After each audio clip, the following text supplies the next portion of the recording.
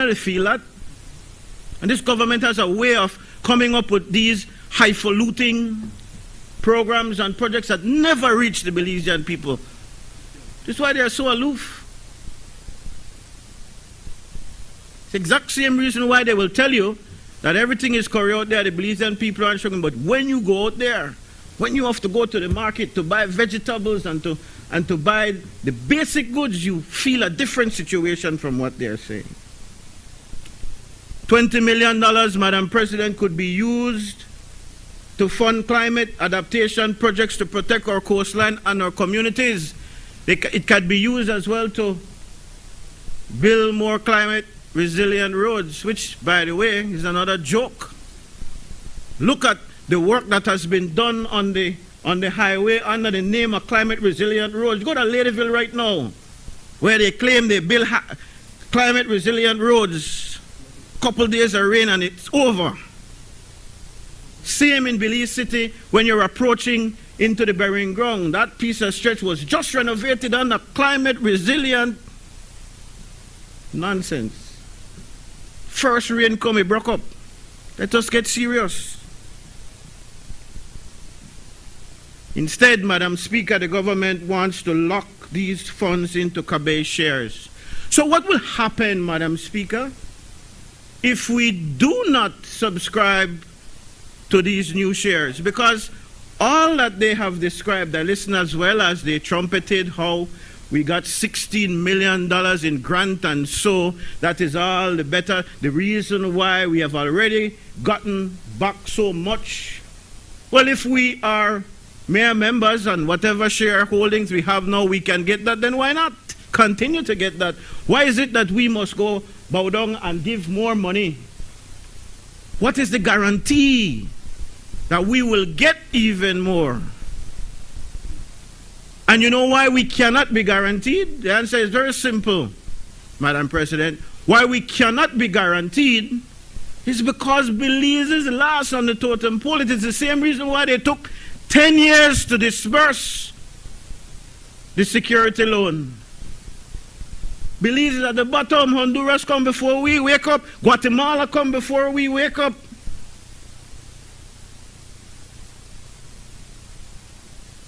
And Guatemala is a very powerful neighbor. So when it comes to beefing up Belize's security, I am willing to suspect that it put every obstacle in the way.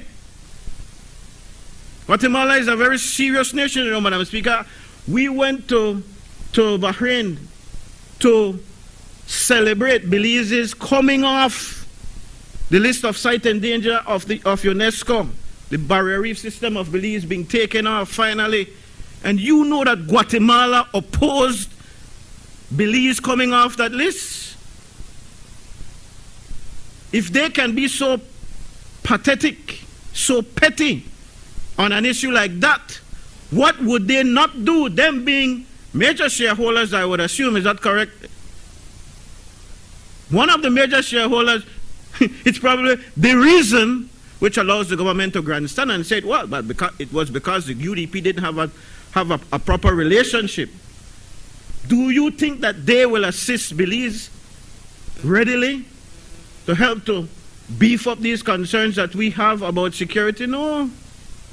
And my example of what happened with the UNESCO World Heritage Site is just an example to show that it doesn't even have to get to the point about security. They are petty and they are going to try every chance they have to block us. And when it comes to choosing between Belize and Guatemala's side, guess who the rest of Central America will go with? In fact, it is no secret, while we try to get the strongest bond regionally, and while we advocate strongly for strengthening those ties, we have to be real as well. We have to be real. In terms of the Central American, Belize is the last man out, the last man at the bottom. I have attended SICA meetings on behalf of the government of Belize, especially in education, youth and culture, for over a decade, and I'm telling you, Belize is the outside stepchild. Not because they necessarily strive to do it that way, but that is what ends up being the case. So let us not fool ourselves. We can we can well make proper use of $20 million in 4 years' time. That could do the world. Keep our same subscription to CABEI. Hope for the best in terms of the grants that we can get, which, according to the People's United Party, because they have said, Madam President, that not because of no subscription that they are able to sweet up CABEI and to sweet up the other IFIs to get what they want. They're saying that it is their skill and talent. That because they are so good in engaging these foreign partners. We heard this morning about how they sweet up Norway to get them to pay for the subscription. They have talent. Not like the other Belizeans. They have talent that they can engage and negotiate and get these entities to give us. So, well, use your charm. Don't use our money. Use your charm. Use that charm that you boast about. And engage CABEI and get some more grants and get some loans that they will disburse on time.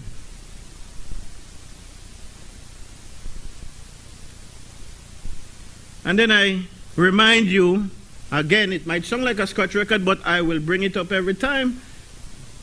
I know that this matter passed through the House a while back, and it was approved that the subscription be made. But again, apart from what little knowledge the people of Belize got via the news items that came off that particular House meeting or two, Belizean people don't know. They don't consult with the Belizean people. They don't ask them. And this is a government that, make no mistake, Madam President, while they boast that they brought down the debt, I listened to that as well. Nonsense.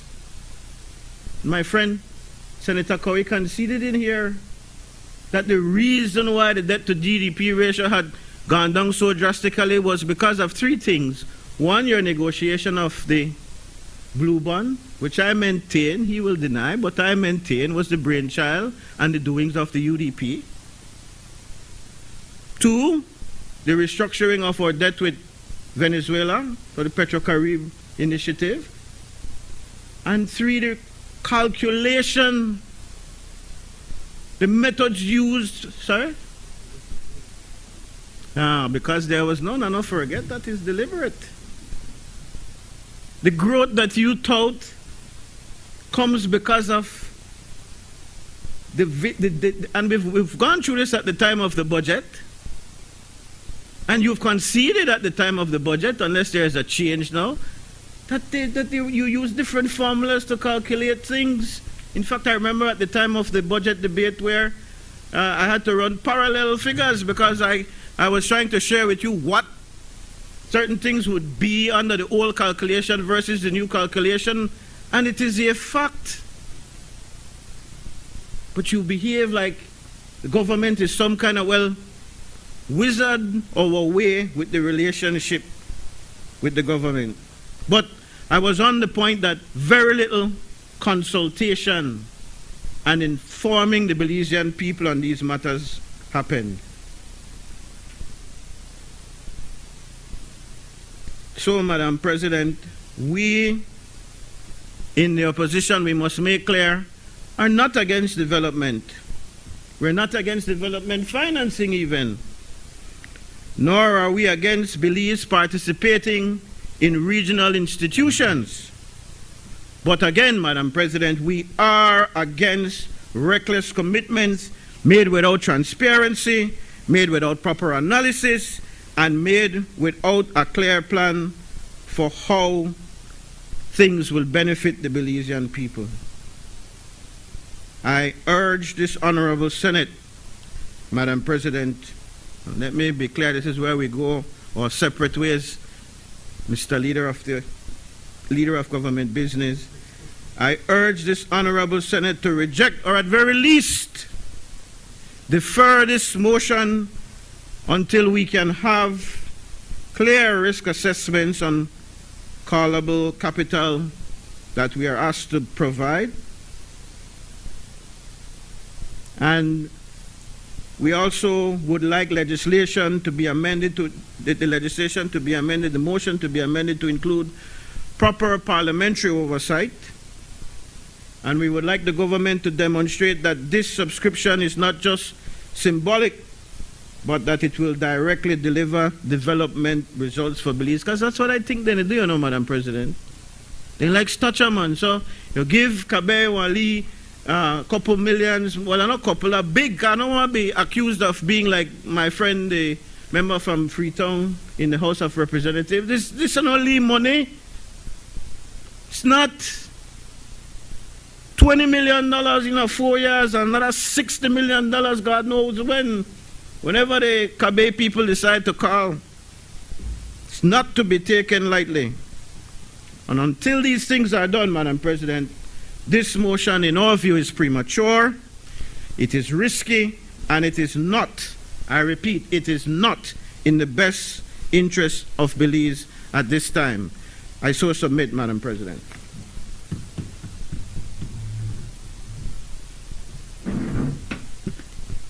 Madam President, good afternoon. Could you give us 1 minute while the Vice President takes the chair? Obliged. And I will recognize you before I leave. We're here.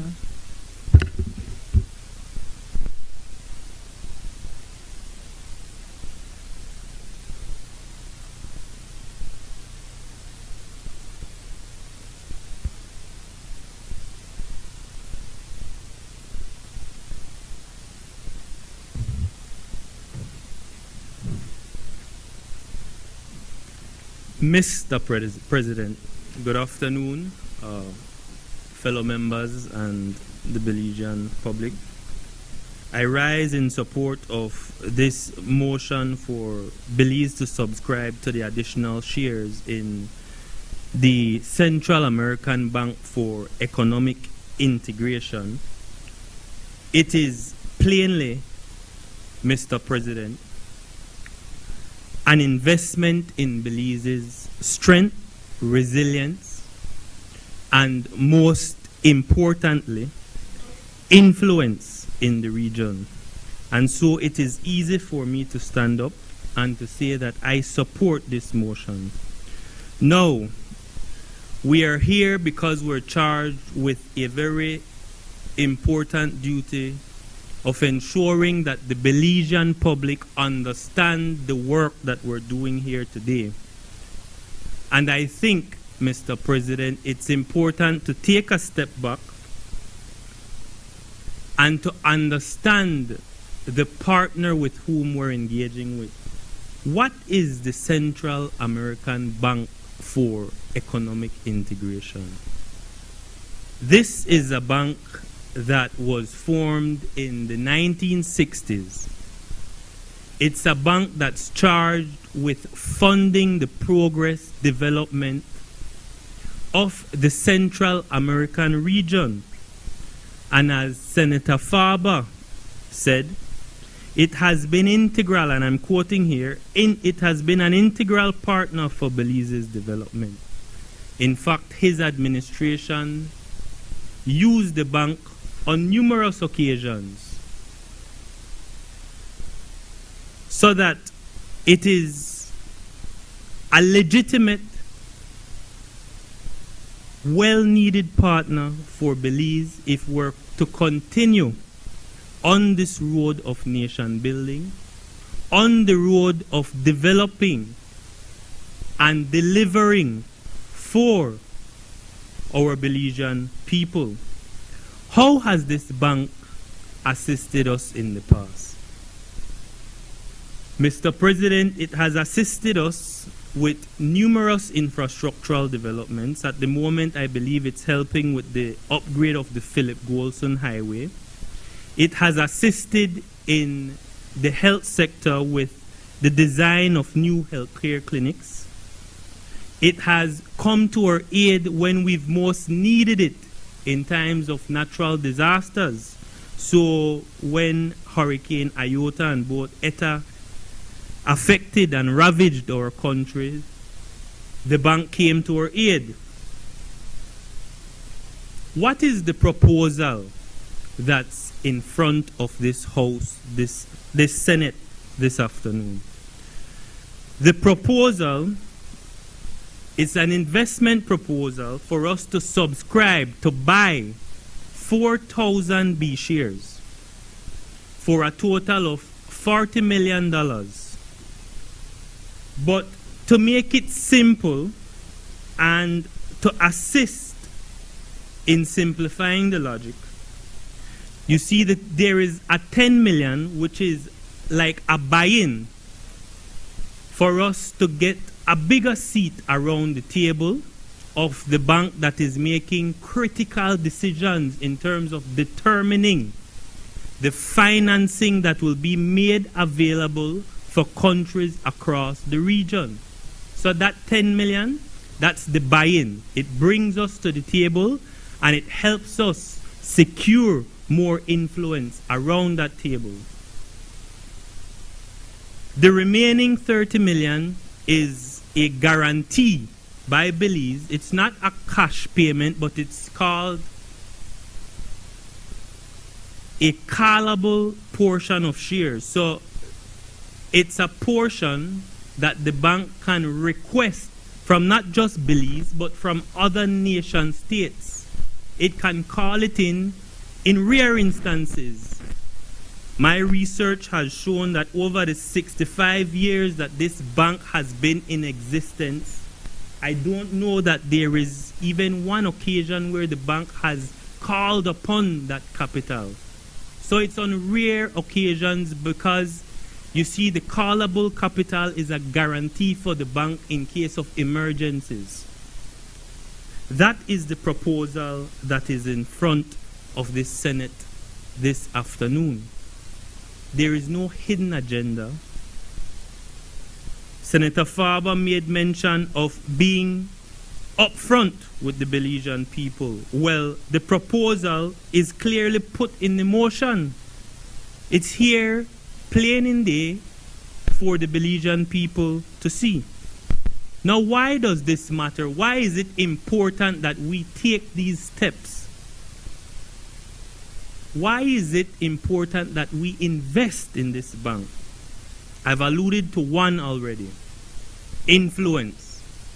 If we are to develop our country, it is important that our regional partners, that the bankers which help us in getting to where we want to be, understand what our vision is. We want them to know that climate resiliency is at the forefront of our minds. We want them to know that infrastructure is important to our people, and we want funding for these things to continue. Number two, the second reason why it's important is because it provides access to cheaper capital. Now, what do I mean by access to cheaper capital? It's not, as Senator Farber says, it doesn't lock in funds into the shares of CABEI. Instead, each dollar invested in CABEI unlocks millions of more financing that is available for the government of Belize to carry out its financing. But more than that, the financing that becomes available is made available on what are called concessionary terms. Not commercial rates, but rates that our country will be able to sustain. It means, in plain terms, when you deal with a bank, lower interest rates. It means longer terms for repayment, Mr. President, which means that our country can then be able to sustain the financing which we're seeking. This, of course, means increase of financing for small businesses, more development funding available for country. Now, I hear the concerns 10 million is a lot of money. But the solace to all this is that we're not expected to pay this up front. We're being given a period of 4 years so that the payment is broken down into 4 equal installments of $2.5 million. This is what it means to make capital, to make money work for you. This is what it means, because that investment will open up plenty more investment, plenty more funding for us as a country. This is what it means to be forward-looking, to be thinking ahead, Mr. President. Now, it's important to address a confusion that seems to have arisen this morning. This isn't a loan motion. Belize won't have to repay anything. There is no loan on the table today. What is on the table is the opening of a door for us to be able to access cheaper loan funding if we need, Mr. President. And so, in conclusion, this motion is not a burden. It is a strategic investment. It gives Belize a bigger voice, better access, and stronger protection in times of need.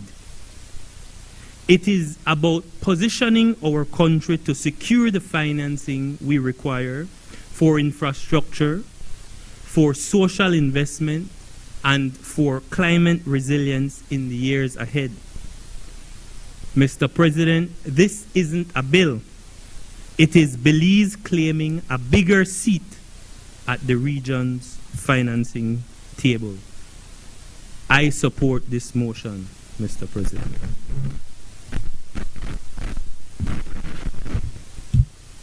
I recognize Senator Arana. Good afternoon, Mr. President, and good afternoon, Belize. And I also welcome the AG, Mr. Sylvester, who is Senator here today. We welcome you. And happy independence, for 4 years of independence this year to the nation of Belize. I rise, Mr. President, to support the motion on Central American Bank for Economic Integration, Subscription Motion 2025, CABEI. CABEI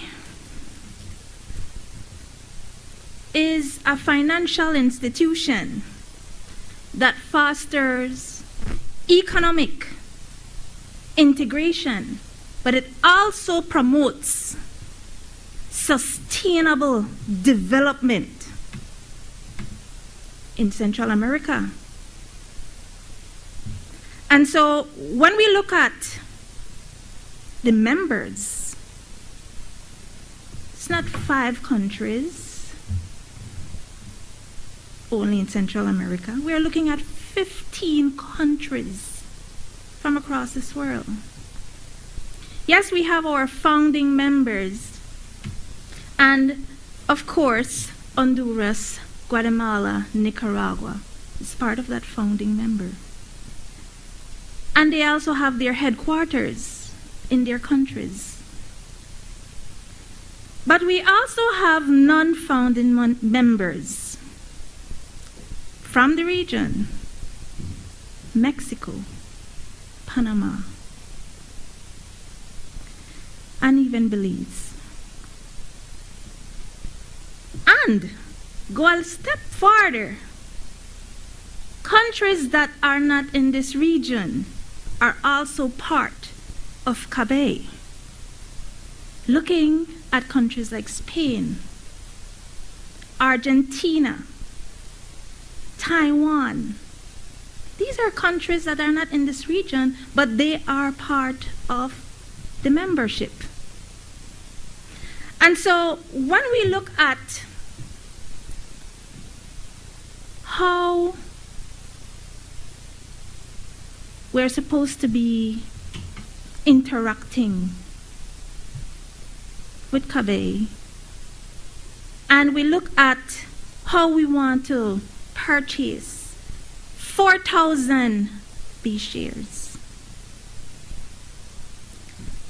My colleague, Senator Guerra, gave a very good explanation.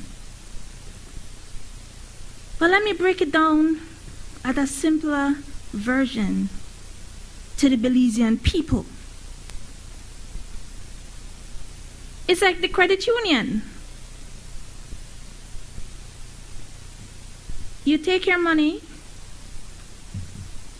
you put it as shares.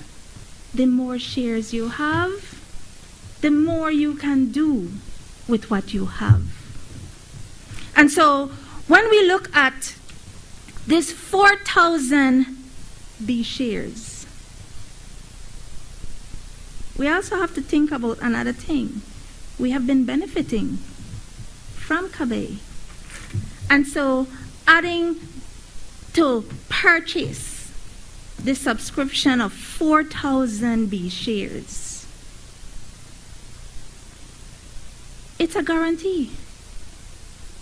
As a matter of fact, it allows for increased participation in this financial institution. Additionally, it can and will help to safeguard our country's future, especially when the need arises. And so our participation in CABEI, with CABEI, will establish good partnerships with the region and all 15 membership countries. It allows and continues to establish citizen security, national security, and also regional security. And with this, I support this motion once again. Thank you.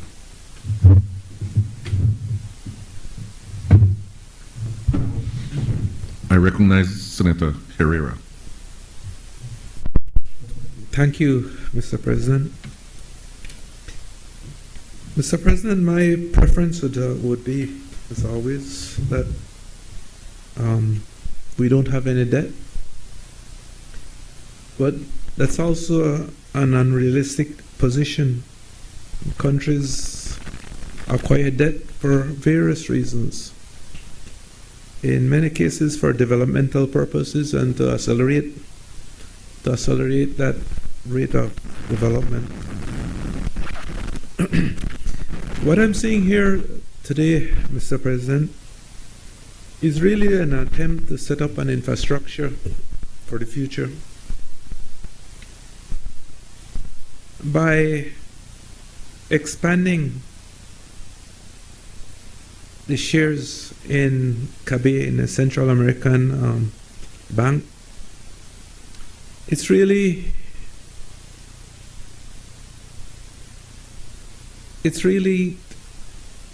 increasing our opportunities later on to borrow more, so it increases our access to financing. And this is financing from a multilateral source, which means that the concessionary terms, as the Senator had mentioned earlier. So you have lower rates, longer repayment periods. And Mr. President, you will know that is extremely important when you're borrowing for development purposes. When you're building roads, it's not something that has an immediate return. It takes a time. If you're borrowing for poverty reduction, again, it takes some time to see that impact. But it's extremely important on the road to development that countries have these options to borrow. And so it's also important, Mr. President, that we also diversify our loan sources, so that when we're not able to get these concessionary terms from one option, there's always other options. And so I see the motion today seeking to do that, Madam President, Mr. President, to increase our ability to access these funds from this institution. It's as well important, Mr. President, that the more shares we have in an institution like this, the more it increases our influence to borrow. Now, they're not always the circumstances under which we borrow, Mr. President, is not always very predictable. There are times when you can plan for those loans to borrow, but there are also times when you have to do it in times of natural disasters, where you need it quickly and you need it for something that was pretty much unplanned.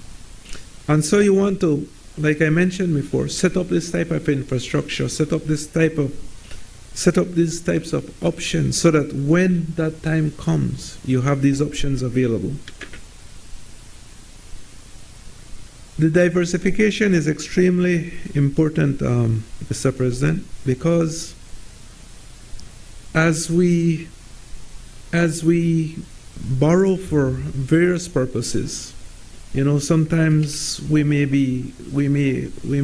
not have that option from one bank, and then we could go to another.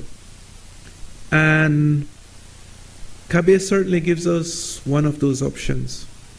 I think that they lend for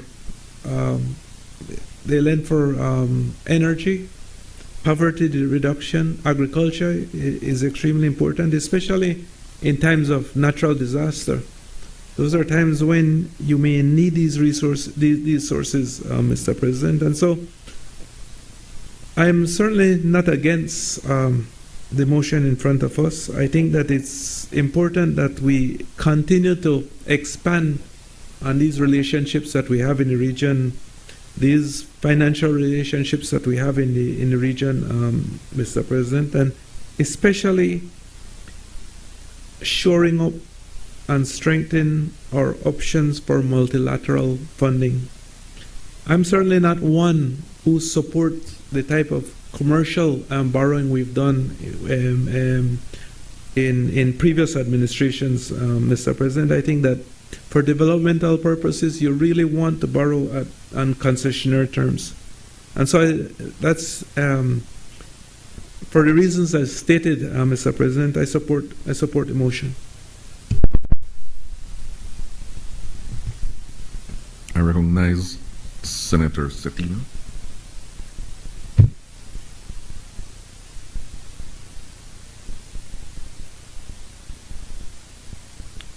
Thank you, Mr. President.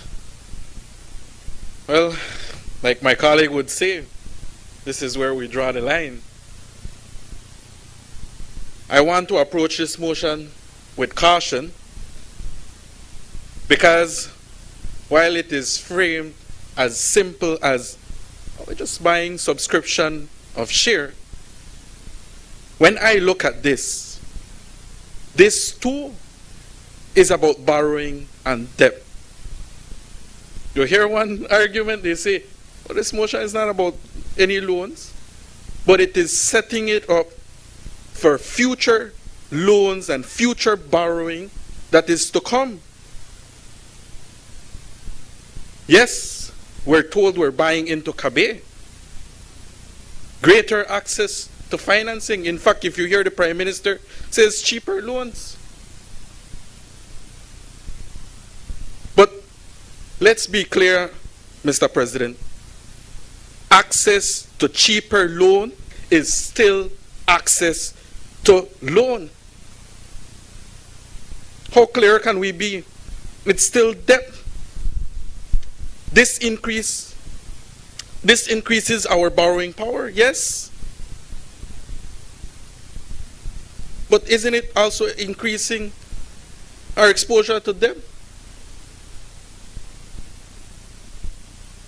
You know, what was the financing amount for the Belize estimated budget for fiscal 2025-2026? 85 million Belize dollars. How much we are allocating for this? It is presented simple. Well, that was 10 million US, 20 million Belize, paid in what? 4 years, 5 million each year, right?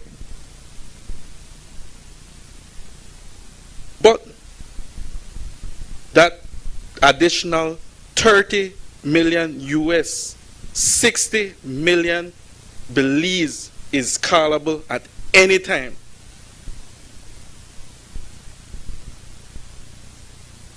I mean, if life was so simple that everything would turn out so easy, I would not be concerned. If we had this 80 million readily available, I would not be concerned.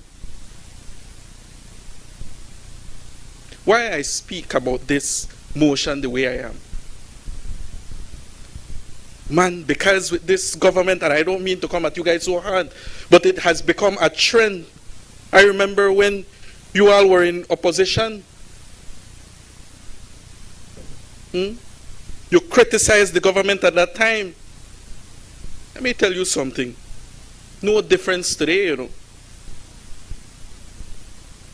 I'm new to this position, but every single Senate meeting I've sat so far, there seems to be a loan motion on the table.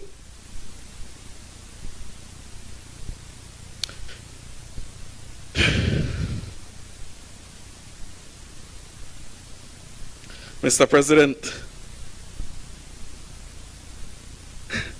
I like how it was presented. I'll tell you, oh, this is an investment. This is an opportunity. All good things. But the people out there, let me give you a reality check. All they see is this government setting more debt to come. In fact, I don't have to be a genius or any economist to see that this government ultimate solution to every problem is borrow. We hear how the Prime Minister of this country beats his chest. He says, oh, the economy is doing wonders. But the very next day, when the teachers demand what is rightfully theirs, oh, we don't got money. We can't afford that. We're broke.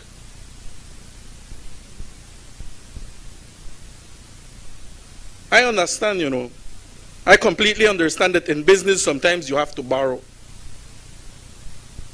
Borrow to get ahead. But this is not private business. This is the people's money. The people, I mean, if the people can't feel the benefits that this government calls doing better, then all we have is a bunch of debt piling up for the future generation to come. And I want to raise a very practical question. Ties into this, you know.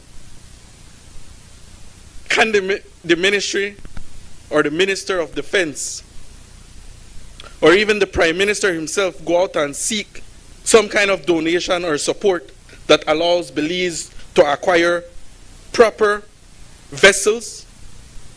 You know what we have out there? small fishing vessels. Mr. President, again, I'm sorry for this intervention, but the relevance, that's the simple point. What do vessels have to It do ties with in, sir. what we're talking about at this moment, Mr. President? Thank you, Senator Guerra. Senator Cetina, please, as you continue your debate, please stick to the issue at hand. Thank you. Yes, Mr. President. Duly noted. Senator Guerra, if you would listen to my point, you would understand how it all ties in. We have a government, even though it was given as a so-called grant, $250,000, brand new chariot for the Foreign Minister. Oh, sorry, never brand new, second hand. Far worse. Mr. President, again, it's clear that Senator Zatina is trying to impute improper motives, and it's wrong. It must be called out.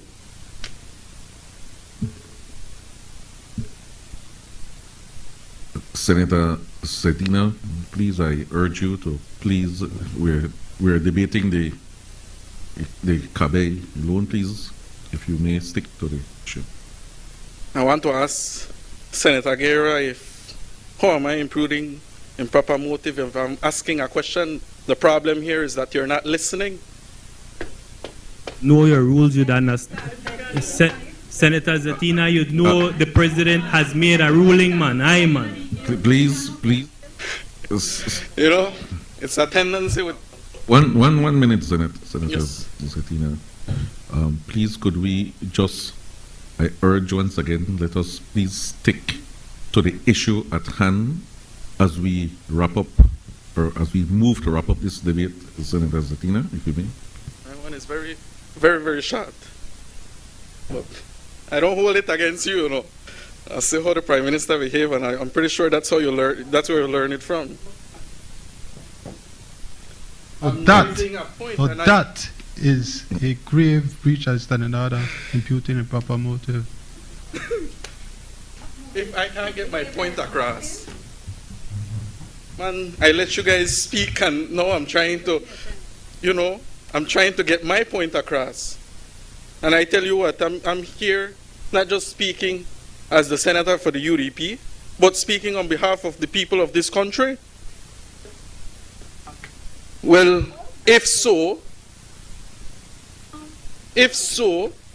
members, then listening would be sorry, Senator Cetina. Members, I beg of you, look, let us maintain order, and please let us allow the senator to conclude his remarks as we move to wrap up this debate. Please continue, Senator Cetina. Thank you, Mr. President. See, in high times, Mr. President, all I was trying to point out is that we ought to get our priorities straight. But since I wasn't allowed to finish my point, I will conclude with this. See, today we're committing 20 million Belize to subscribe to CABEI shares, which could have very well be used to maintain or improve our defense system.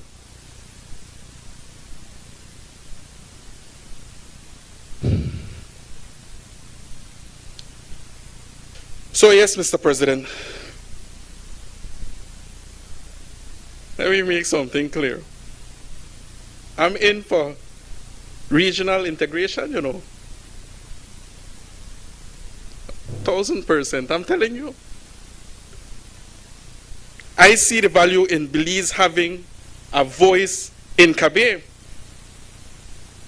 But I cannot ignore that this government solution to every problem, and we have another loan motion to come, seems to borrow, and borrow again. And that is not sustainable, not for the future generation of this country.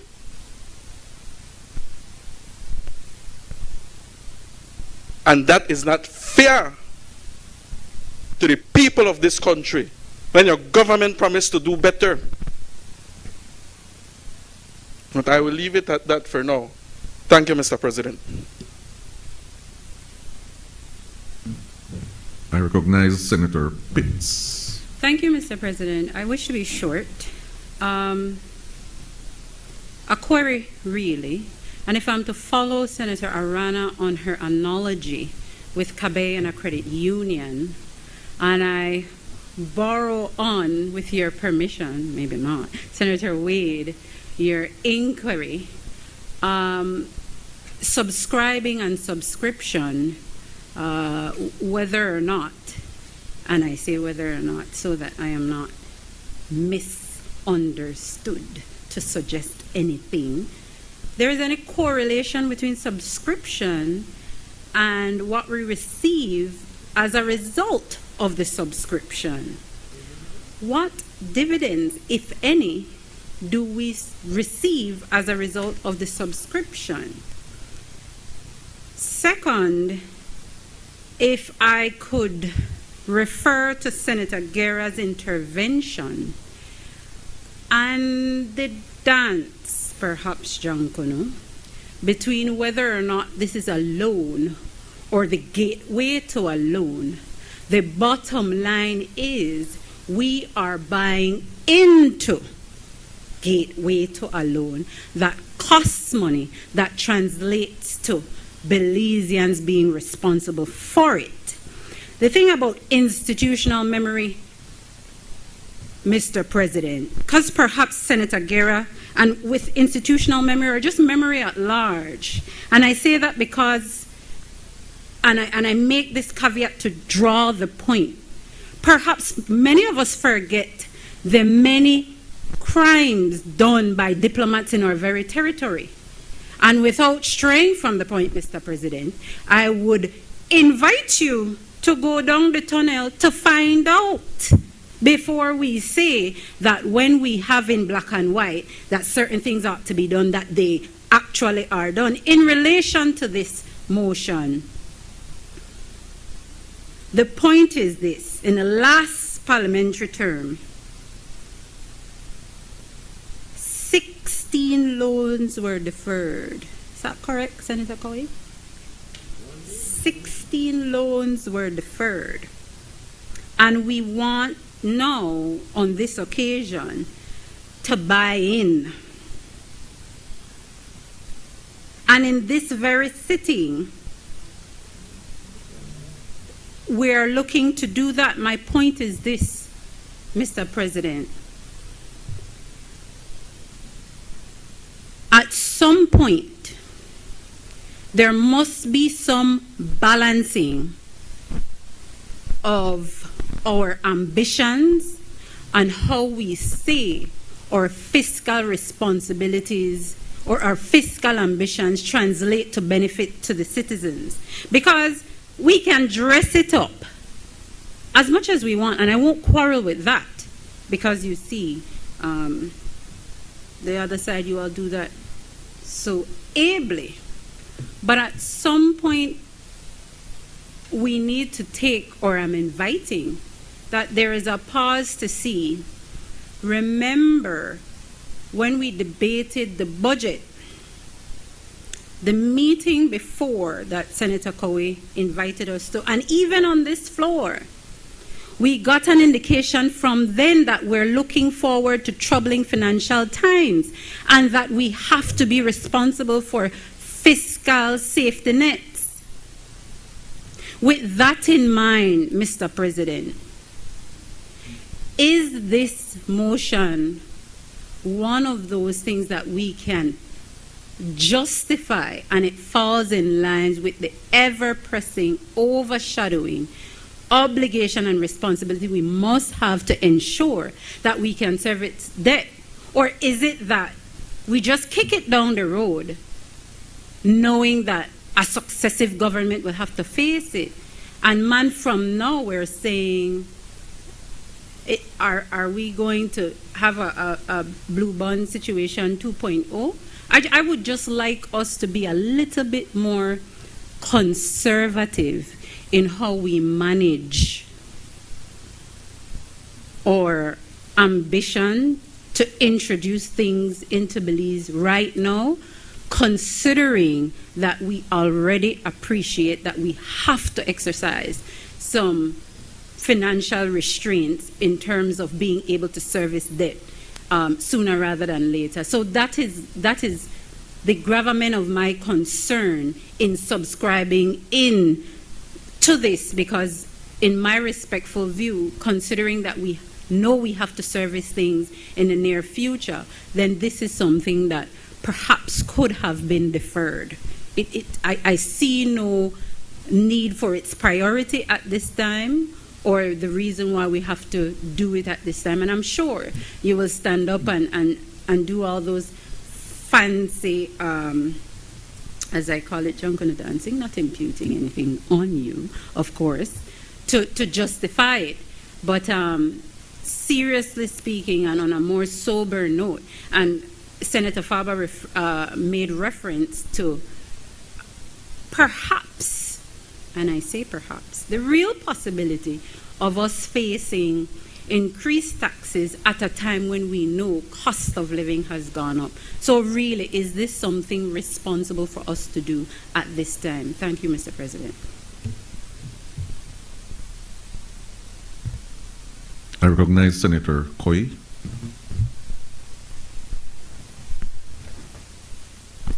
Thank you, Mr. President.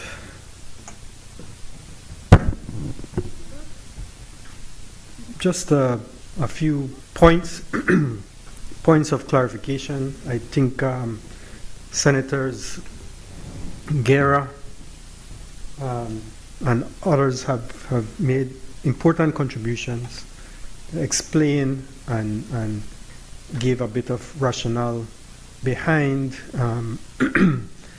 this motion. CABEI, as its full name indicates, is the Central American Bank for Economic Integration. I highlight the name because it's a focus of the bank to enable regional economic integration within Central America. So, as for Senator Zettina, I appreciate that support for that objective of integration, of economic integration. This motion in part represents that continuing effort across administrations for Belize's integration into the region. Belize has a history of its membership with CARICOM, but its opportunity ahead lies in its geographic existence in this region of Central America and Mexico. So it is not to be lost how important our future lies within this region. CABEI then represents an opportunity for us to move down that path of integration. I listened to senators on the other side, and I think at the essence there is a lack of perspective, or perhaps simply there are different perspectives. The perspectives that I would say I would look forward to is that uniting of that perspective on integration, a uniting of the perspective on dreaming big, dreaming much bigger. I think we're not dreaming big enough, and this is where we have to take advantage of the opportunities that present themselves before us, so that we not only dream big, but we can achieve big. And looking at this subscription motion, this is what that represents. It represents enhancing far greater access to finance, to cheaper finance, but yes, far greater access to finance. And it also represents scale, gaining scale. So we can talk about debt, and I can give responses to some of the issues of debt that you raise, and I will. But I wanted to get to the essence first. And that is, when we look at that perspective and when we look at what we want to achieve,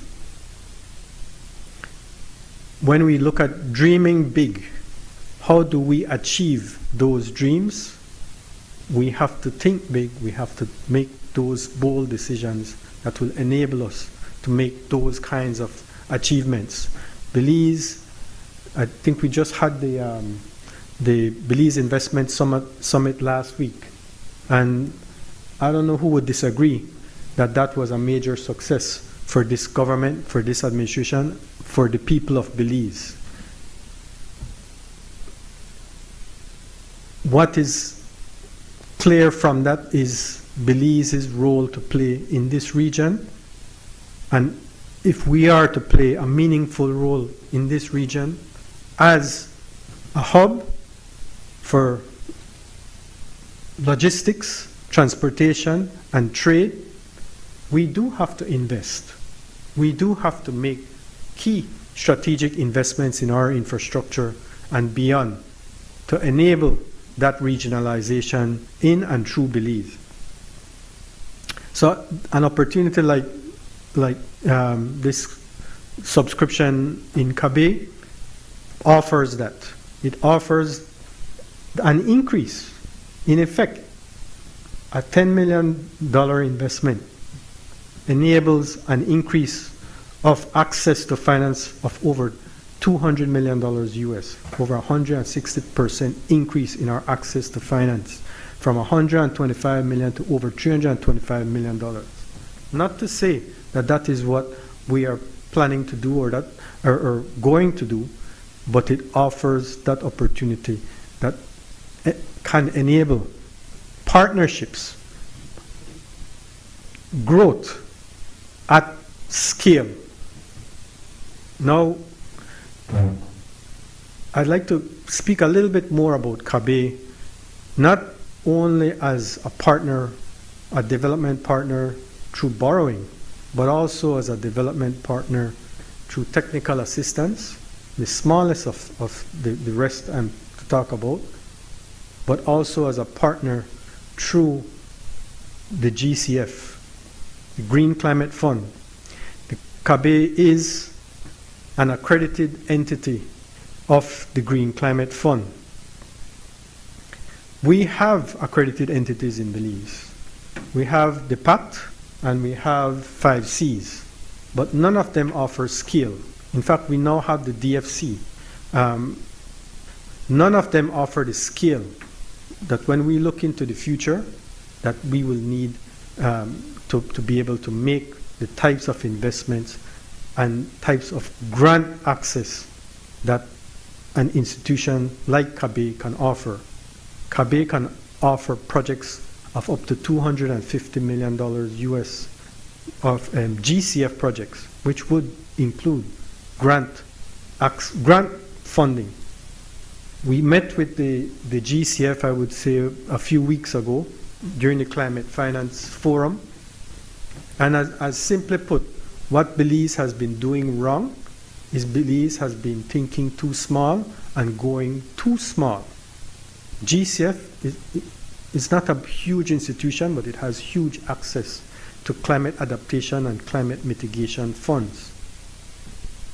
But if we do a $5 million project or we do a $50 million project, it's the same administration that will undertake both of those. So which should we go for, the 5 or the 50? That is what CABEI offers, scale. That is what we don't have. That is what we will get when we engage with CABEI at the level that we are looking at. So this is where, when we dream big, we have to plan beyond just dreaming. And this is where an opportunity like this offers to us in terms of scale.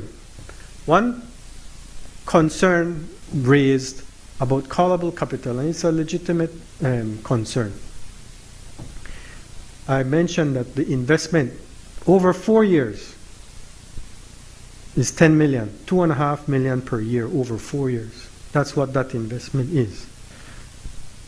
The motion speaks to callable capital as well, but how remote or how likely it is of capital being called, that capital being called. You know, we have callable capital in our investments, and they are investments, but in the stock that we hold in IDB, in World Bank, in CDB, along with those investments, we also have callable stock. So technically, we have exposures in all of them. It's not only CABEI. It is a standard part of all the investments that we have made over the many years. But the reality is that in the history of all these MDBs, and you could check it, in the history of all these MDBs, not one has made a call on these callable stocks. So the likelihood of any call on any of these callable stocks is extremely, extremely remote. So that, I would think, speaks to that concern, that question. As for the investment itself, the quantum of the investment, as I speak generally too, in terms of perspective, what it is that investment is versus what it is that we are looking to achieve, one weighing against the next. But even in that, in looking at how we make that investment or where we source funds to make that investment from, what I would say is look at what happened with the advisory center.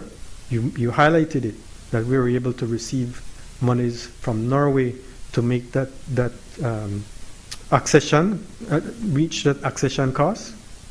We will make that same effort to make sure that it does not cost the people of Belize a dollar. So that is our commitment right here.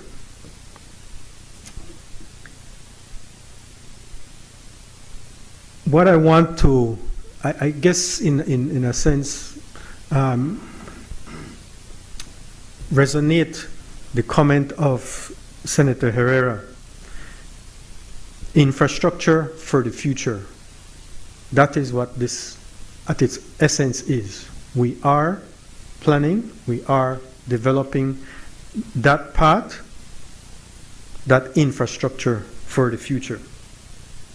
You asked about whether we get dividends.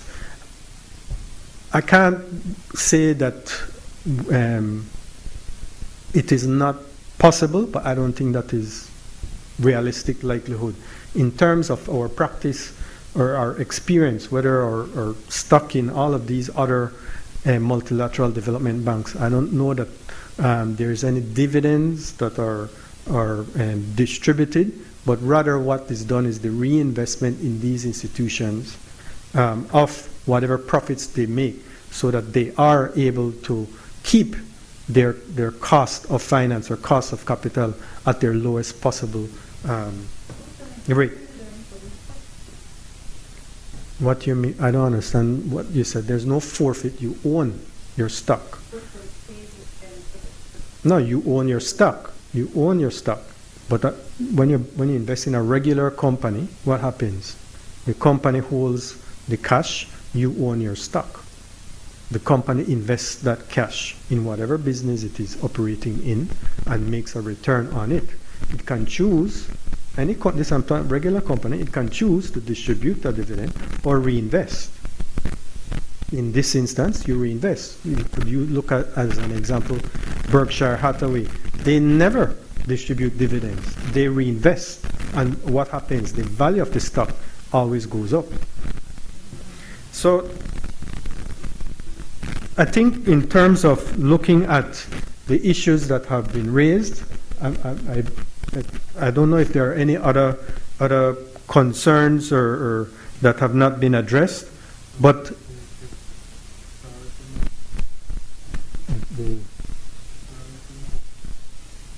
in terms of priority, in terms of priority, I would say that we have looked at the timing, and as far as where that opportunity arises for us, that closes by the end of this month, and that is why we are seeking to proceed with this in this meeting here today. Sorry, those are my comments, and I support this motion.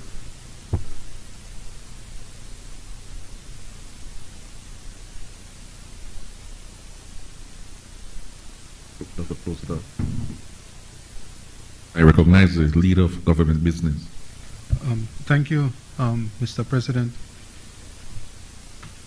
And thank you, Senator CABEI. I think you have in a fulsome way addressed the concerns of my friends on the other side, Senators Farber, Pitts, and Zetina.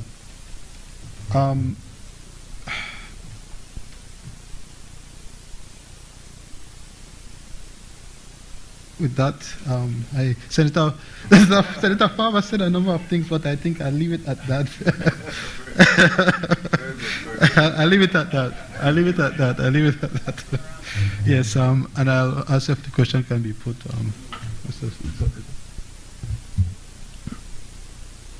Honorable members, now therefore be it resolved that this Honorable House, being satisfied that the above-mentioned capital subscription would be beneficial to the interests of Belize, authorizes the Minister of Finance to sign an instrument of subscription and all other related documents to give effect to such capital subscription.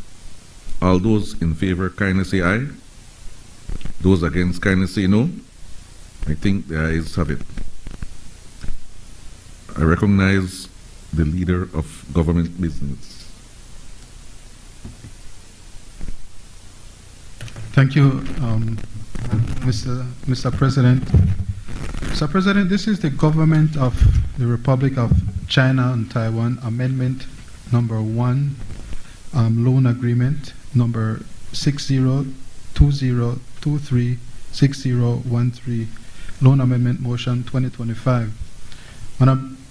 Mr. President, I move that whereas the government of Belize, through its bilateral program of economic cooperation and development with the government of the Republic of China and Taiwan, requested and received financial support in 2019 from the government of that country to finance the upgrading of the Corozal to Sarteneja Road and the construction of the Pueblo Nuevo and Laguna Seca bridges.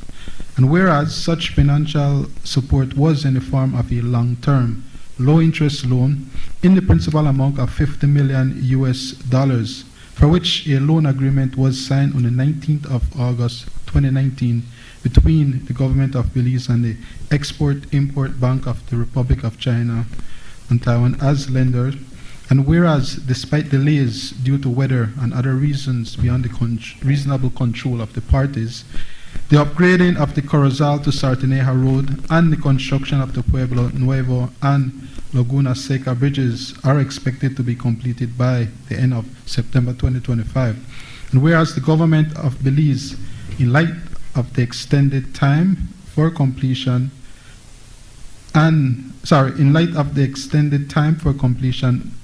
and out of an abundance of caution, requested from the lender, 1, a second extension to the commitment period of the loan for the undisbursed balance from 31st May 2025 to 31st December 2025, and 2, a second suspension on the start date for the principal repayments of the loan from 22nd July 2025 to 22nd January 2026. And whereas the Export-Import Bank of the Republic of China and Taiwan has approved the government of Belize's request for an extension of the commitment period, as well as for the suspension of the start date for the principal repayments under the terms and conditions set out in Amendment number 1 to the loan as follows. Lender Export-Import Bank of the Republic of China and Taiwan, extension of commitment period, 7 months from the 31st May 2025 to 31st December 2025. Suspension of principal.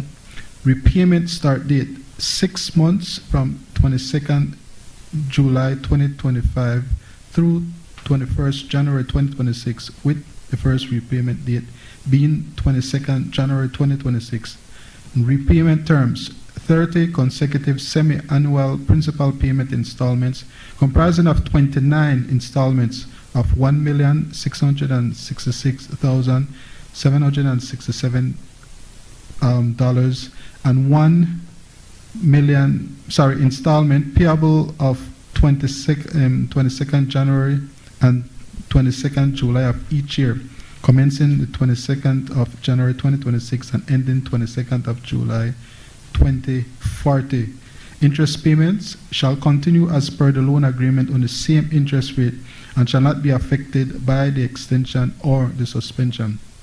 And whereas the government of Belize is required to obtain prior authorization of the National Assembly by way of a resolution for such amendment, now therefore be it resolved that this Honorable House, being satisfied that this amendment is necessary for the effective completion of the project, approves and confirms that the government of Belize may enter into amendment number 1 to loan agreement 6020236013 with the Export-Import Bank of the Republic of China and Taiwan on the terms and conditions set out above, and further authorizes the Minister of Finance to execute and deliver the loan amendment agreement and all other documents and agreements connected therewith. Mr. President, this motion has the consent of the Cabinet, and Mr. President, recall, I think at the last meeting, senators spoke glowingly of the relationship between Taiwan and Belize. I start off there reiterating this and emphasizing, as senators on this side will speak to, of the absolute transformative impact to our northern brothers and sisters of the loan agreement signed during your term, sir, of the 19th of August 2019 between the government of Belize and the Export-Import Bank of the Republic of China and Taiwan for the construction of that Corozal to Sarteneja Road and the Pueblo Nuevo and Laguna Seca bridges.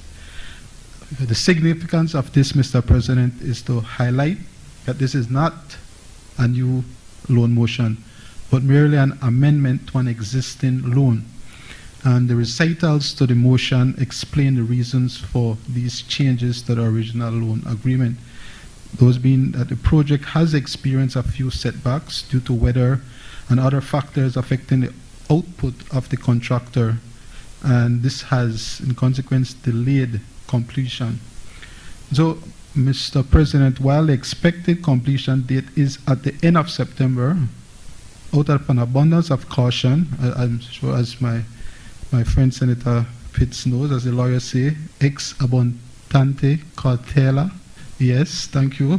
The government has requested that with the bank an extension up to the end of December 2025, and a request for a 6-month suspension on the start date of the principal repayment loan from 22nd July 2025 to 22nd January 2026. So EXIM has agreed to this extension, and this motion seeks approval of this honorable chamber for the entering into the amendment to the loan agreement. And so with that being said, respectfully commend the motion for consideration of senators and respectfully urge support for the motion. Thank you, Mr. President. I recognize Senator Faber. Thank you, Mr. President. Lest I disappoint my friend, the leader of government business for today, let me begin right where we left off at the that previous meeting where we indeed spoke very highly of the partnership that exists between Belize and Taiwan.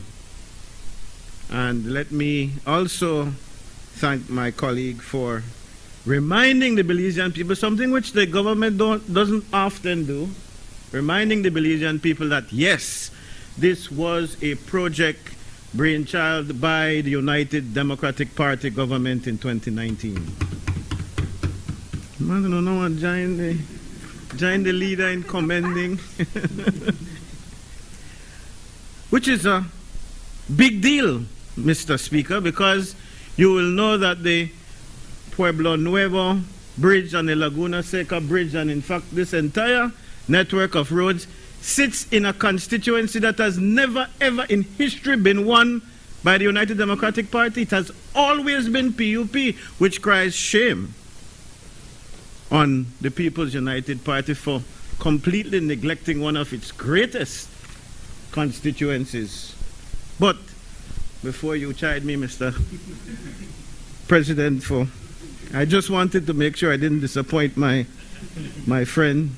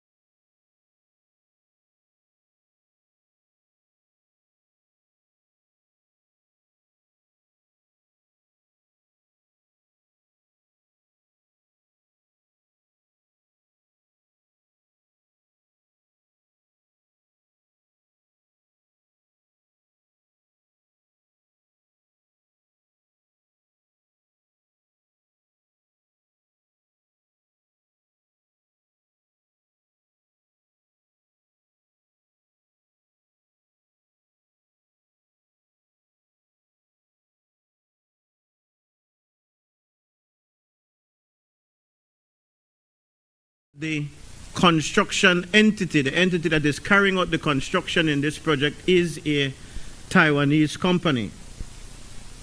And so, because the goalpost, if you will, or the milepost, that something might be that might be more familiar to us in politics, the milepost or the post, now being moved may suggest that, you know, there is something in terms of shortcoming by way of this company that is doing the construction.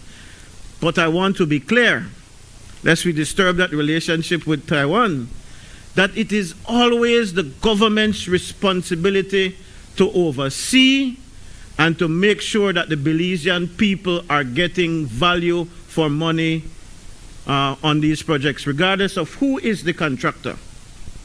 And so I want to point out, Mr. President, that in fact, the 6 years that it has taken to construct this road in the viewpoint of the opposition, while my friend, the leader of government business, is saying that there were things that stood in the way, maybe some COVID, maybe some weather. Sir, it is absolutely unacceptable that this road will take 6 years to complete, and you have to come back to the House and the Senate for an extension. 6 years! That's beyond an entire term of the PUP. A full term. Imagine if you had a situation where you only granted 1 term to execute your plan, as some countries have in terms of leadership at the highest level. You could understand that the UDP can't take credit for this because there was first an epidemic and then, or a pandemic, and then later on there was a change in government, and so the UDP couldn't take the project all the way through. And while, yes, the pandemic can be blamed to an extent, and yes, while Belize has experienced quite a bit of weather issues, 6 years is absolutely unacceptable. And the only reason, Mr. President, that the government now brings this matter here is because they are obliged to do so. And in fact, it is a shame. It is a shame that they would put themselves in a position to lose the portion of the money that has not yet been disbursed. That is the whole purpose while we're here. Because they've dilly-dallied so much, they've wasted so much time, they have failed to be accountable to the Belizean people, they have failed to be accountable to the terms of the loan.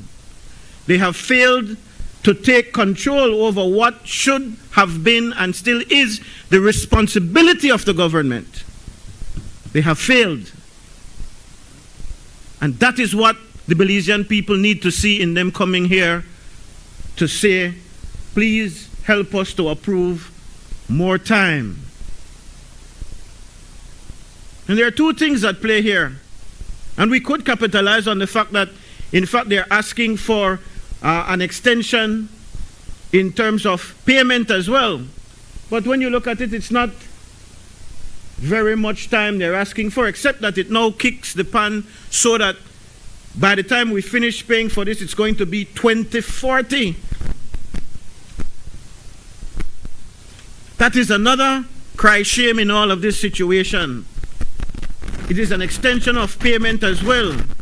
And if we want it to be a bit disingenuous, and maybe there is, my friend Senator Coy will tell us, but I don't think it is, this particular one is because they are strapped for cash. That's not the case. And it's not by much that they're asking for the extension before the payments should start. But what is the crying shame here is that they have to ask for an extension so that the monies that are undisbursed don't go back.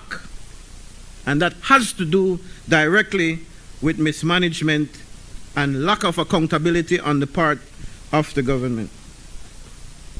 And then, in typical PUP fashion, Mr. President, they don't bring any information, you know. They don't tell us of the US $50 million that the entire project costs, how much of it was actually disbursed, and how much of it you're asking the Taiwanese to now give you an extension on, and so that you can get it. No mention of that in the motion. It does? I don't know.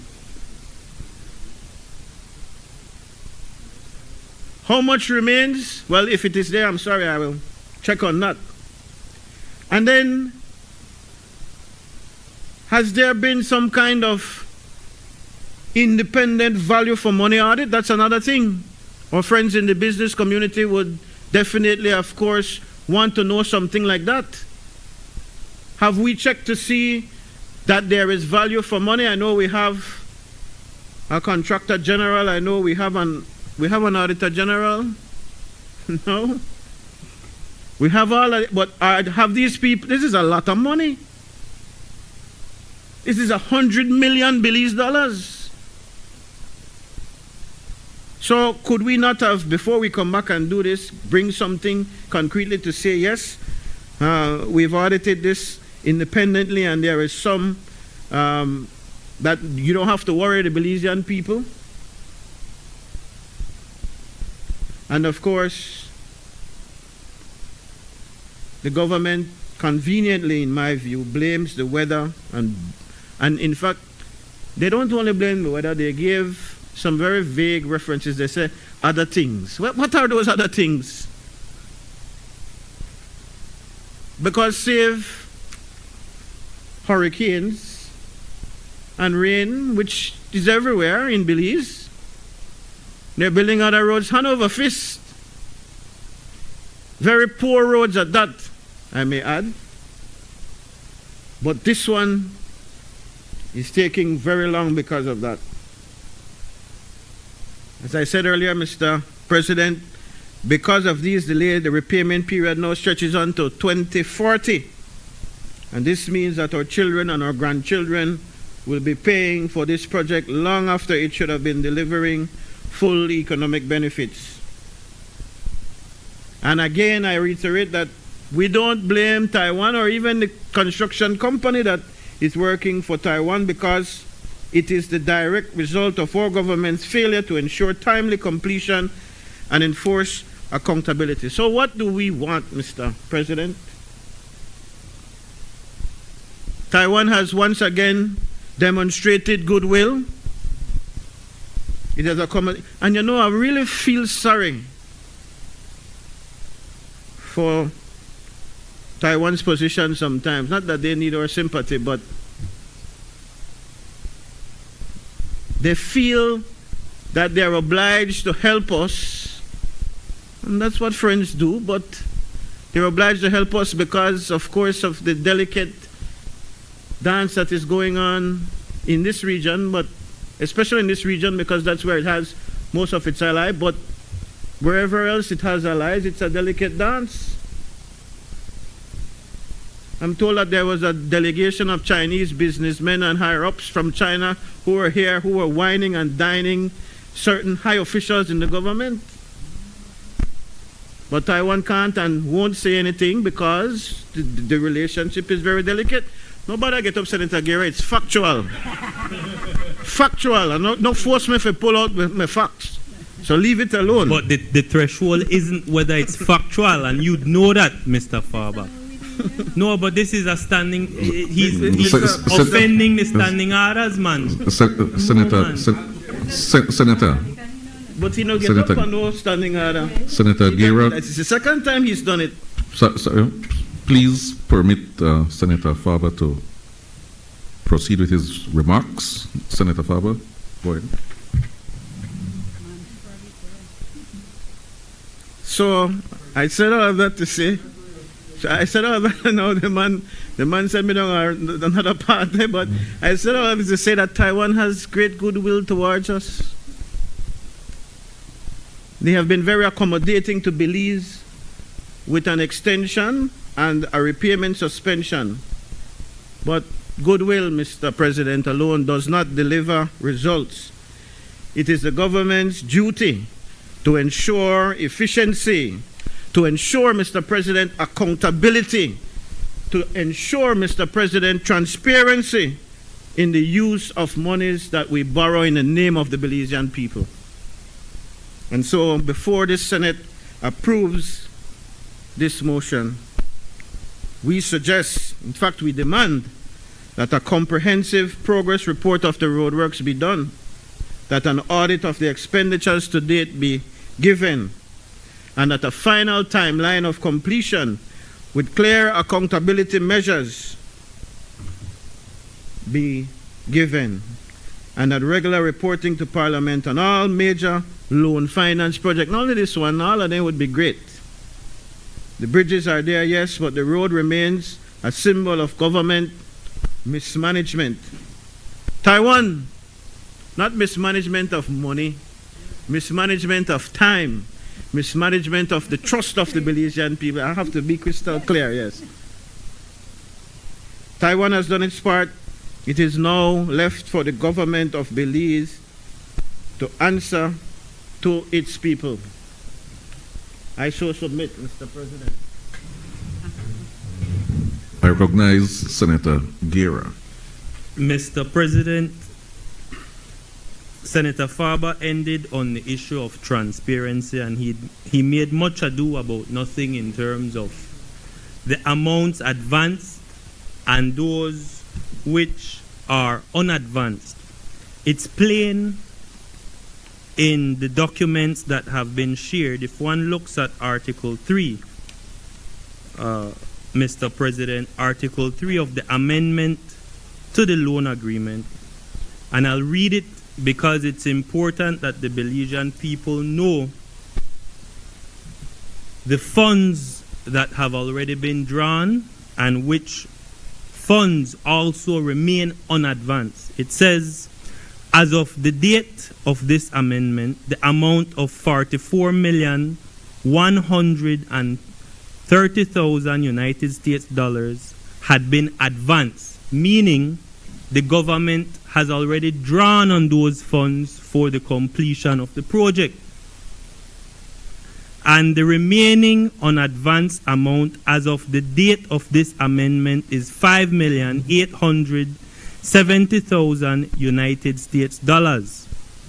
That means the amount that has not been undrawn. I'm putting it on the record, Senator Pitt, so that the Belizean people can see that we are transparent about this.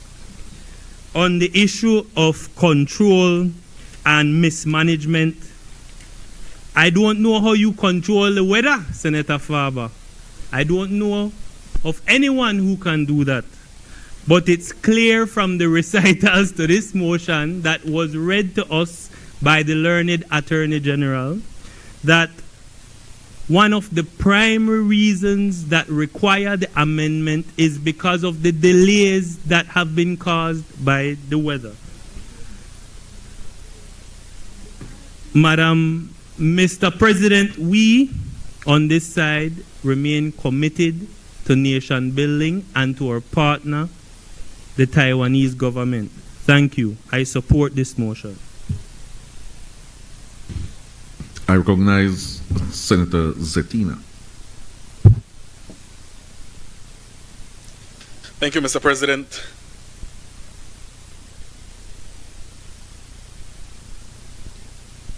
Sorry, it's just that we didn't talk about the weather, you know, but Mr. President, I will say this is yet another clear indication of the failure of this government to manage a project. Lack of leadership. Yes, I say it. Because here again, we're dealing with this extension, and correct me if I'm wrong, but this is the third time that this agreement has been extended. Two quiet extension before, and now the formal amendment which has to come through the Senate. Secondly, Mr. President, because of the incompetence, Belize risk, I'm not saying it is so, potentially risk paying more. Why I say? Because, as you know, construction cost goes up every year. And in today's era, man, inflation, something this government fails to address. Nonetheless, I want to put on record, I want to thank Taiwan for their goodwill and flexibility for working with Belize.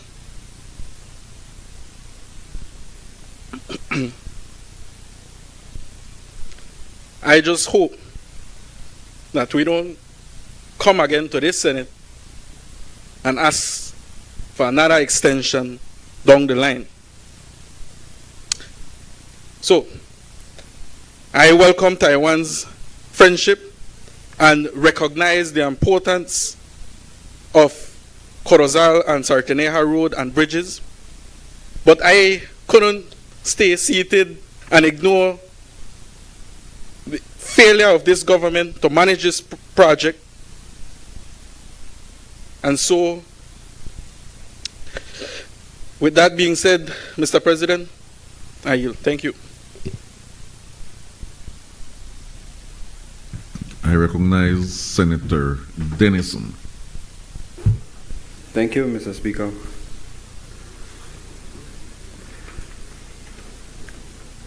I always like that the discourse in this honorable house is of such a higher level.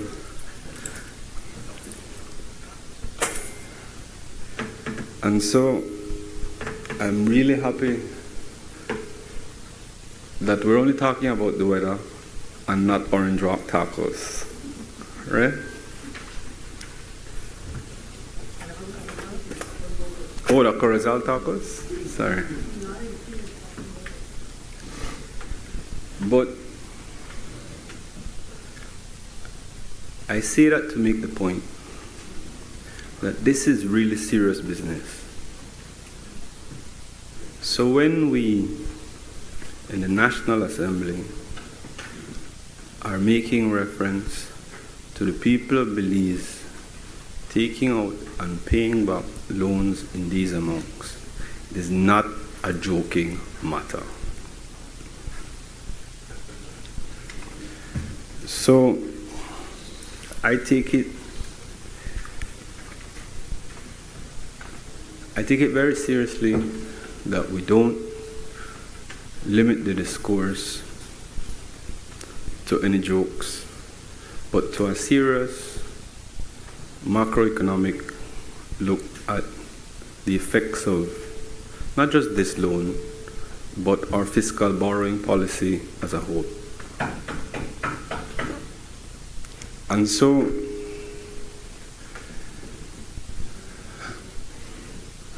Hector, no jump up fast, because I talk to the people of Belize, right? But when we're discussing these loan motions, I think it's important for the people of Belize to start to think and raise their mind and address it to things like the debt trap diplomacy. Just address your mind to it, we're not casting any aspersions.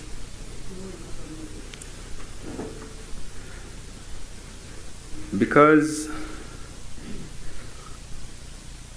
to most Belizean people, 100 million is just a number, it's arbitrary. But there are serious global forces at play in relation to the Washington Consensus loans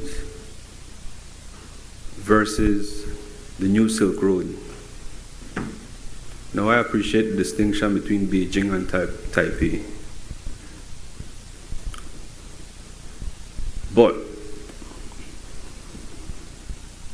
we have to ask the questions about whether or not these concessionary financing comes with any sort of neoliberal strings. There's a question. Because unlike other countries who have some natural resources that have been capitalized, we don't. I know we just bought a port.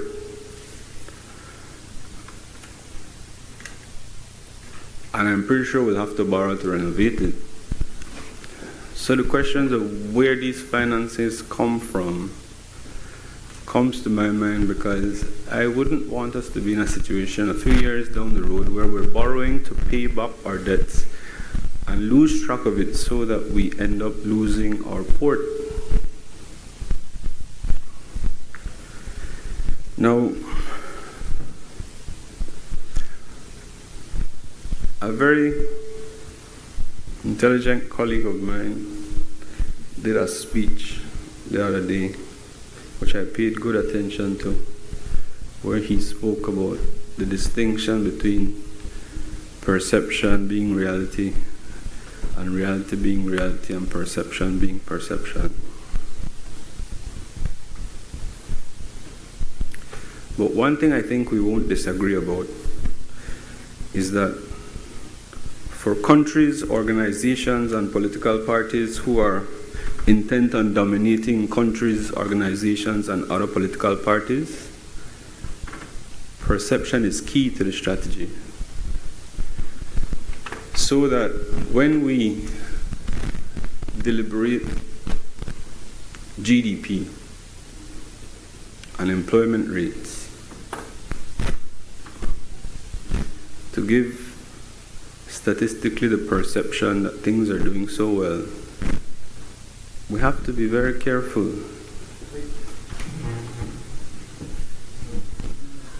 I said I won't have, but I think I must 36-1, Mr. President. Subject to the provisions and others, debate and any motion shall be confined, the senator shall confine his observation to the subjects under discussion. It's rather specific as it relates to, as set out in the loan motion, the request for the extension of the commitment period, suspension of the principal payment, a new restart date.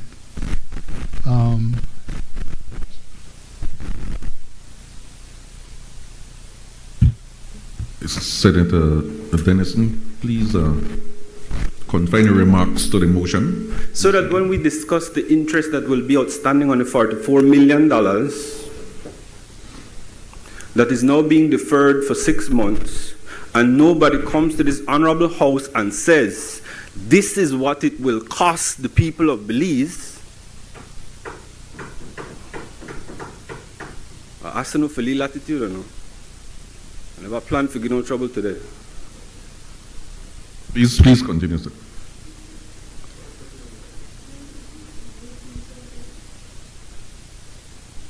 We have to appreciate that that aspect is not free money.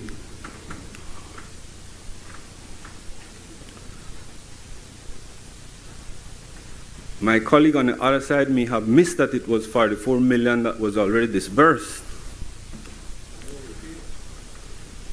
But we are in fact obliged to pay interest at a rate that is described in this agreement when normal Belizean people cannot understand exactly how much that is in dollars and cents.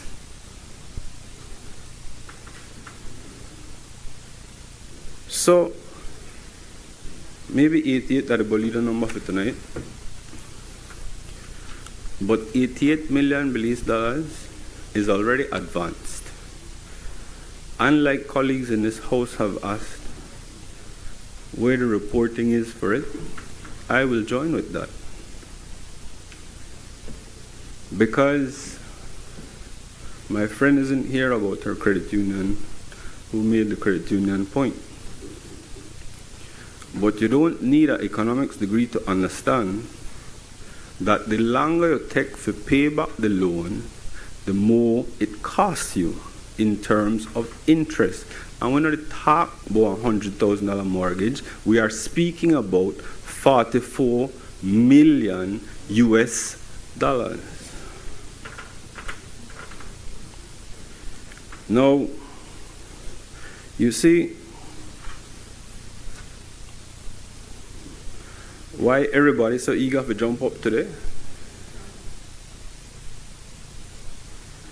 Because when we want to use economic models to say that we're having prosperity in the country, we have to understand what goes into the calculation of the GDP. And this loan, after every sentence, I have to bring it back to this loan. This loan is one of the direct factors that contributes to GDP. The spending that comes from infrastructure work is a direct calculation of GDP. So, the reading will tell you that these sorts of initiatives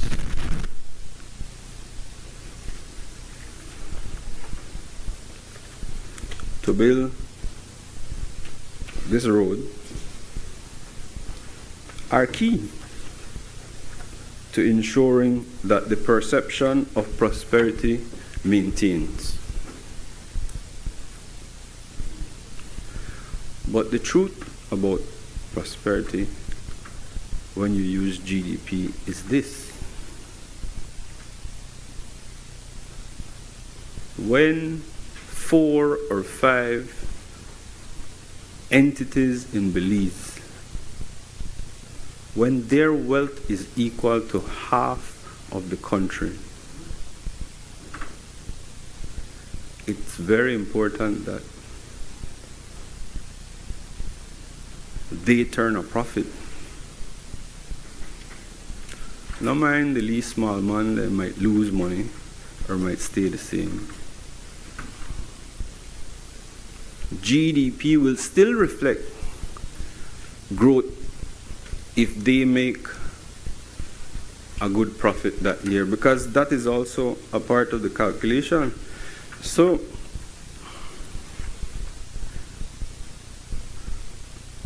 the Silk Road, again, me understand Beijing versus Taipei, no? But when we're doing roads, where the things that we get is a road and a loan to repay.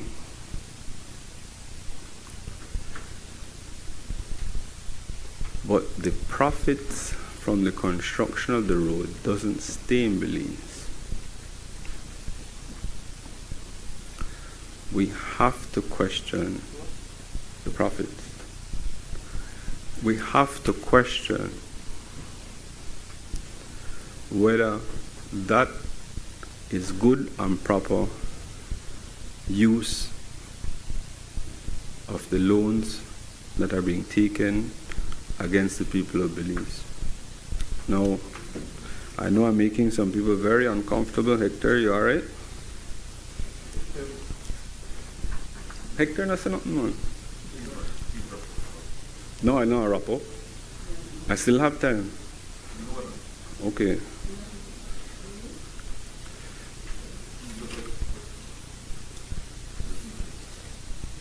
Sure. So, I didn't plan on speaking about loans at all. You know my thing. I just know leave it a law. I don't know about economics.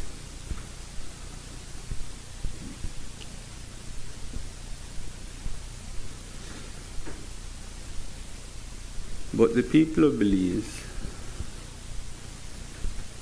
deserve a better understanding of how all our loans or subscriptions,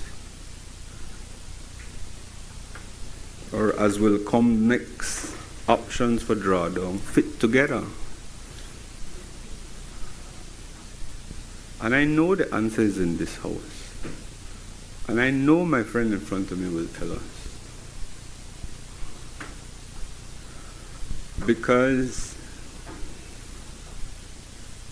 otherwise it's just numbers on the paper, and we're just here pushing through amendments without a proper understanding by the Belizean people of how this will affect their lives.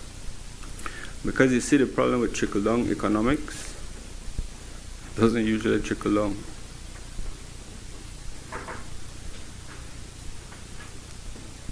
And there's a term that came to the fore during COVID, austerity measures.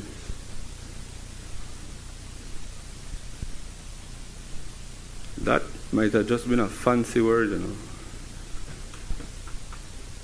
But to people who are feeling the pinch, they need to understand what this loan does and how it affects them. I am all for infrastructure. I have stood in this house and I'm record that we need to develop our infrastructure in a way to create the transportation system that could allow for economic growth. I'm all for that.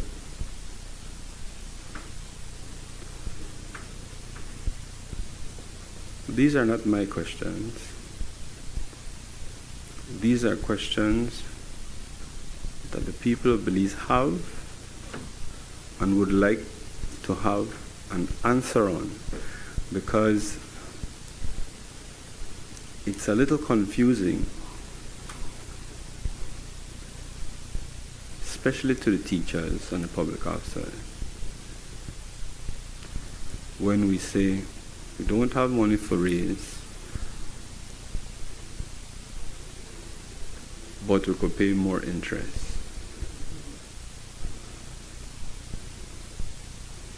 for this loan. I have to keep coming back. So without I will steal my friend's words, without a big picture understanding of where everything fits together, the people of Belize will just keep wondering whether or not we're up on track, Senator Guerra, or on the bridge. So I really only stood to raise those contexts so that the Belizean people start to open their mind about really whether or not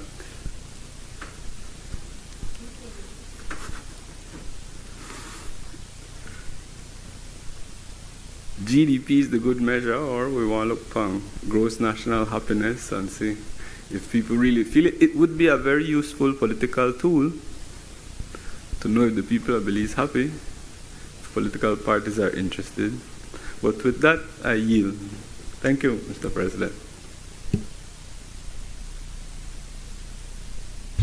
I recognize Senator Chanona. Thank you, Mr. President. On this note, sir, we would only be aligning ourselves with the recommendation that any monitoring reports be afforded, but I hasten to add that I know as a member of the Joint Public Accounts Committee, this is also something that legislative body can look at as well, and I know that's a committee that the opposition chairs, so we certainly look forward to seeing how any concerns there might be addressed, because I do think it would be unfortunate to assign any less than or I hasten to use the word accusations, but I think certainly any of those monitoring reports would help to alleviate the cause of the delays beyond the weather, and those additional details would again help to inform in terms of what it is. And I know I heard mention of the value added. I think that would apply, and it does apply to every instance, but perhaps just in terms of any future documentation that be included in the packets, just so that that information can be readily available to the senators, so that that context is duly provided. Thank you. I recognize Senator Pitts. Thank you, Mr. President. Just two things, following up on Senator Chanona. Generally in Belize, we tend to rely on the narrative of the government, especially when we've been invited to dismiss the views of the opposition, because they say, well, we're opposition, so we're going to find something. But I would like to invite the government to do this, in line with Senator Chanona. Instead of having the opposition reveal to the people of Belize, in a table format, in prose or whatever, perhaps what the government should do, ought to do, especially in these chambers, is to provide information on all our loan commitments, the dates when all are due to be paid, and the amounts when all are due to be paid. And just to throw in a little razzle-dazzle, it doesn't hurt to identify the administration under which each loan was encumbered on the backs of Belizean people. And when loans are consolidated, you know, the one like the blue bond, and we want to forget the genesis, the super bond, sorry, you know, this government have a lot of color with the things, and we want to forget the genesis of how we are saddled with debt. It's right there. Right there. So don't let us, don't leave it to us so that you can say, oh, the opposition just crying wolf. Do it. Be transparent. I note fundamentally during this parliamentary term, absent and silent from the government policy or position is good governance 2.0, accountability and transparency. No, man, it's not too late, you still do it. And then an order of the business after doing it is to disclose these things. Right? So because then there will be no need. There will be no need for anyone to posture or pontificate or even dance jankuno. Because, Senator Cowie, what I like is facts are facts and facts don't lie. Right? And what we shouldn't do is impose. And let me clarify. Senator Guerra, don't want him froggy. I'm not imputing improper motives. But what we should not do is impose on any facts, any take that takes it away from the fact that it is. I'll repeat this because maybe the man get up. The second point I'd like to make, and I don't want it to go over our heads, and I follow from my good Senator Faber, in pointing out the reason that has caused the delay. I will agree, we cannot contend, argue against, or be upset with acts of God. They are what they are. I mean, we know what acts of God, right? Hurricane, rains, as water drop, streets scatter. So that is not what is in issue. So Senator Guerra, when the question was asked, and I asked the question for myself, the statement that it is weather-related and other things, I really do want to know what those other things are. Because if there was nothing else, you could fall comfortably in acts of God. Because, man, look at what we're facing right now.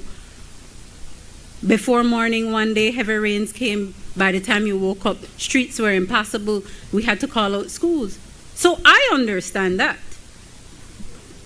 We can stick to the Carousel Road. What are the other facts? What are the other things?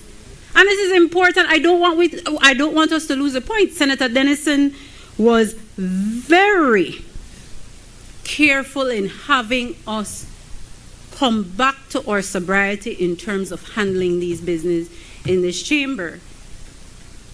And it is a point to be sober for us to know what are the other things. I mean, if there are none, it's fine. You say there are none. And then what we do, we amend it to strike out the other things. But if there are other things, as is stated there, it's helpful for us to know. And you know the reason why it's helpful? When it's there in black and white and we can follow it. I mean, who can argue against it? We might take reservation or caution with certain things, but at least we'll understand fundamentally the purpose and the reason. Because as you've seen today, those things that we can agree with and we can support, we do so. And we have no difficulty doing so. So for transparency and accountability, please, my dear sirs, if there are other things, share it with not only us in here, but with the Belizean people. Because what is real and what is true, when these payments are deferred and payment is mature, people will not remember the hard rain broke up the road and we had to wait for pay it. When it is time for us to pay, people will not remember other things. All the citizens of Belize will be faced with is debt and the fact that as taxpayers, they have to service the debt. But if they know, because knowledge is power, they say, when I have to pay an increase in tax, I will understand that this is as a result of having to meet obligations born out of, just an example, not delving into it, the collective bargaining agreement. If I have to pay additional tax, I would like to know that it is as a result of me driving streets where I don't have to worry about lick out my shocks. So it goes without saying, and I don't want us to miss the appreciation of how important it is to be provided with the details as best as we can. Because when you give us the details, and we know, man, there'll be crickets over here. Can't speak for myself, really, but you get the point. There would be less need for having that raised eyebrow over the business of Belize. And I reiterate, the exigency is there. I've heard it. And so there is no wriggling out of. We have to accept it. And so rising here, Mr. President, is not to say that I do not support the motion 100%, because I don't know in our local parlance, if you're familiar with your never borrow sorrow from tomorrow. I don't subscribe to that, especially for the government, but at least where we know and we understand, we can make our little cautions or concerns and then move it along. But don't take it for granted that you can rise and say rain and other things. No improper motive. Other things.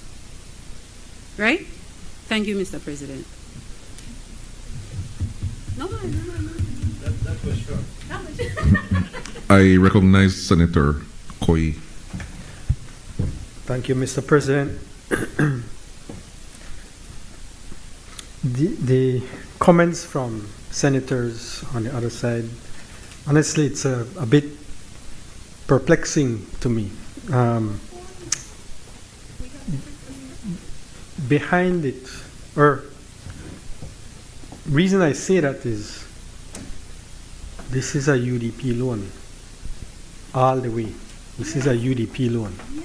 $50 million UDP loan from Taiwan. But I think you should try and remember the particulars and the specifics of the loan and what was organized under that loan. The government of Belize actually does not get a penny of those proceeds of the loan, if you recall. None of that money actually goes through Consolidated Revenue Fund. Those monies go to the contractor, the OACC, the Taiwanese contractor. The government has, unlike all the other multilateral loans and bilateral loans that the government gets, those come in, those then get disbursed to the contractor. The government doesn't get any of that money to be able members, to... Sorry, members, could we have some order, please? To be able to disperse those proceeds to any contractor. It is, in fact, managed entirely outside the scope of the government and the Ministry of Finance. So when you talk about audit and all of that, this is what I'm speaking to. Those monies are controlled entirely outside the scope of the Ministry of Finance. So we have to ask Taiwan. That's all we have to do. We have to ask Taiwan. Who agreed to that? So what you are asking for is already outside the scope of the government. So, and that is what was agreed, whether it was decided upon by Taiwan having their concerns over misuse of funds or whatever it might have been, but the choice that was made back in that time of the arrangement of the loan was that the entirety of the management of the funds was outside the scope of the Ministry of Finance, and it still is.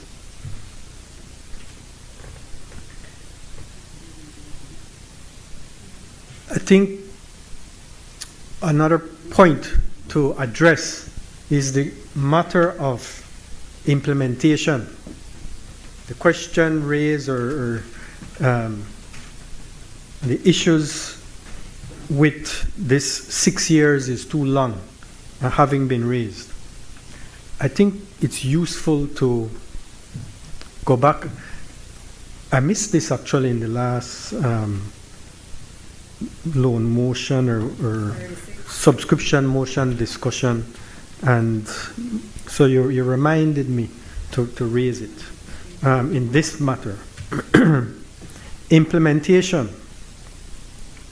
under the CABEI Belize Integral Security Program loan. It was from 2014.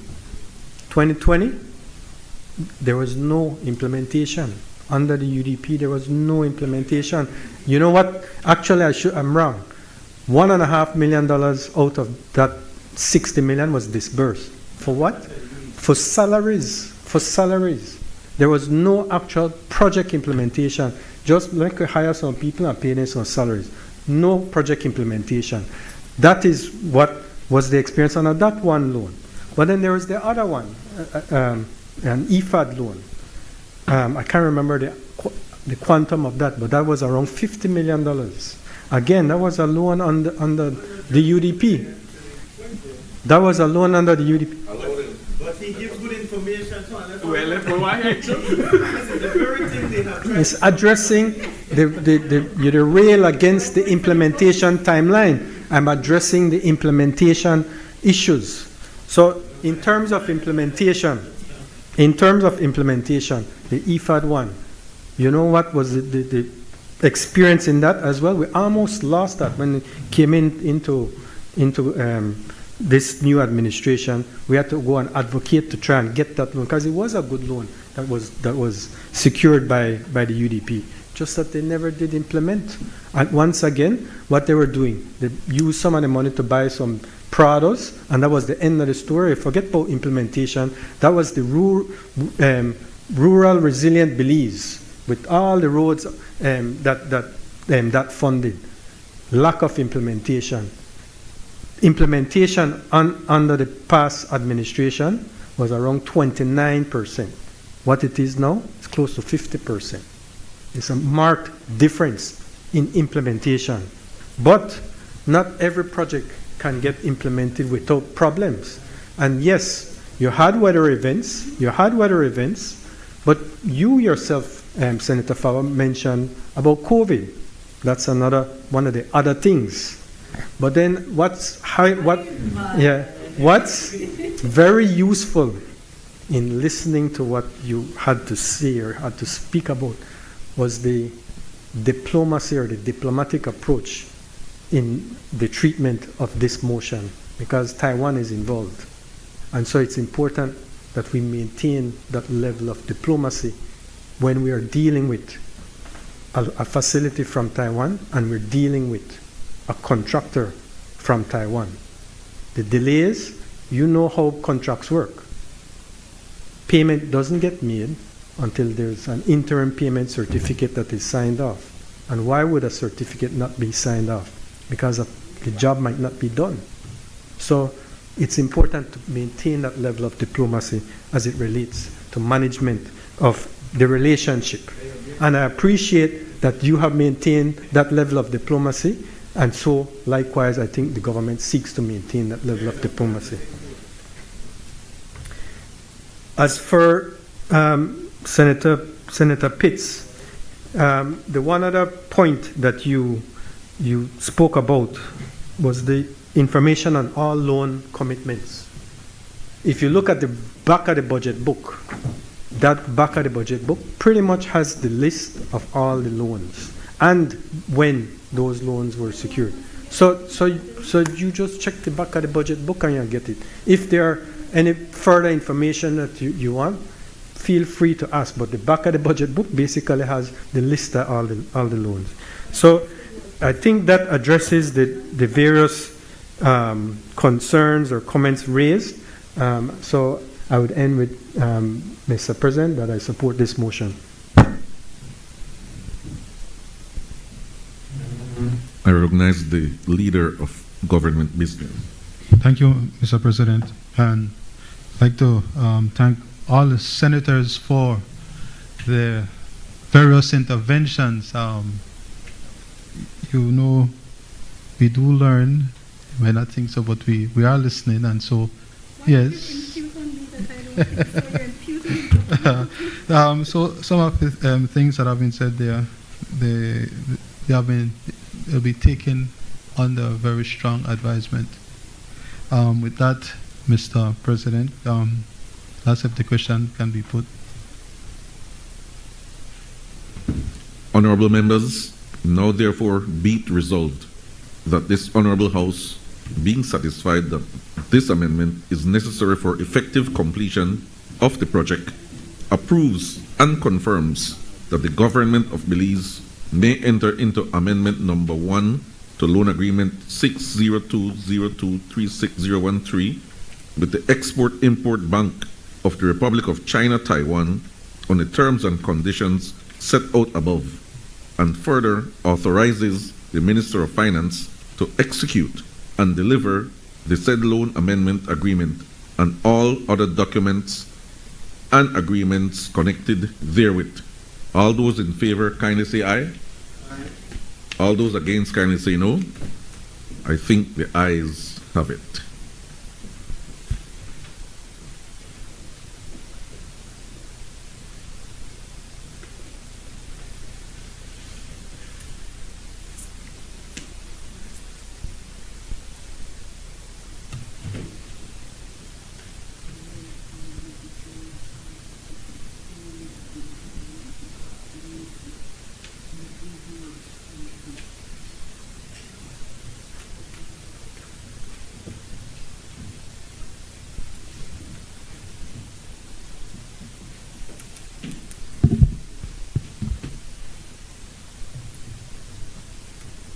I recognize the leader of government business.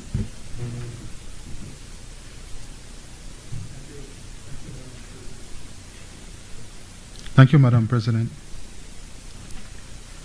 Madam President, this is the International Bank for Reconstruction and Development through its International Development Association, IDA, Belize Development Policy Credit with Catastrophe Drawdown Option, US $20 million loan motion. Madam President, I move that whereas Belize, being a member of the International Bank for Reconstruction and Development, the bank, is eligible for development assistance in the form of loans, grants, and technical assistance from the bank on such terms and conditions as may be agreed between the government of Belize and the bank from time to time. And whereas in 2024, the bank offered the government of Belize the opportunity to access a catastrophe deferred drawdown option, CAT DDO, to enhance Belize's crisis preparedness and prevention by providing a contingent financing line that offers immediate liquidity to address shocks related to natural disasters and public health emergency caused by biological event.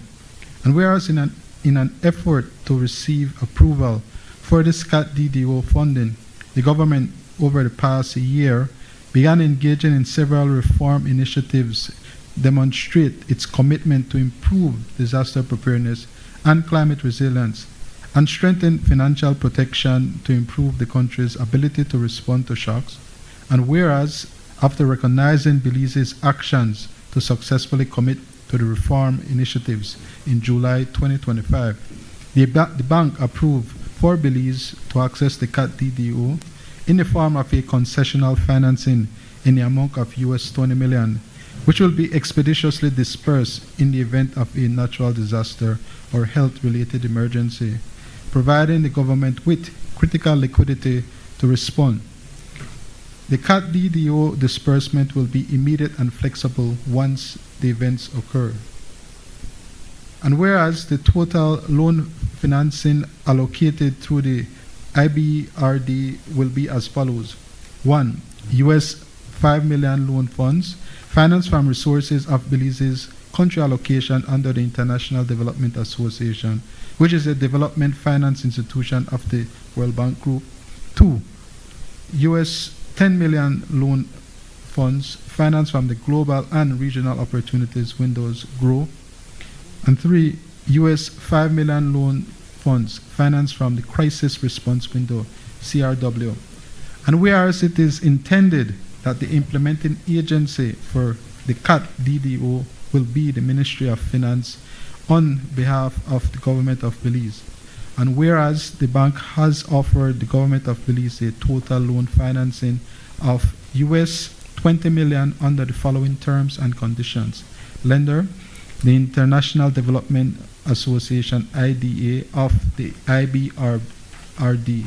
And purpose, to address the immediate country liquidity needs in the aftermath of natural disasters and health-related emergencies caused by a biological event and enhance Belize's crisis preparedness and prevention. Disbursement schedule, immediately following natural disaster or health emergency occurring within a period of 3 years. Loan term, 40 years, inclusive of a 10-year grace period on principal repayments. Repayment period, upon disbursement, principal amount to be repaid in approximately 60 semi-annual and consecutive installments payable on 15 April and 15 October of each year, commencing 10 years after the date of the financing agreement as follows. 20 installments of US 200,000 commencing 15 October 2030 to 15 April 2040. 2045. 40 installments of US 400,000 commencing 15 October 2045 to 15 April 2065. Service charge, a service charge of 1.48% is applicable upon sums disbursed. And whereas under the provisions of Section 7.2 of the Finance and Audit Reform Act 2005, the government of Belize is required to obtain the prior authorization of the National Assembly by way of a resolution for such borrowing. Now, therefore, be it resolved that this Honorable House, being satisfied that the loan financing would significantly assist the government of Belize to be able to quickly access funding to respond immediately to severe or catastrophic natural disasters or public health event emergencies and contribute to alleviating the impact of these events on the country's public finances, approves and confirms that the government may enter into a financing agreement with the International Development Association of the International Bank for Reconstruction and Development on the terms and conditions set out above, and further authorizes the Minister of Finance to execute and deliver the said financing agreement on all documents associated therewith. Madam President, this motion has the consent of Cabinet. Madam President, the government here is seeking approval to enter into this financing agreement for a total of US 20 million with the World Bank's International Development Association. And it is to enhance Belize's crisis preparedness and prevention by providing a contingency financing line that offers immediate liquidity to address shocks related to natural disasters and public health emergencies caused by biological event through this catastrophe deferred drawdown option, CAT DDO. So this chamber is being asked to note that this represents a culmination of an intense year of negotiations between the government and the World Bank, which were successfully concluded in June and formally approved by the Board of the Executive Directors on July 29, 2025. By way of background, further background, Madam President, in February 2024, Belize became eligible for access to the World Bank's International Development Association financing on highly concessionary terms, and the initial allocation to Belize for the World Bank's fiscal year 2025, which began on 1st July 2024 and was set at approximately US 23.5 million. Recognizing the country's vulnerability to natural hazards and its significant economic toll, this is something undeniable.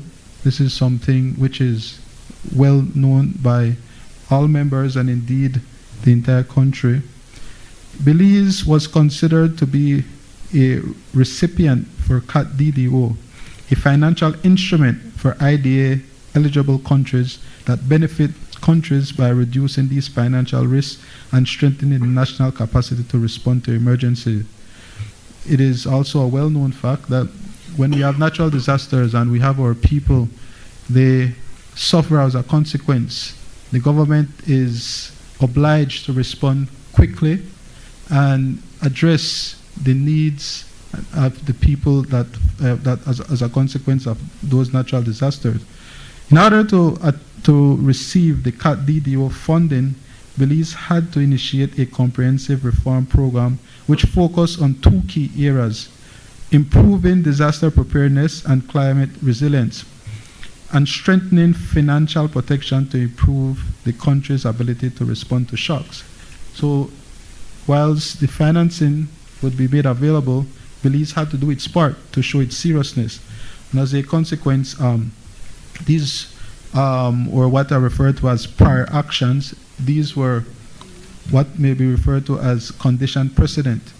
We had to do a number of these prior actions, or PAs, and these were as follows. These required a list of policy and institutional actions which were agreed upon between the government and the World Bank. And these included, prior action one included, for instance, the Natural Disaster Preparedness and Response Plan. That is something certainly which is long overdue, and we completed that. Prior action two was a national land use policy.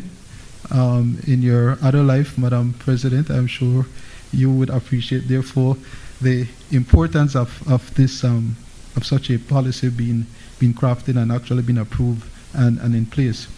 There's also prior action 3 was the approval of a Belize Building Act and Building Code, something again which I think is undeniable, would have been necessary, and as part of the overall infrastructure for disaster preparedness.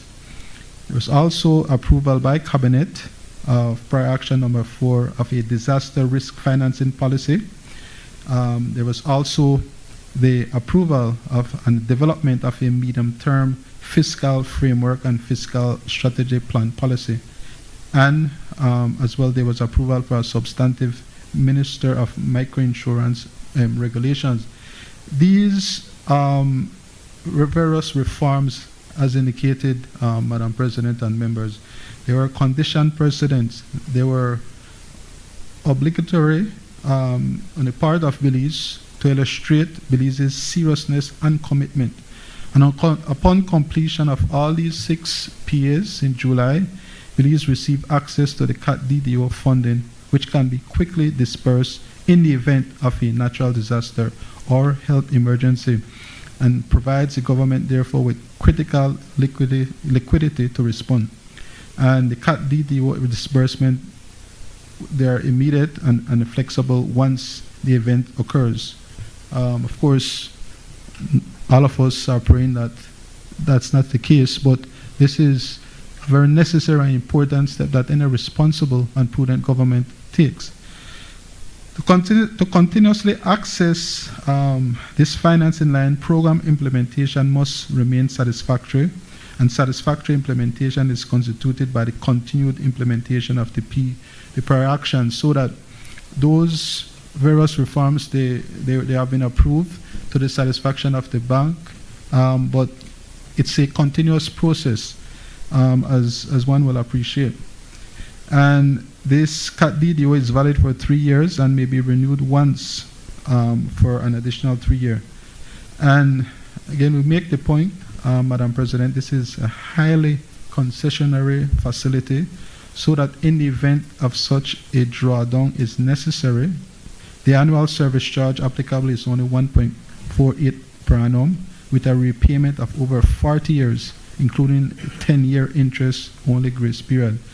And Madam President, this CAT DDO emergency contingency line will form a critical component for, as I said earlier, our disaster risk financing arsenal, so that we are able to respond immediately and effectively to when natural disasters strike. Anyone who has been on the end of a natural disaster knows of the hopelessness and the anxieties that are had. And so that is where government steps in, and this is the mechanism which allows the government to, in a timely and effective and efficient manner, to be able to address the needs and concerns of those of our people who are victims and who suffer in the aftermath of a natural disaster. On this side, therefore, Madam President, we are pleased to table this loan motion for the consideration of this honorable chamber, and we look forward for the unanimous support of members. Thank you, Madam President. I recognize Senator Patrick Farber. Thank you very much, Madam President.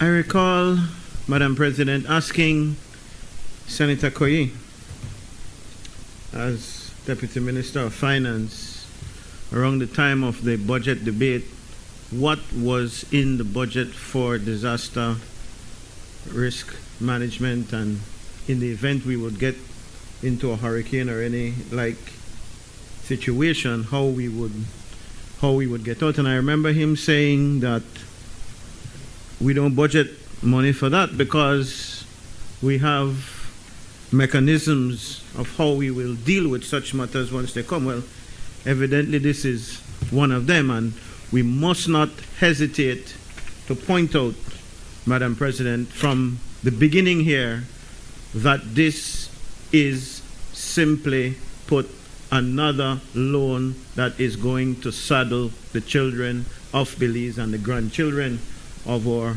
people at this time. To me, it is inevitable, even before we get past the grace period, that there will be some kind of natural disaster. And that's not the problem. We know we live in a hurricane zone, and we know that a lot of different things can happen that is described as possibilities by this loan motion. But the problem that I'm having here, Madam President, is that the government again is borrowing, and I think I'd come here once before, maybe it was in the other house when I was there, to ask mercy on the Belizean people, to plead for some mercy. There is not an occasion since this People's United Party government has taken office that they have not come to the National Assembly to pass a loan. If we look, Madam President, at what they have borrowed, and I believe Minister Koyi, Senator Koyi, agreed with this and shored up my suspicions that if you look at the dollar value of what this administration has borrowed over the last 5 years, because we haven't even reached 5 years yet, the first term and this new part of the second term, you will see that dollar value, they have borrowed the entire savings, if you will, of what they saved during the conversion of the super bond to the blue bond.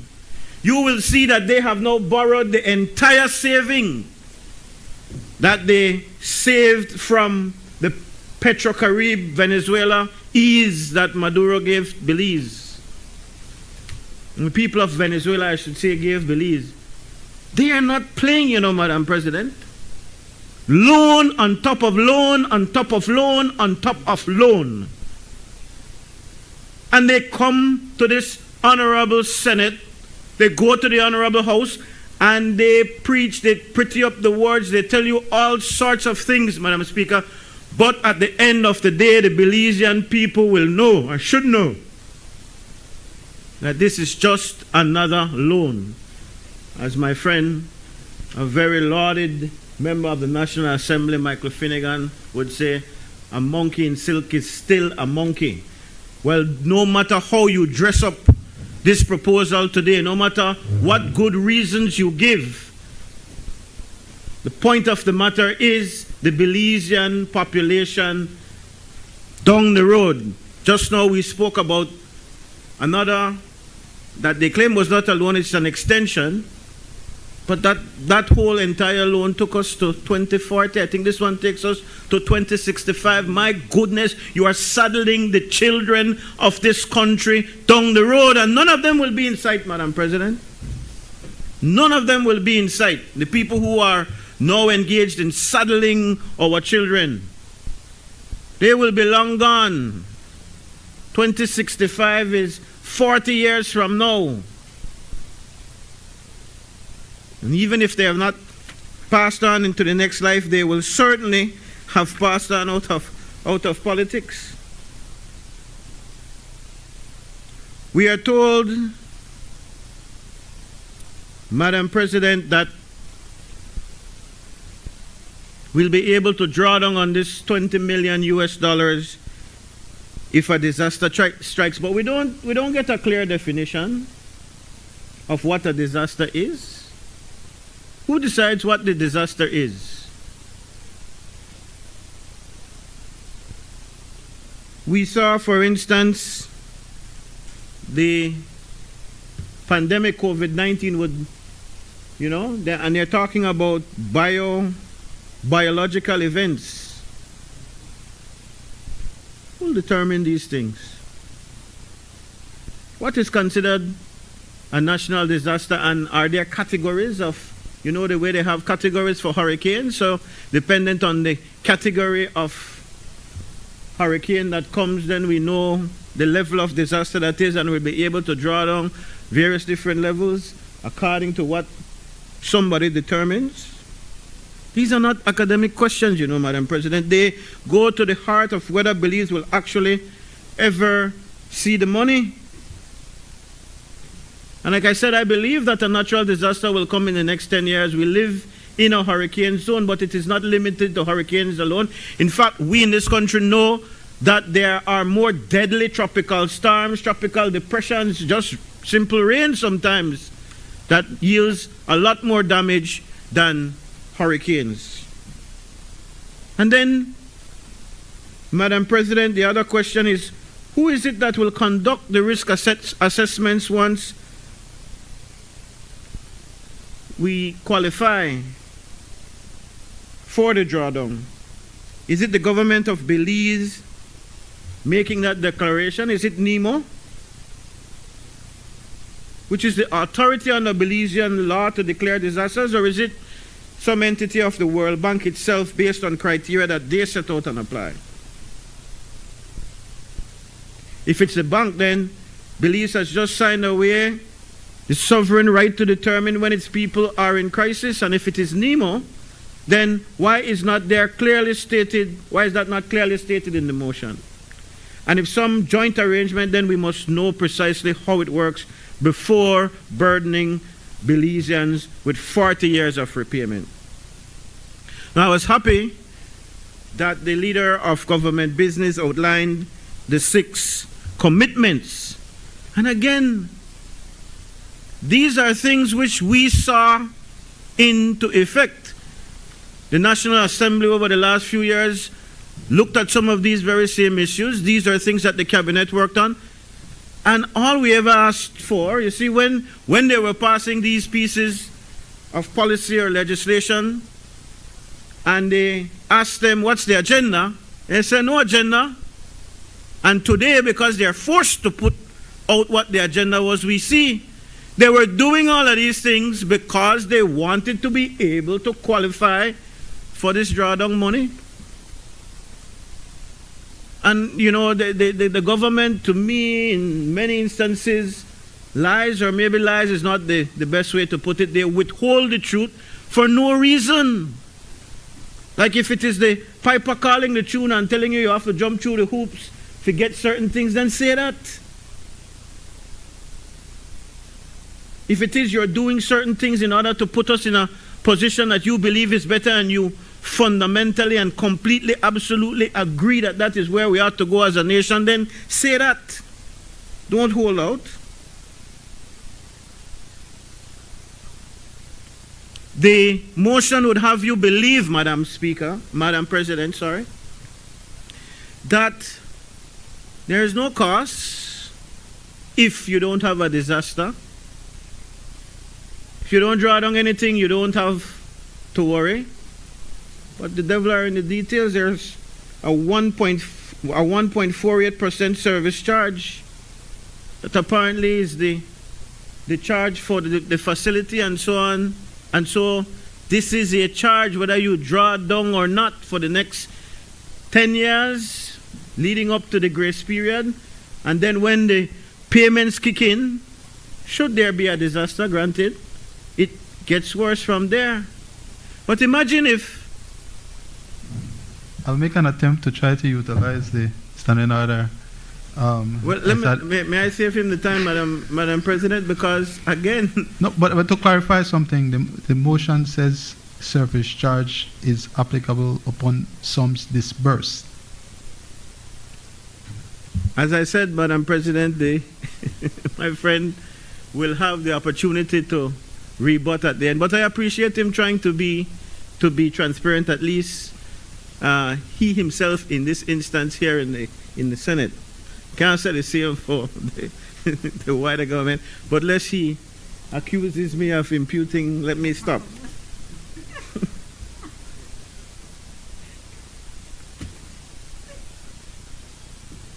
So, well, if he says that it is only on the drawdown, what does it cost us to have this facility? Are you telling me there is no charge whatsoever?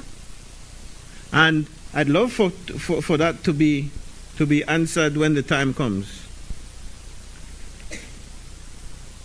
This concept of a debt trap, though, Madam Speaker, perfectly encompasses the actions of this government. And for the sake of those who are very young, we must show where history is telling you exactly what they're doing, you know. They're telling you exactly what they're doing. They first saddled this country with all of that debt, but the way they talk in terms of the super bond, you would believe that they had absolutely nothing to do with the super bond. And the way the super bond got into place, Madam President, is because they set out to make these ridiculous loans, albeit now I will say that most of the loans that have come to this honorable house are at a concessionary rate. Back then there were many commercial, the times were so desperate that they had to go to the commercial markets, the Royal Merchant Bank of Trinidad and all of these other entities that they borrowed money from. Bank of Miami. They borrowed these monies at commercial levels, but it is the same kind of practice that had us in that position. They borrowed and kicked the pan down the road. They borrowed and kicked the pan down the road. And when, as one famous former PUP minister said, when the bullet payments became due, one would strike them right through the heart. That's what is going to happen here. When these monies become due, they will be long gone, and our children will be left wondering what happened. How is it that we owe all of this money? If we are borrowing or setting up this facility today, and a hurricane catch we 2 years from now, our children will still be paying after the 10-year grace period. When 2035 starts, they will still be paying. They will not remember that there was a disaster that we had to use this money to deal with. And that is irresponsible of the government, no matter how you twist and turn it. Instead of going to borrow for these disasters, and I think this is a big point, Minister CABEI just highlighted it, in fact, when he spoke about the functions of CABEI, CABEI being the implementing agency for the GCF. The industrial world, the developed countries, are the ones who cause the biggest problems in our environment, and so we must make the point that they owe us. Why should we then go and borrow from these same countries that cause these problems, caused our problems in terms of climate change? Then are the ones who cause hurricane. These are not acts of God necessarily, Madam Speaker, Madam President. They're not acts of God. We look at it as, oh, it's the weather. These disasters are caused by the practices of man. And we know of instances where people in our region, and I believe Belize tokenly tags itself to all of these initiatives, but maybe we need to be more pronounced, however small we are. That's what we should be telling CABEI. That's what we should be telling the World Bank. How is it that you want to charge us? You come like you're doing us a favor. You had us jump through all of these hoops. You had us have a national disaster preparedness plan and a national land use policy and an approval of building act and building codes and all of these things. You have us jumping through these hoops in order to qualify to borrow money from an entity that has as their primary financiers the same people who cause the problem. Why is it that we are not advocating stronger as a government to say, we don't want to borrow this money. This money should be given to us when we have a hurricane. In fact, as far as I know, we never make no COVID-19 here neither. It comes from somewhere else. When these things come, how is it that we are to be expected to foot the bill? We are expected to go out and borrow. We are expected to saddle our children and our grandchildren with these loans. This is ridiculous. So the government should be making a stand. There is going to be a serious cash flow problem as a result of this kind of borrowing. And in this instance, it is because of disaster preparedness, but it is not the only thing. These guys borrow for everything, and they're going to land us in a crash, just like with the super bond. Your only saving grace is that, like with the super bond, the people of this country will be smart enough to put in a UDP government, which always comes in to clean up the mess that you make.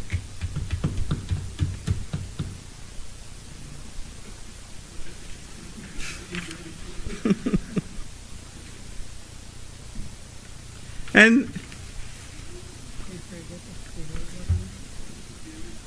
you want me to go further back down memory lane? You want me to go back to 1984 when this country was in a standby arrangement with the IMF, and it was Mr. Esquivel who rescued Sir Manuel, who rescued the country? No, don't make we go. In fact, but you know, we should go down these roads sometimes because the younger people don't know. They don't know what the PUP stands for. And they saddle with that every time.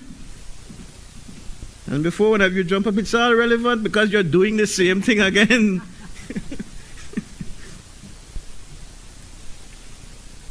And then they ask, who is going to be the oversight? Who is going to hold accountable?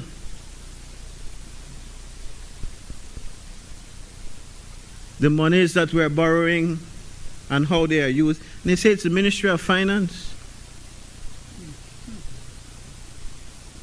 I must say plainly, the Ministry of Finance has been the least transparent arm of the government? No. It's fact. No. It's Fair fact. political comment.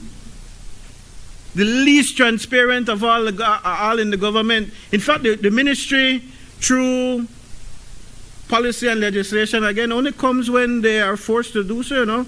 I just made that point. All of the things. They're connected to the Ministry of Finance because they're the ones who call the shots and give the instructions. The Ministry of, I don't know what you call it now, economic development, but you understand what I'm saying. All of these entities, that they have people jumping through hoops, but they're not accountable, which is why even when you claim to be better poised to get the support of these IFIs, because you are the PUP and because you have such wonderful relationships and you have such wonderful credibility, which is utter nonsense. In fact, the truth is that these IFIs need Belize as it does other countries. That's what they do as a bank.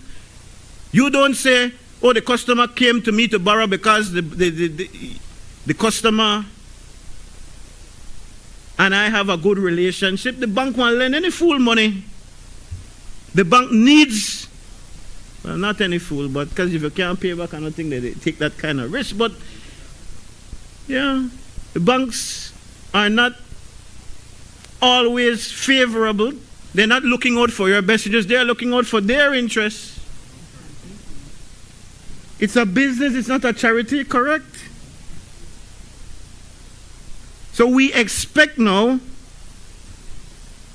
the Ministry of Finance to be overseeing and watching what will go on with this money once it is disbursed.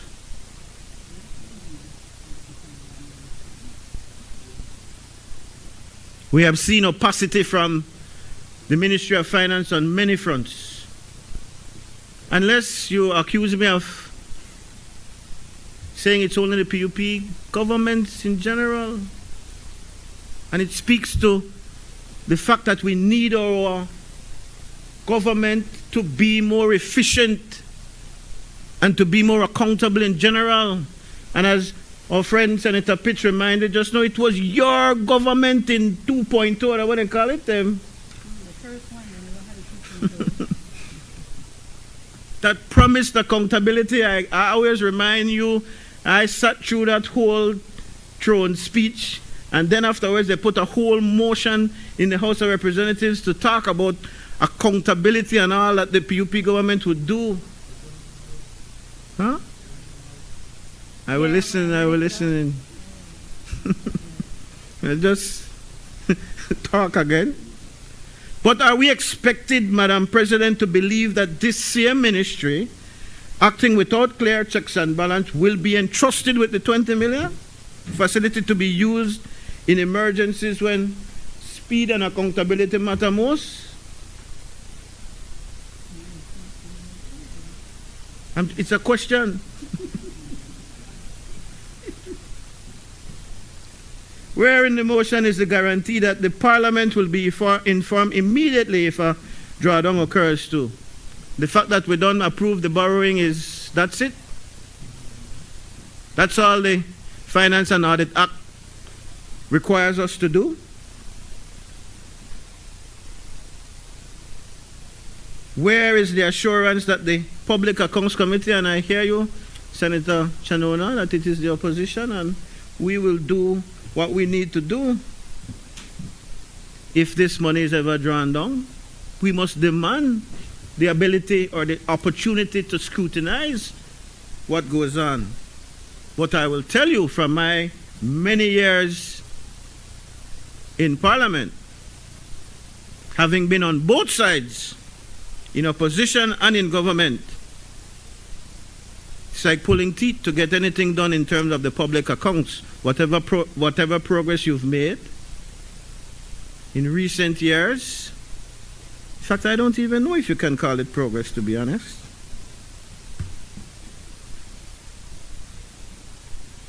It is just that is the most difficult thing for us to do, to become accountable to the people of this country for all the millions, and not even millions, billions of dollars that we spend. It is the most difficult task that a country has ever seen, apparently, or that this country has ever seen. Both sides.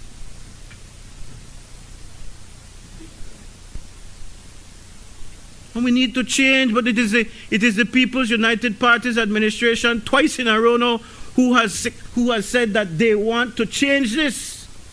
Well, here is an opportunity again. Change this.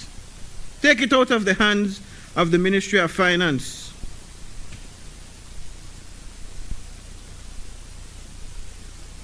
Where is the independent oversight? Let's give it to some independent group. Sure, our friends from business and church and union and NGO will agree to that. Then the politicians. I don't know if I'm still a politician or not sometimes. But the cry would be then, because we've tried to do these things independently, you know. When the Barrow administration put in place the conditional cash transfer, they said, you know what, you have to go and qualify, you have to take a means test. What the politicians then come and say, no, that's too slow. Put it in our hands. And so there is political pressure. And that is probably what defined how this agreement, this motion is being presented and what the details are proposing to do. Put it in the hands of non-independent, government-owned interests to see it through. And what are the opportunity costs? You know, I think we would be better off, and pardon me, I'm not a big fan of insurance, but I think we would be better off, especially given what my friend, the member for Freetown in the House of Representatives, said that 5 million where they give per year, they know nothing. Well, if 5 million, they know nothing, then start to stock up our 5 million for put into this disaster fund that we could draw down out of our own money, and we don't have to saddle our children for all of those years down the road, so that we won't be strapped for cash down the road, so that it will not end up creating the kind of debt trap that we know can happen, that we've experienced already by the super bond. Instead of borrowing for a rainy day, why not strengthen our schools so that they can serve as good hurricane shelters? Why not invest in drainage systems to prevent flooding rather than waiting for a disaster declaration? And I make this point again, Madam President. A part of the reason why the disasters are so bad is because we fail. And please do not put me in the category of blaming any one government again. This is what we need to do differently. I have heard loan on top of loan come to this Senate, come to the House. They come to both. Come to the National Assembly. That's a better way of putting it. I have seen these things come with all sorts of names under the guise of climate resiliency, and I am telling you, there is no such thing in terms of road construction in this country. If you want to build one nice hot mix road and not put no drain to the side, you go to Ladyville right now, they are widening the road. Everybody yard flooded on the side. Yeah, you can't get in, then they find one two crocodiles in the water. Can't buy Dokuno. Why not do our own thing and make sure that our country, our infrastructure is resilient and not just talk? Yeah, you are right. It needs to be fixed right now. It's terrible. 6 years into the PUP administration, 5. It's the most horrible piece of, right? That's not the whole stretch. Neither the one least stretch, it looked like Julius Badmind. Anyway. Can we strike that from the record? I'm sorry, Madam President. Yes, I was going to ask that you refrain from I won't go down that road. speaking such but words. Several parts of the national highway, and again, these roads were built under the guise of them being climate resilient. Imagine if we would really put the monies into making the roads climate resilient. Then when the hurricane threatens, we won't have to draw down, we won't have to go cap in hand to these IFIs to beg for a loan, which I have already pointed out is absolutely ridiculous since we did not cause these things. They're not from God necessarily. They're man-made disasters. We should not have to go cap in hand to the IFIs to beg. Let us invest in making sure that our hospitals are capable as well to house the sick in case there is another pandemic or even an endemic. Dengue is running wild right now in this country. Dengue took me out for 2.5 weeks. Thank God it wasn't a hemorrhagic dengue. But many Belizeans right now are suffering from dengue. We can't even get that right.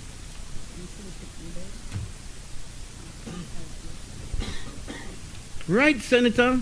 A death from dehydration of a child. In fact, people have died. I'm not sure if it is more than one from dengue. As recent as last month. Why can't we take the money, if it is so easily attainable, a 5 million or 5 million, but every year you put a 5 million or 10 million, I think we could afford 10 million. 10 million aside in terms of contingency so that we can draw down on our own money, or we can make sure that the infrastructure that we have can bear all that will come our way in terms of disasters of nature and even biological disasters.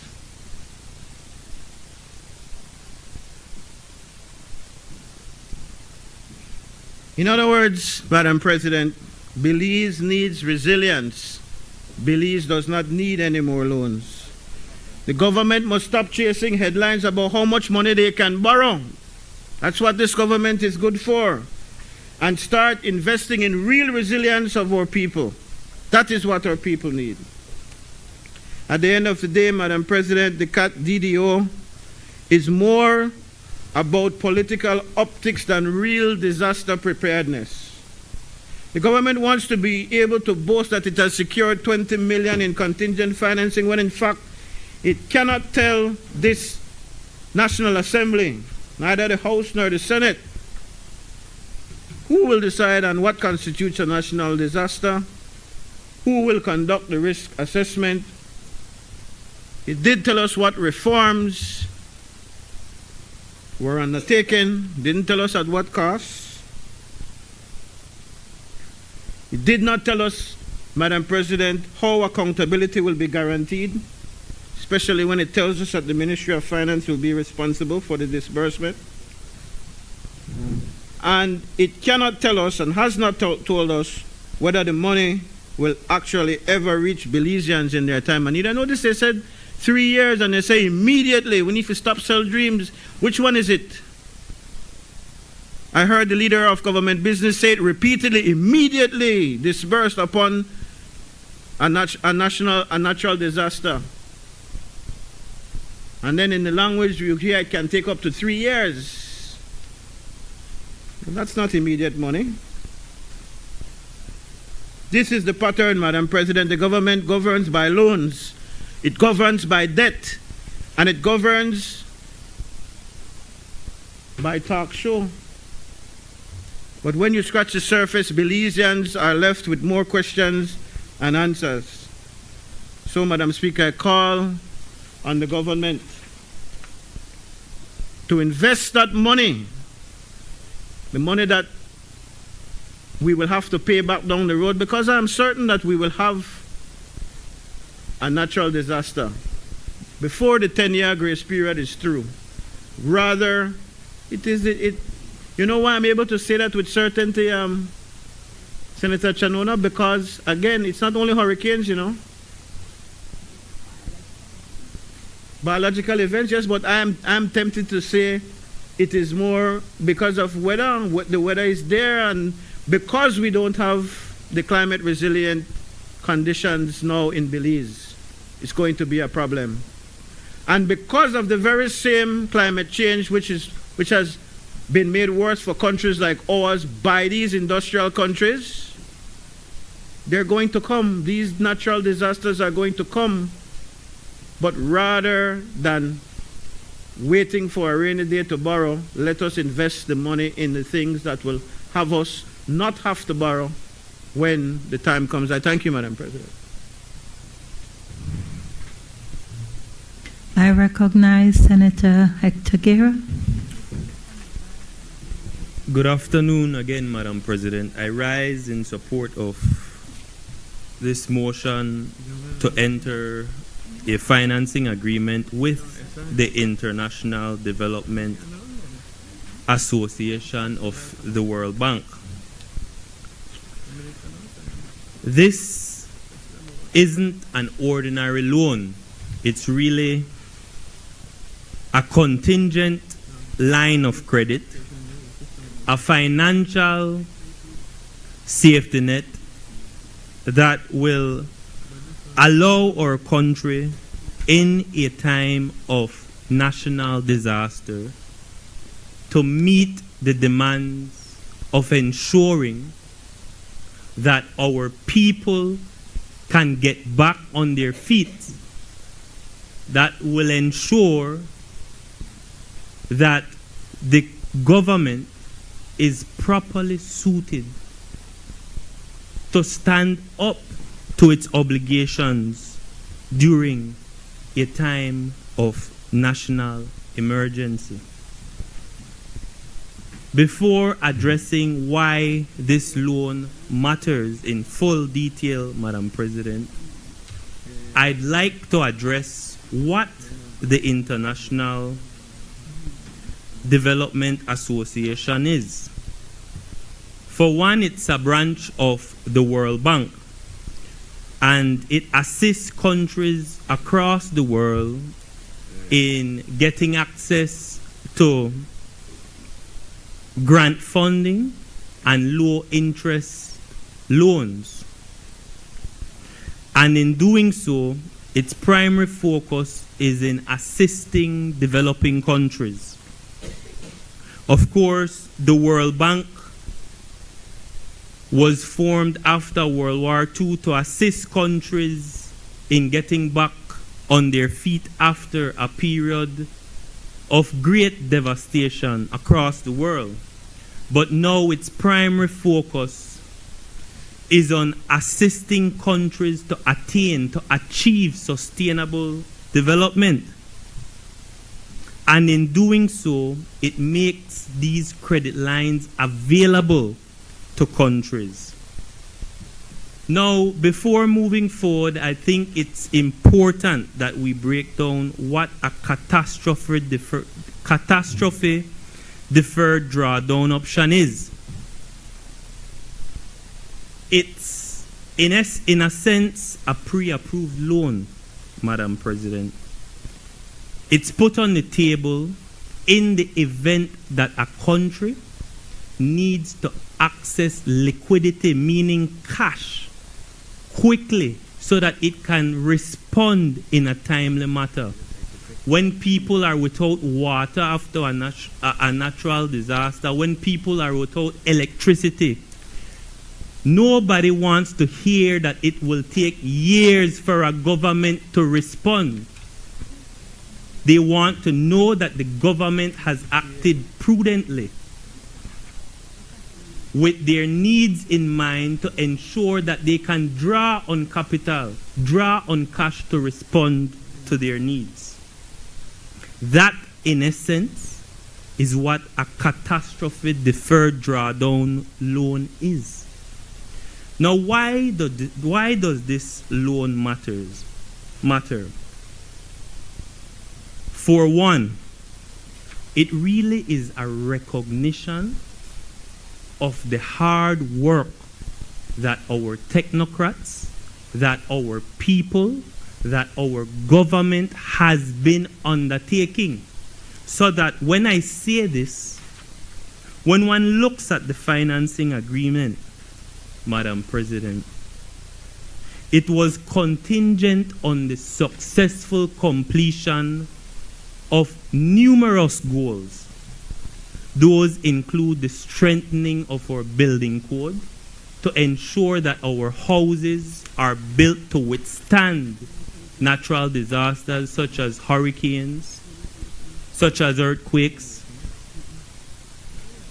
It recognizes that our country has made great efforts to put in place a natural disaster preparedness plan.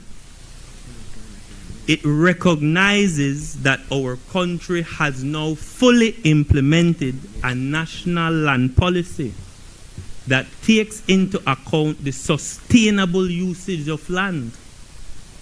So really, the first reason why this matters is because it recognizes that our country is on the right track.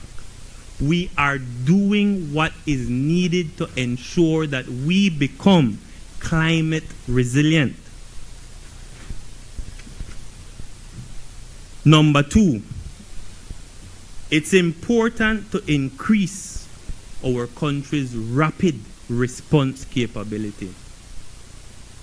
That is a term to describe what I've already mentioned, our ability to respond to people's needs in a time of national natural disasters. Madam President, we are no doubt, nobody would dispute this, a climate vulnerable country. There are communities across our country today who are facing significant erosion. We are below sea level. There are hurricanes that are coming with increased intensity.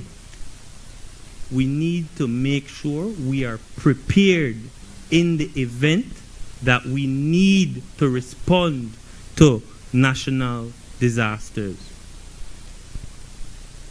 Another reason why it's important is for fiscal protection. So the government budgets, yes, and their funds allocated across various sectors.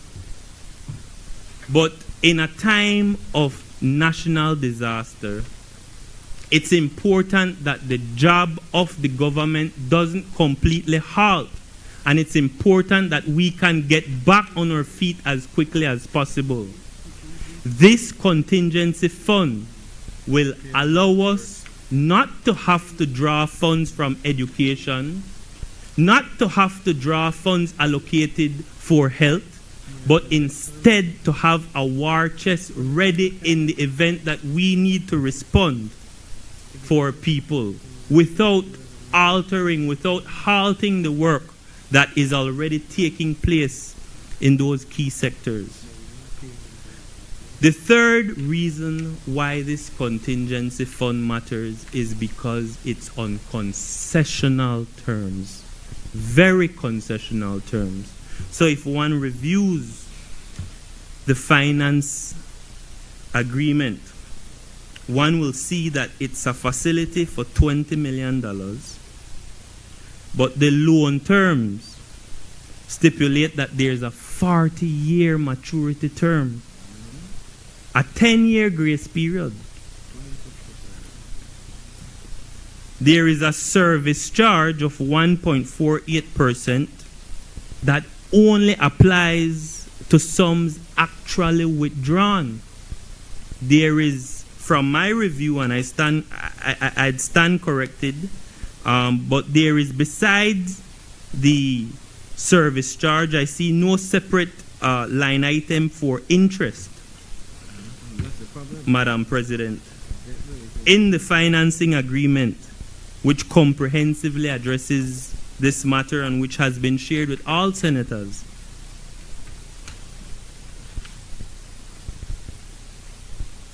I'd like to address, before wrapping up, some of the concerns.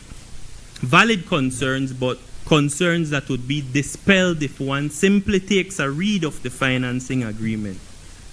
There was a concern raised by Senator Farber in terms of giving up our sovereignty. Who determines if indeed a disaster is a national emergency. Well, the financing agreement says plainly at Annex 2 that it is a government declaration which triggers our access to the funds. It is our government, our sovereign government, which declares when it needs the funds, Madam President.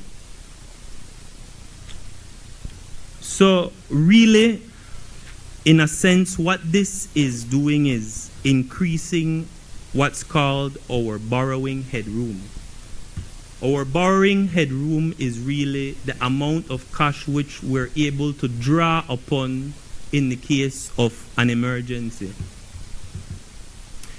It is inevitable that some point in the future, while we pray and we hope that it will not happen, it is inevitable that we will have to respond to issues of national emergency caused by natural disasters. And we need to be in a position where we can respond and provide services to our people in need. This is a step in that direction, Madam President. And for that reason, I say I support this bill because it's a tool of resilience.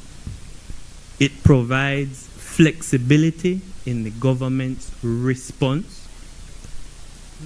And lastly, it ensures that we can quickly, and I underline quickly, respond to the needs of our people in times of national emergencies. Thank you.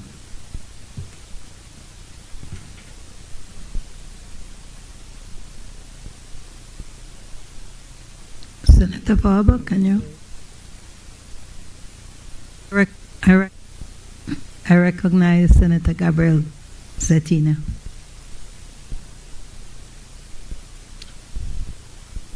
Thank you, Madam President. I'm tired, but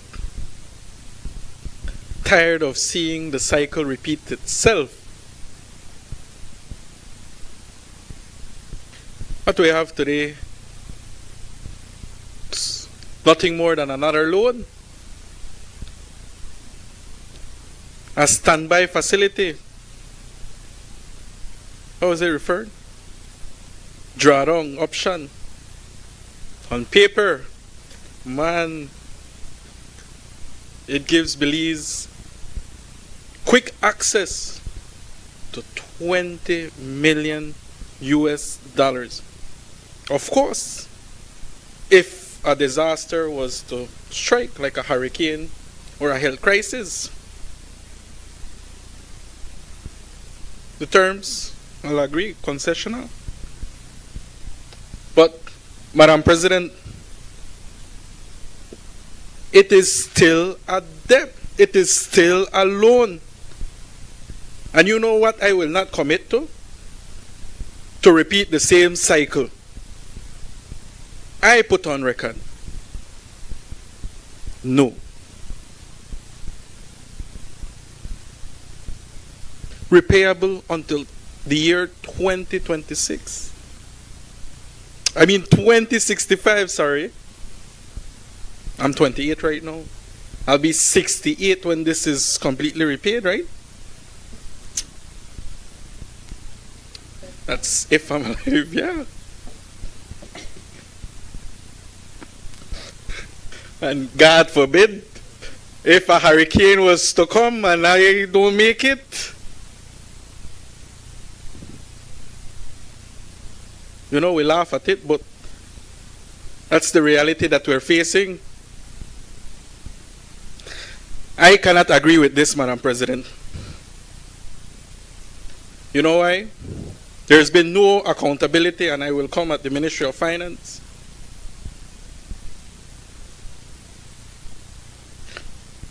How are the loans that has passed, the loan motions that have passed, how is it being spent? Proper accountability.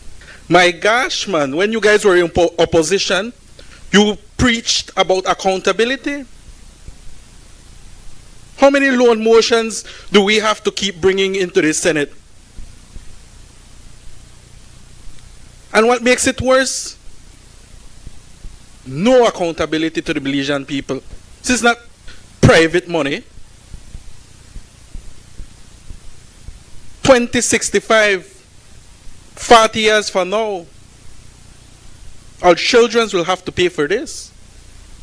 I don't know if you guys care enough.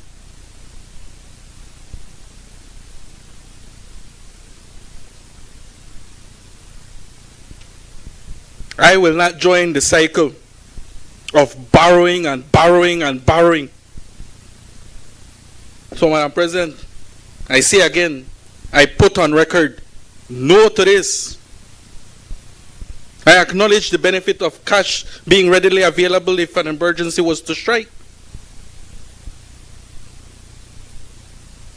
But another loan, that is the answer?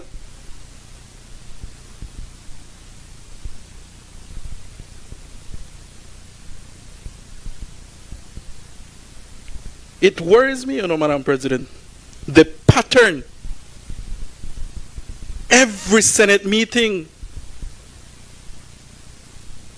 I'll say it again, loan motion after loan motion. The solution to every problem to this current government is another loan. No preparedness plan. None. That is not even being discussed.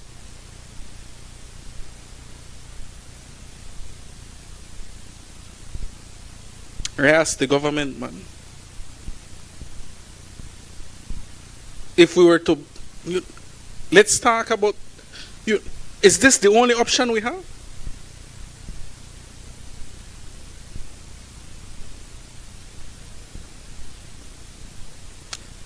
I caution the Belizean people. You have to look at this government closely, deep scrutiny. Madam President, thank you.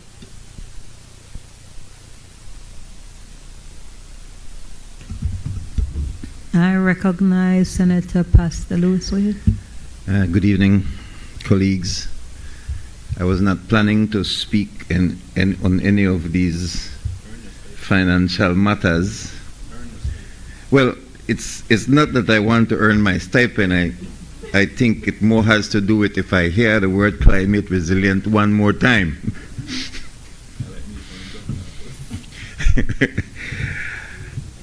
I want to put on record that I have not driven on a climate resilient road in Belize as yet. For all of the climate resilient funds that have been borrowed, drawn down, and spent,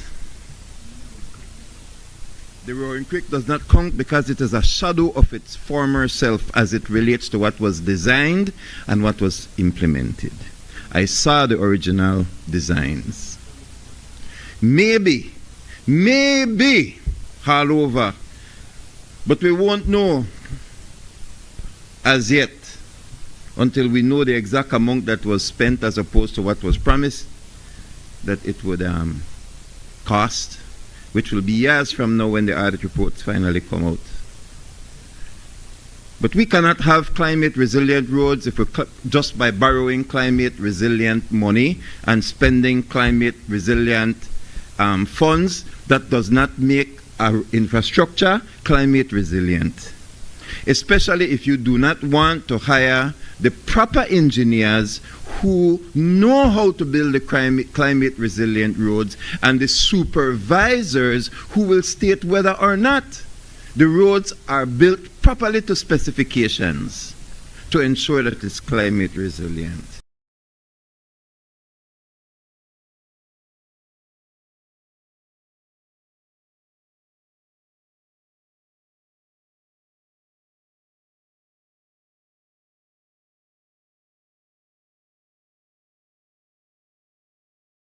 of materials and the cost of building per mile to increase exorbitantly. Yet our roads are substandard to that in any other country that I have traveled, and I traveled a lot. And most of my colleagues on both sides of this house have traveled as well. Other countries are not building so-called climate resilient structures as yet, and yet the quality of their structures far exceed ours. We do the people of Belize a disservice when some of the things we build, at the quality and standard that we build them, and then we claim that they're climate resilient. I want to tell this chamber and the lower chamber from whence these things came that I spent 14 years in the classroom. Climate is nothing to joke with. Climate is nothing to joke with. And what the scientists and the predictions and the projections are showing is that the time will come when we will see every climate resilient structure, whether it can survive what we claim. You see, in scripture we have two cases in scripture. One is Noah and the ark, where there was a dramatic climate event, and the Bible says that the people took it for a joke until the rains came. Climate resilient roads will be tested, climate resilient structures will be tested not by PUP and not by UDP, but by climate itself. What we see today are previews of coming attraction of weather patterns, and our roads are not surviving them. We see under both administrations that when I speak, let the chips fall where they may, that sometimes just days and weeks after portions of structures that claim to be climate resilient are built, you have to go back and do them. There are stretches of roads in and around Belize City, because if Belize City doesn't take lick now and the climate now hasn't reached its dramatic point, how will you claim then that the dramatic resilient structures that we are building right now will actually stand the test of time? And we know the roads, Chatamal Road, we know the approach to Belize City from the Western Highway and the approach from the Northern Highway, where over the last probably 15 to 20 years, almost every year, road construction, reconstruction, and repair are being made. Is this not true? That the Belizean citizen can attest to the fact that all points to Belize, all points to the largest municipality of our country, the largest economic center of our country, can be easily cut off. Belize City can be easily cut off with all of the drawdowns of climate resilient funding that we have received. It's no joke. Put the proper engineers to work. I know them, you know. We know them. Be it on the PUP or on the UDP. We prefer to put our political colleagues as the ones over these systems, and then we come into these houses and we have extended conversations. But on the road, on the street, the people of integrity are not there. The people who can truly take the climate resilient money and convert it into climate resilient structures are not present. We need to end the games. I sent a small text to my wife a short time ago and I said, we're playing games in this country. I'm going to wrap up. As I said, I haven't prepared anything. But let me tell you something. The climate is going to come that will test those structures. And it doesn't matter how much we debate in this house, if the money that is drawn down, that is prepared, that is set aside, is not properly put in those structures, people will die. Our cities will be cut off if we do not take our job seriously. And so I appreciate the fact, Madam President, that this administration is preparing the way so that we can, from these international organizations, access more funding in the future. But if we are not doing right by God with the funds that we are drawing down already, are we ready to draw down more? When the percentage that goes in the pocket will continue to be the same, and the percentage that goes on the road will continue to be the same, and the percentages that go to these other structures. And I'm speaking generally speaking, because I'm not speaking specifically to the administration. I'm speaking generally, madam. It concerns me. The more money we draw down and it go in the same segments to the same places, and it's all not going where it needs to go, then it doesn't matter how much. But I will close with this. The rains will come, the winds will blow, and what is built on sand will fail. But what is built on rock will stand. May we be a government and a people that will take these funds and use all of it for the proper purpose, because the time will come when the climate will test them. Thank you very much. I recognize Senator Sheena Pitts. Thank you, Madam President.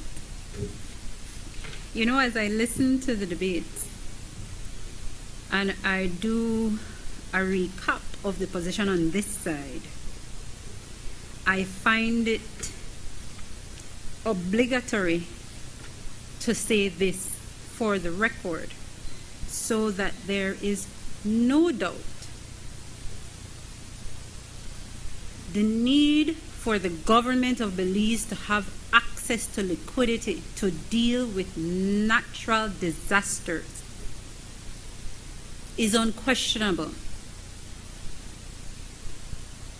What this side of the Senate is saying in relation to this CAT DDO agreement is that the way in which the agreement is before us invite us to easily reject it.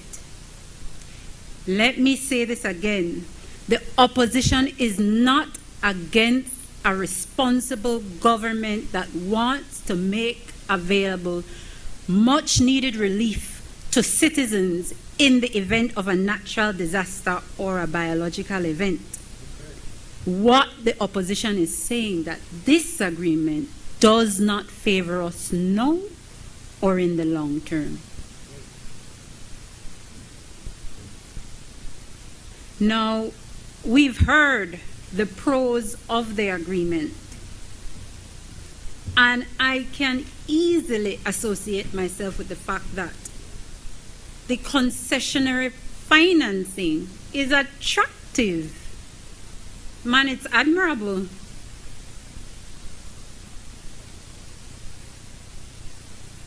The fact that there is a requirement for policy alignment with disaster risk management is admirable.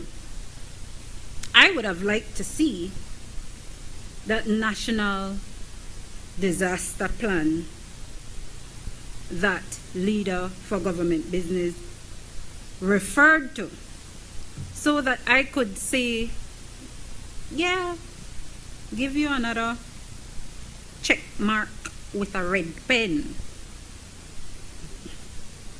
You see, and it might be funny to you, Senator Farber, but what I notice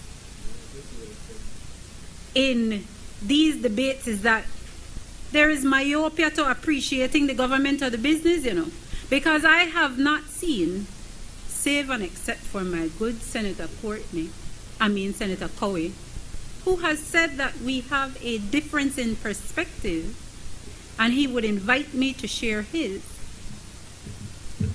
And I appreciate that even if there is no agreement with our perspective, both Senator CABEI and Senator Sylvester has applied their sober mind into the substance of what comes from this side.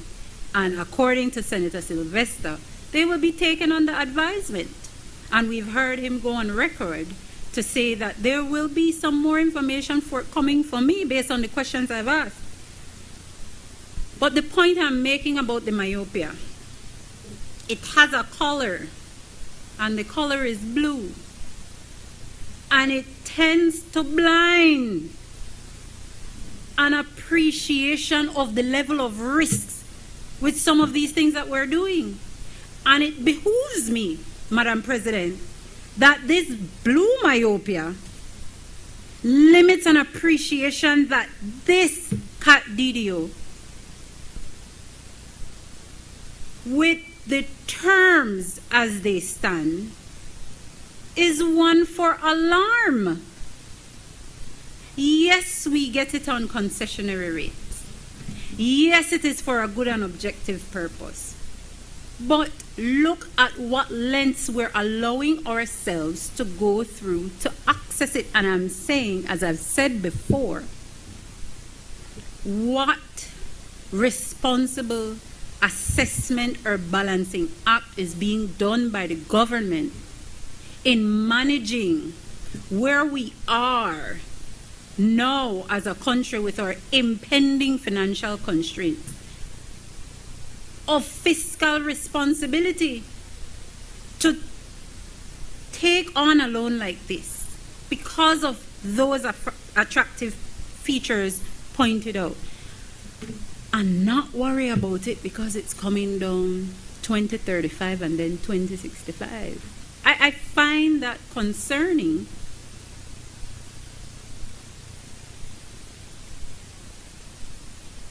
And in my respectful view, the agreement is risky because it has conditionality and performance triggers. Disbursements and future access are linked to policy actions and satisfactory program performance, and failure to meet these triggers can suspend withdrawals or lead to cancellation. Now, what we've heard from Leader of Government Business is that we have the disaster risk management plan, we have a land use policy, we have approval of the Belize Building Code Act, we have disaster risk financing plan, substantive minister of microinsurance and those things. What I have not heard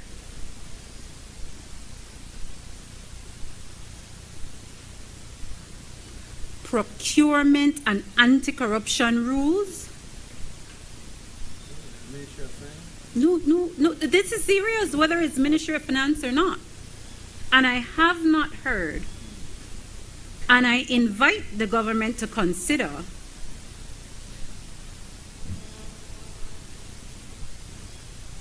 to look at a debt sustainability check.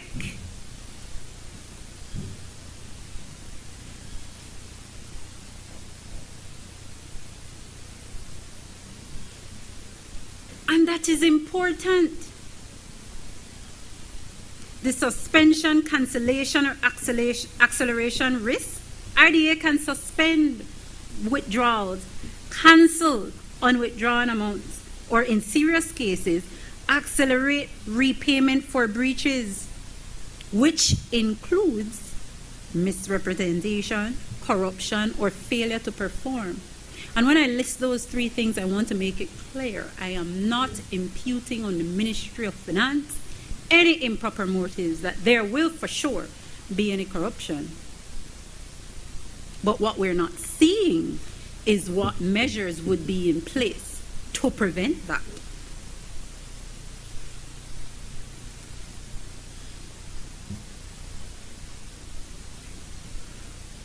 Though concessional, and I've said it before, it creates public debt.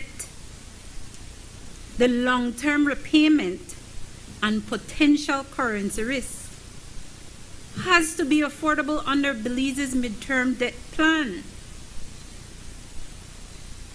But vacant or silent or what we've not yet know, perhaps when Senator CABEI rises for his interventions, we get all these answers.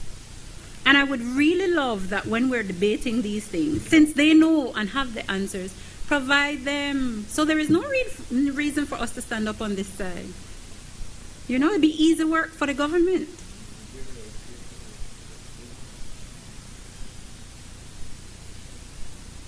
The reason why I referred to procurement and anti-corruption rules is because World Bank procurement regulations are specific and they must be followed. And they may, and I'm not saying they will, but they may override domestic procurement rules. But what are our domestic procurement rules? What is there in the Ministry of Finance that will help us to understand how the monies from CAT DDO will get applied? Is it that the same blue myopia that affects objectivity with an agreement like this will translate into disbursements where only citizens who share that very blue myopia will experience the benefit of this? And the reason why I say that, I recall from memory that there are persons who complain that even long after Hurricane Lisa, they had still not gotten help or relief from the government. Some up until this day, and I ask myself, how and why? Because the effects of the hurricane are apparent. And in some cases, I'm not saying all because I don't know all, but in some cases, what was apparent is that those citizens did not enjoy the same political philosophy of the government. And so, if we are to easily and quickly subscribe to this CAT DDO agreement, what safeguards will be put in place by the Ministry of Finance and those agents who will be responsible to discharge to ensure that every Belizean citizen, irrespective of political philosophy, will have access to the very thing we're saddling them with debt for?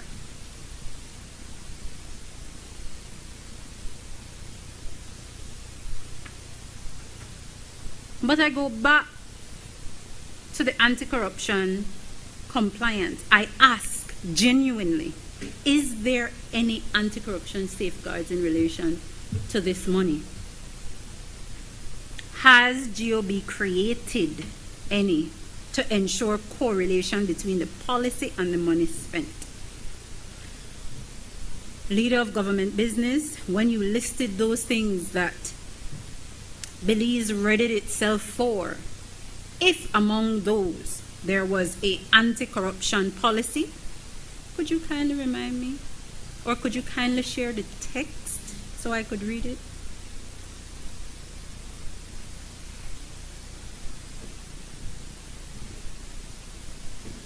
Because it is clear that prior to accessing this agreement, the government had the political will for policy reforms, and that came in the form of those things I highlighted 4.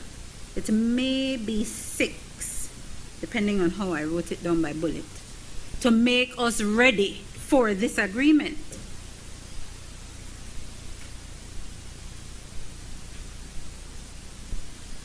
But is there any assessment of whether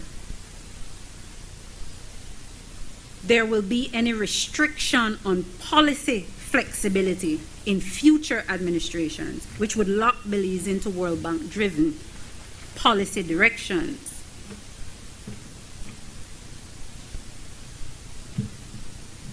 So I'd like to make some suggestions, if you'd be so minded, that there are some things that, even though it does not and will not change that we're saddling Belizeans with more debt, but what it can do, what perhaps the government can do, is make itself ready for this agreement by doing that debt sustainability check that I referred. Perhaps, I mean, in our history it appears that we love empaneling commissions and investigation bodies and whatnot, but hey, commission a group of persons, or even within the Ministry of Finance, to work on debt service on the baseline and shock scenarios. I mean, it would be helpful for at least we can appreciate that this government has directed its mind to how servicing this would go post their term. But then again, what motivation would they have to do that? It's the next government's headache, perhaps. Has there been any legal review to confirm that there is no domestic law which conflicts with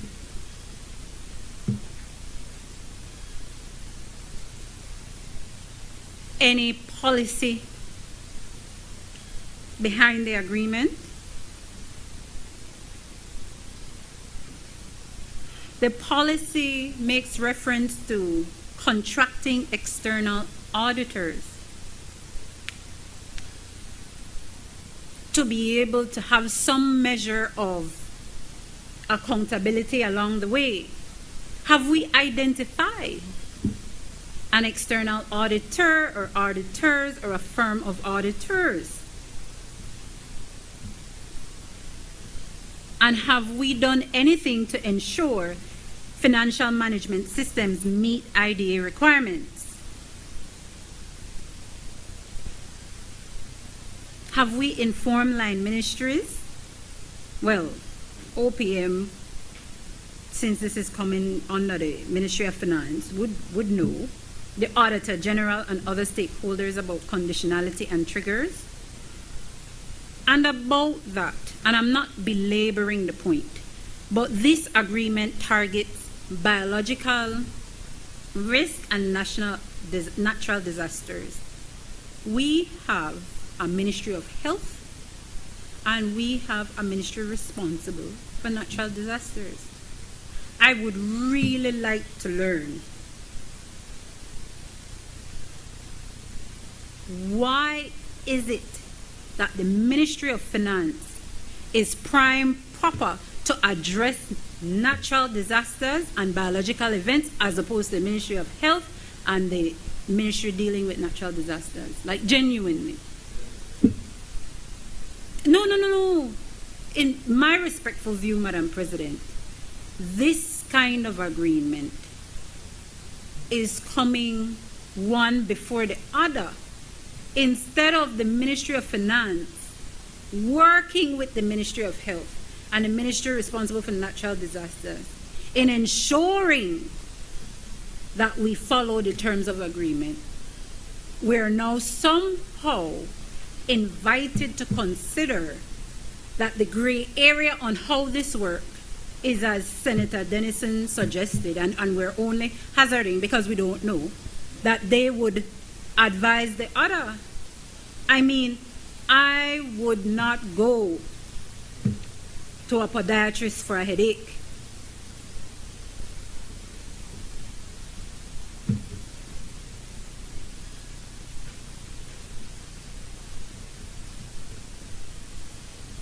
No, the CAT DDO refers to government declarations, but I'm not certain as to what constitute that government declarations and the documentary evidence IDA will require for that.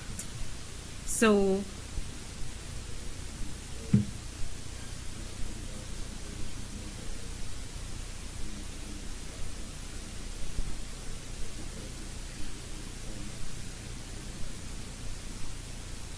in relation to my point preceding your intervention, which I appreciate. The question is,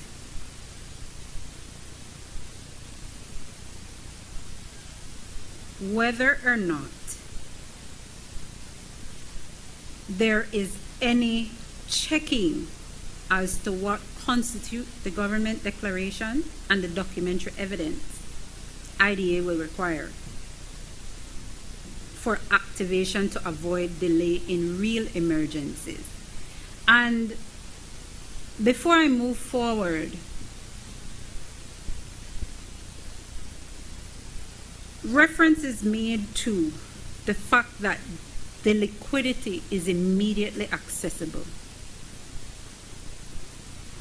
This CAT DDO is not a foreign concept for countries. It has been applied in Jamaica and elsewhere. The documents are standard, and for sure, what is there is that, crave your indulgence, Madam President,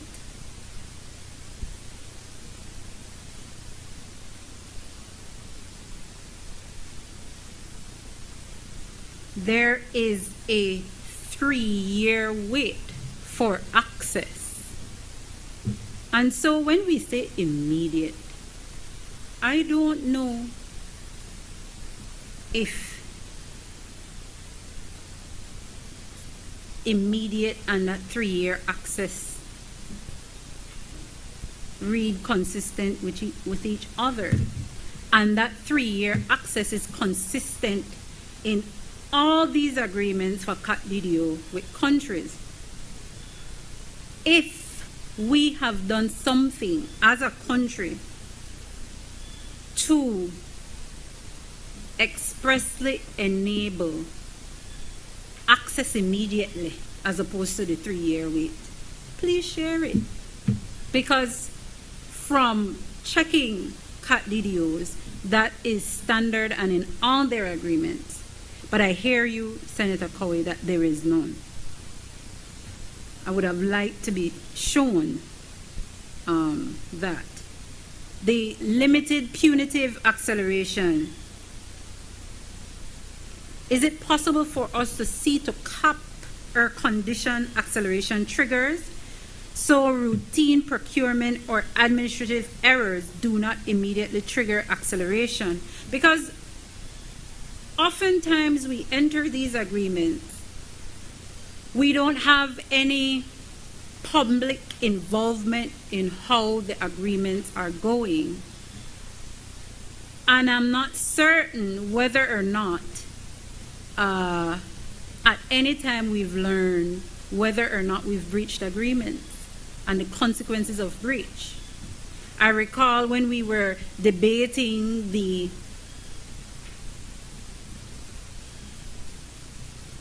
there was a motion for road construction, and in the motion there was a condition that certain types of vehicles ought not to have used the roads.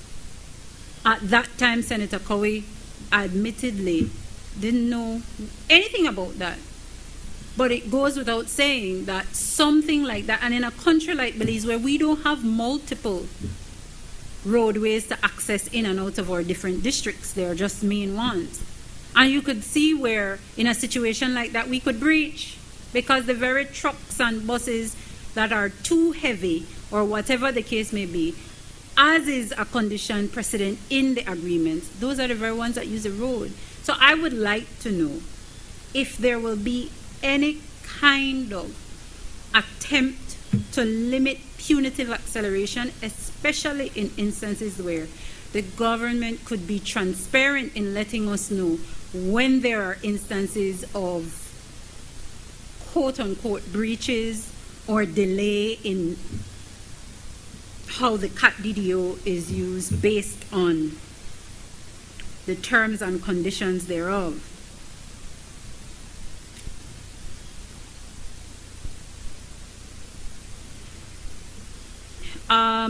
A question is whether or not with the CAT DDO we are receiving any technical assistance in the form of financial management capacity to implement it, and whether or not we have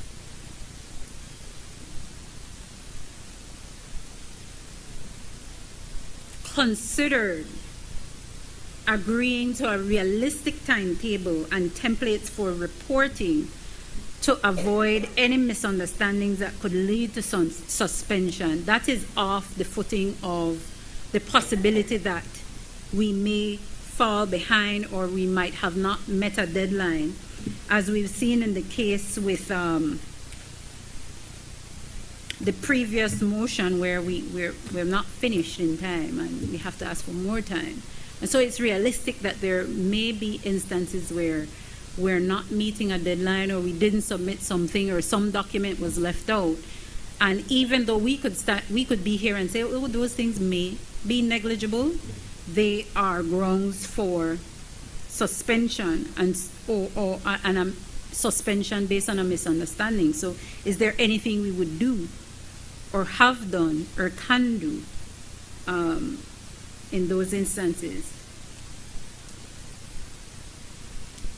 But the big one I'd like to ask Senator CABEI is a point he made when we met to discuss the budget, which at that time there was an appreciation by the government that it needed to start a sinking or reserve fund. Is there any contemplation by the government that in this sinking fund that was contemplated at that time because of the debts at that time includes any modest sinking or reserve strategy to cover eventual repayment obligations? I mean, it happens often, which shouldn't be the case, but when successive governments come in, you hear no money, no day. All the money we spend out. And I think it would be admirable if this government, in its fiscal responsibility, direct its mind to a sinking or reserve fund that we can say was left behind to help finance debt.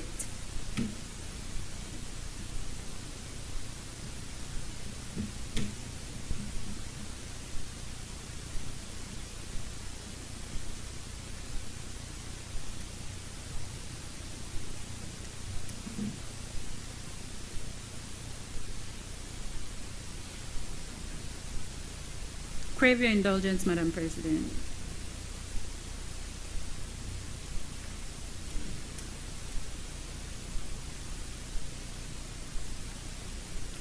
Another query I have is whether or not there has been any institutional capacity gap analysis. All we know is that the Ministry of Finance is responsible for this, and I think what I hear from this side is we would like to know, the citizens would like to know, is how. And I repeat, this is not so much the object of the CAT DDO, but the how and the implications and the ramifications.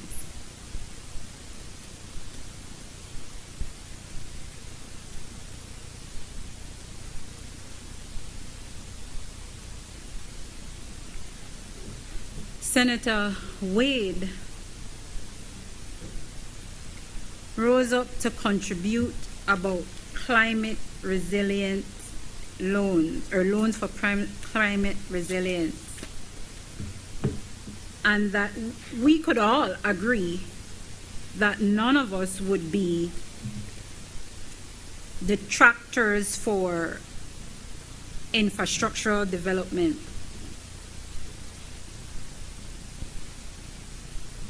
And we can stand here for any extended period and count the streets built, the money spent, and their state, the state they are in, or the short space of time between completion and deterioration.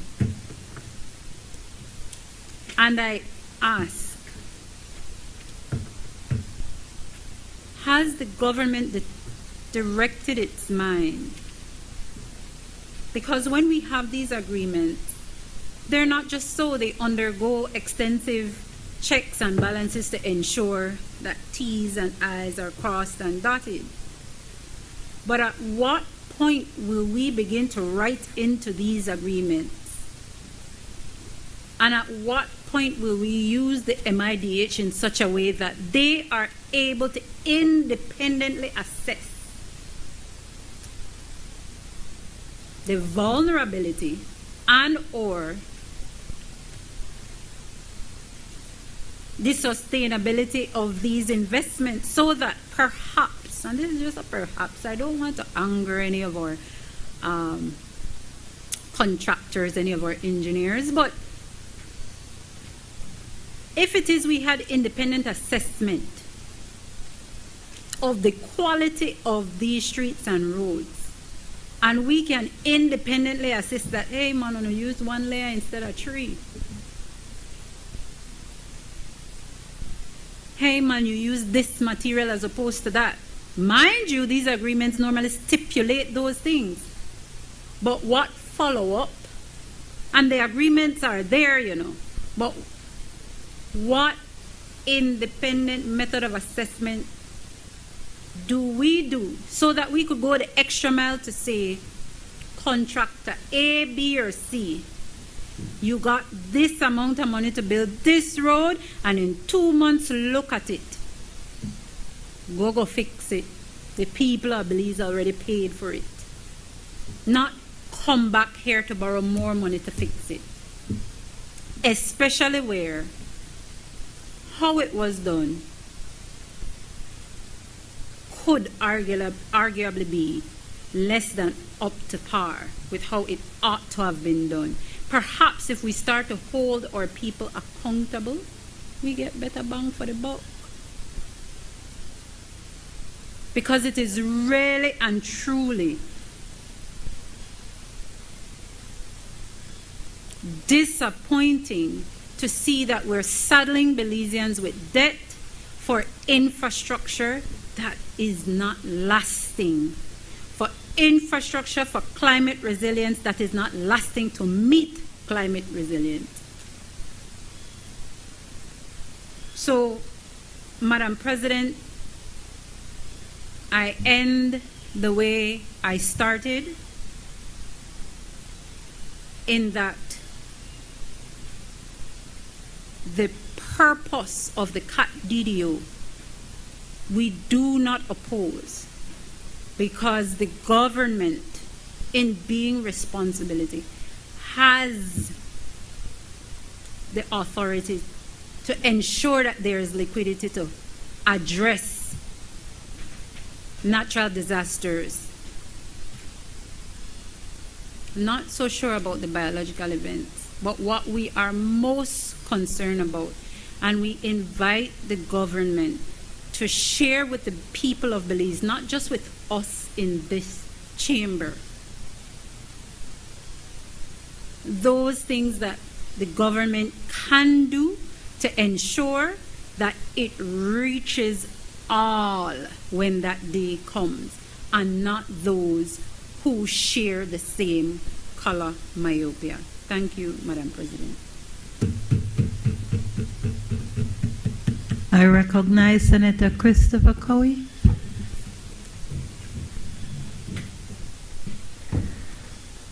Thank you, Madam President. I have to say, I thought this would have been a short one. Turned out the opposite. This CAT DDO World Banker IDA option, financing option, is something I would say our administration is particularly proud of. This Jamaica is not able to access a CAT DDO. Most of the countries in the Caribbean and Central America are not able to access this kind of deferred drawdown option. I think all of them would want to be able to access this type of contingency line. It is a very useful tool in a disaster risk financing strategy. If you look at the UN Office on Disaster Risk Reduction, they will tell you, and this is where I agree with Senator Farber, and to some extent alluding to our church senator, the matter of climate resilience. Building climate resilience is certainly a better investment than dealing with disaster recovery. I think they say $1 invested in climate resilience building is the equivalent of as little as $3, as much as $15 spent on disaster recovery. So clearly, prevention is better than cure. So in every way possible, this administration has tried to focus on building that climate resiliency, but that doesn't mean that it's an automatic success story. It's a journey. But in that journey, we're able to access concessionary resources to complement and blend with ordinary resources of multilateral banking institutions and otherwise to bring down the cost of finance as we seek to invest in more climate resilient infrastructure. The point is definitely taken as far as the quality of the infrastructure and how that can be improved upon. And as we, and I'm again across administrations experience those challenges, we have to continue to look at more creative and innovative ways and ideas how to incentivize better infrastructure being built.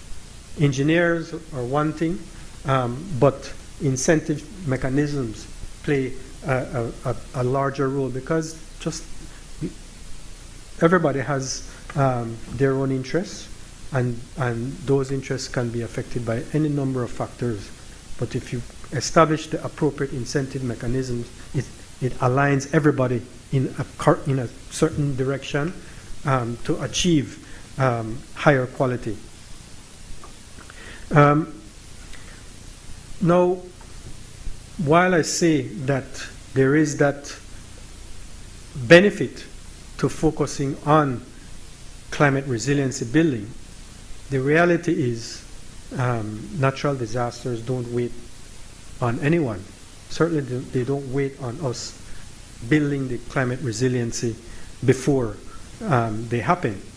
So we have to prepare for those events, even when, as we are now and as we always have been, not prepared for these disaster events, not as prepared for these disaster events, and not as prepared for these biological events.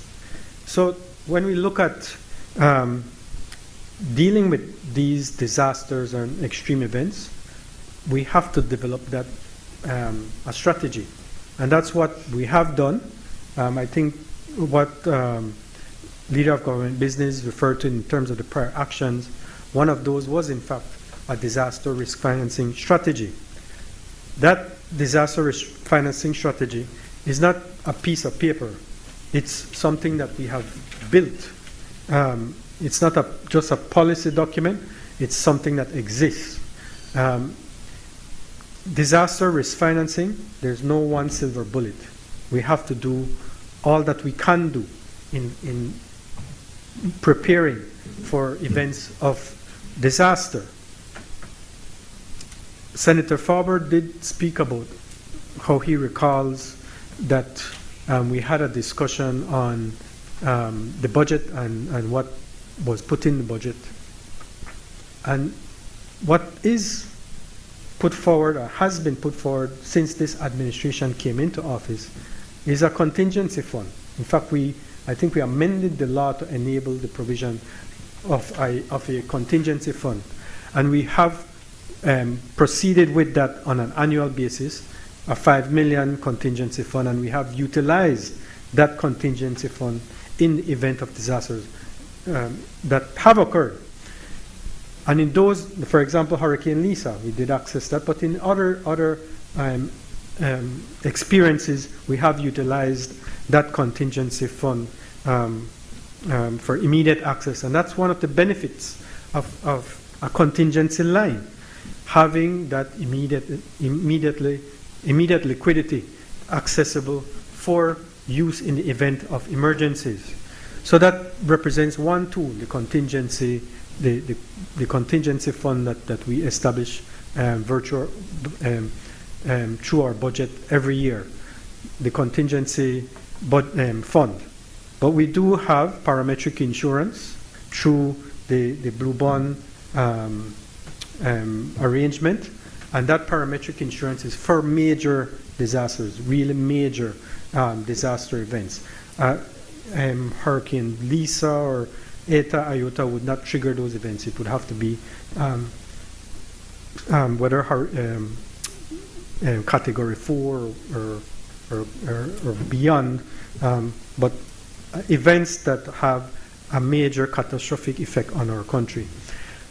That's the parametric insurance. We also have the CRIF insurance, the Caribbean Catastrophe Risk Insurance from CRIF. That is another insurance mechanism that we have access, or we pay a premium for every year to access resources in the event of a natural disaster. There are a couple instances where flooding events have triggered access to those resources. That also forms a part of our disaster risk financing strategy. We also have an IDB contingency line. I think it's only 10 million. It's a little bit more expensive than this CAT DDO financing, but it is an avenue by which we can address expenses in the event of natural disasters. We also, I think in all our World Bank facilities now have a deferral clause in our loans, so that in the event of a disaster we can defer,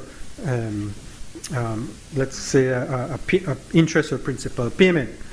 That again gives us the cash flow relief to deal with use our own resources to address disaster expenditures.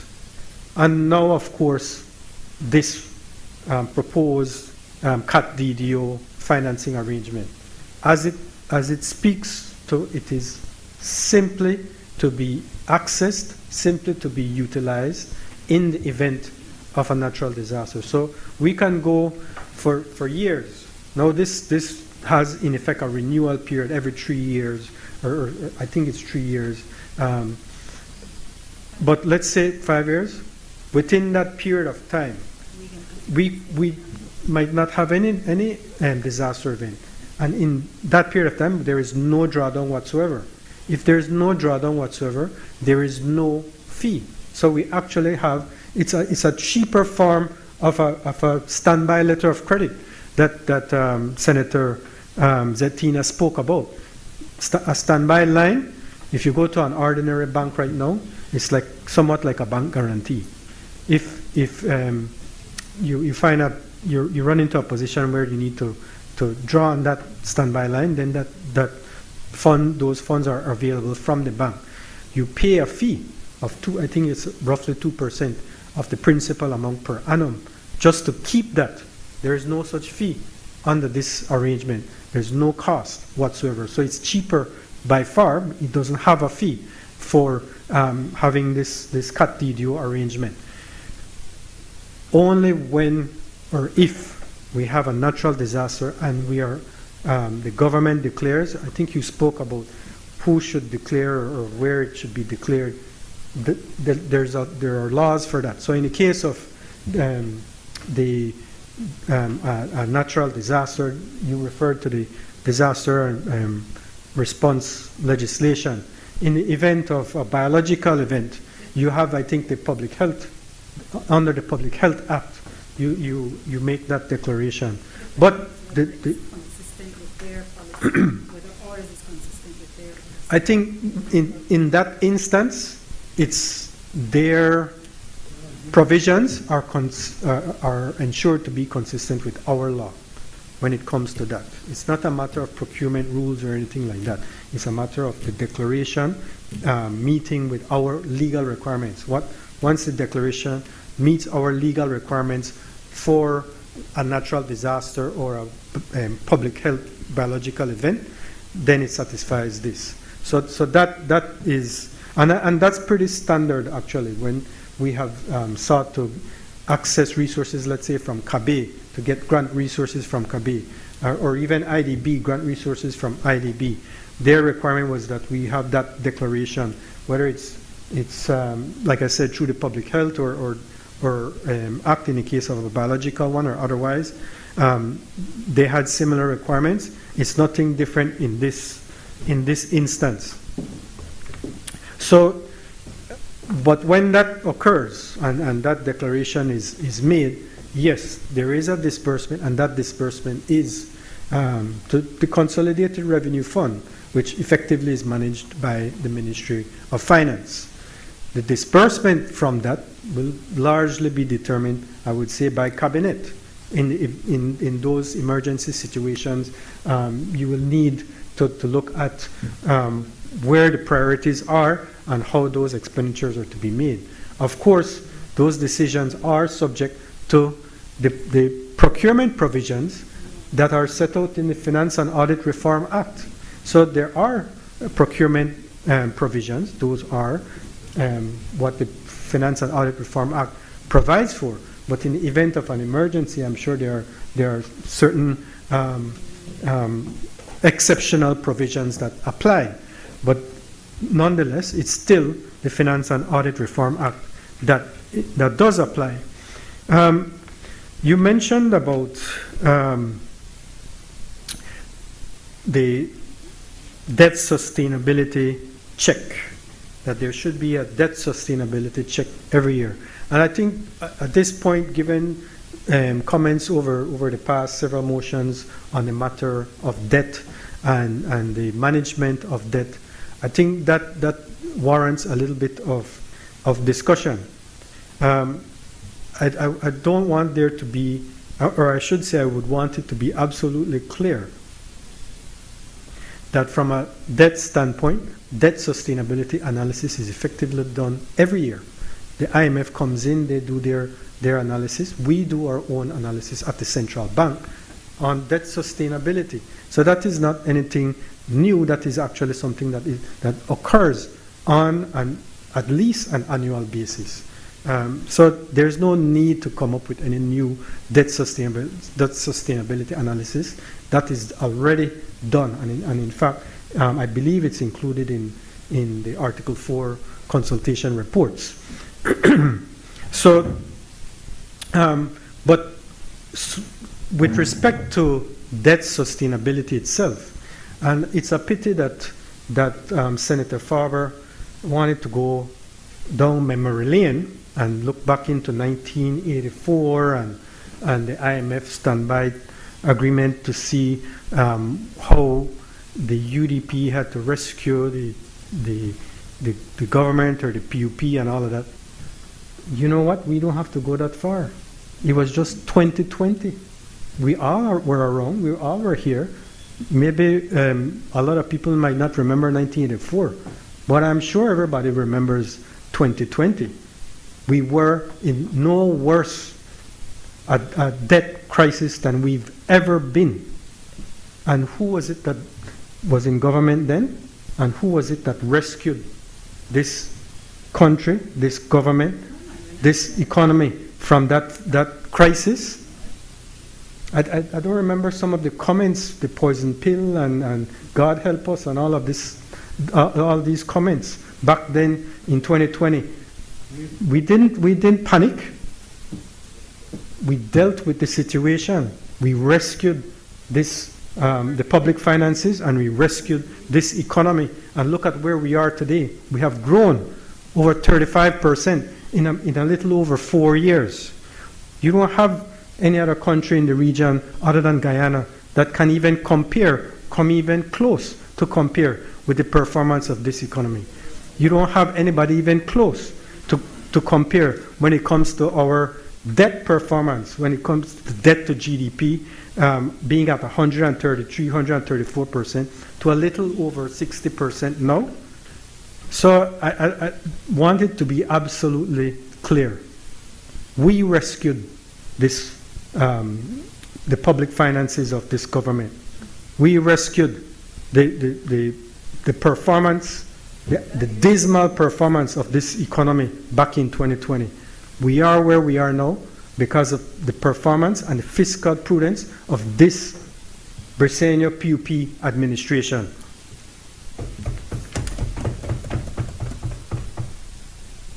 We have discussion on debt, on how much debt has been accumulated. You know, the amount of debt that we have today is still less than the debt that we had back in 2020 under the UDP administration. We haven't increased that debt load. We have reduced the debt load. That's why our debt to GDP is so low, because we have reduced our debt while increasing our GDP. I think it's very useful to pay attention to the facts, pay attention to the data, looking at and referencing Statistical Institute of Belize. Well, it's the Statistical Institute of Belize that gives you all this data. So please, please go and check your data. Go and check with Statistical Institute of Belize and the Central Bank of Belize, and then come back and correct yourself.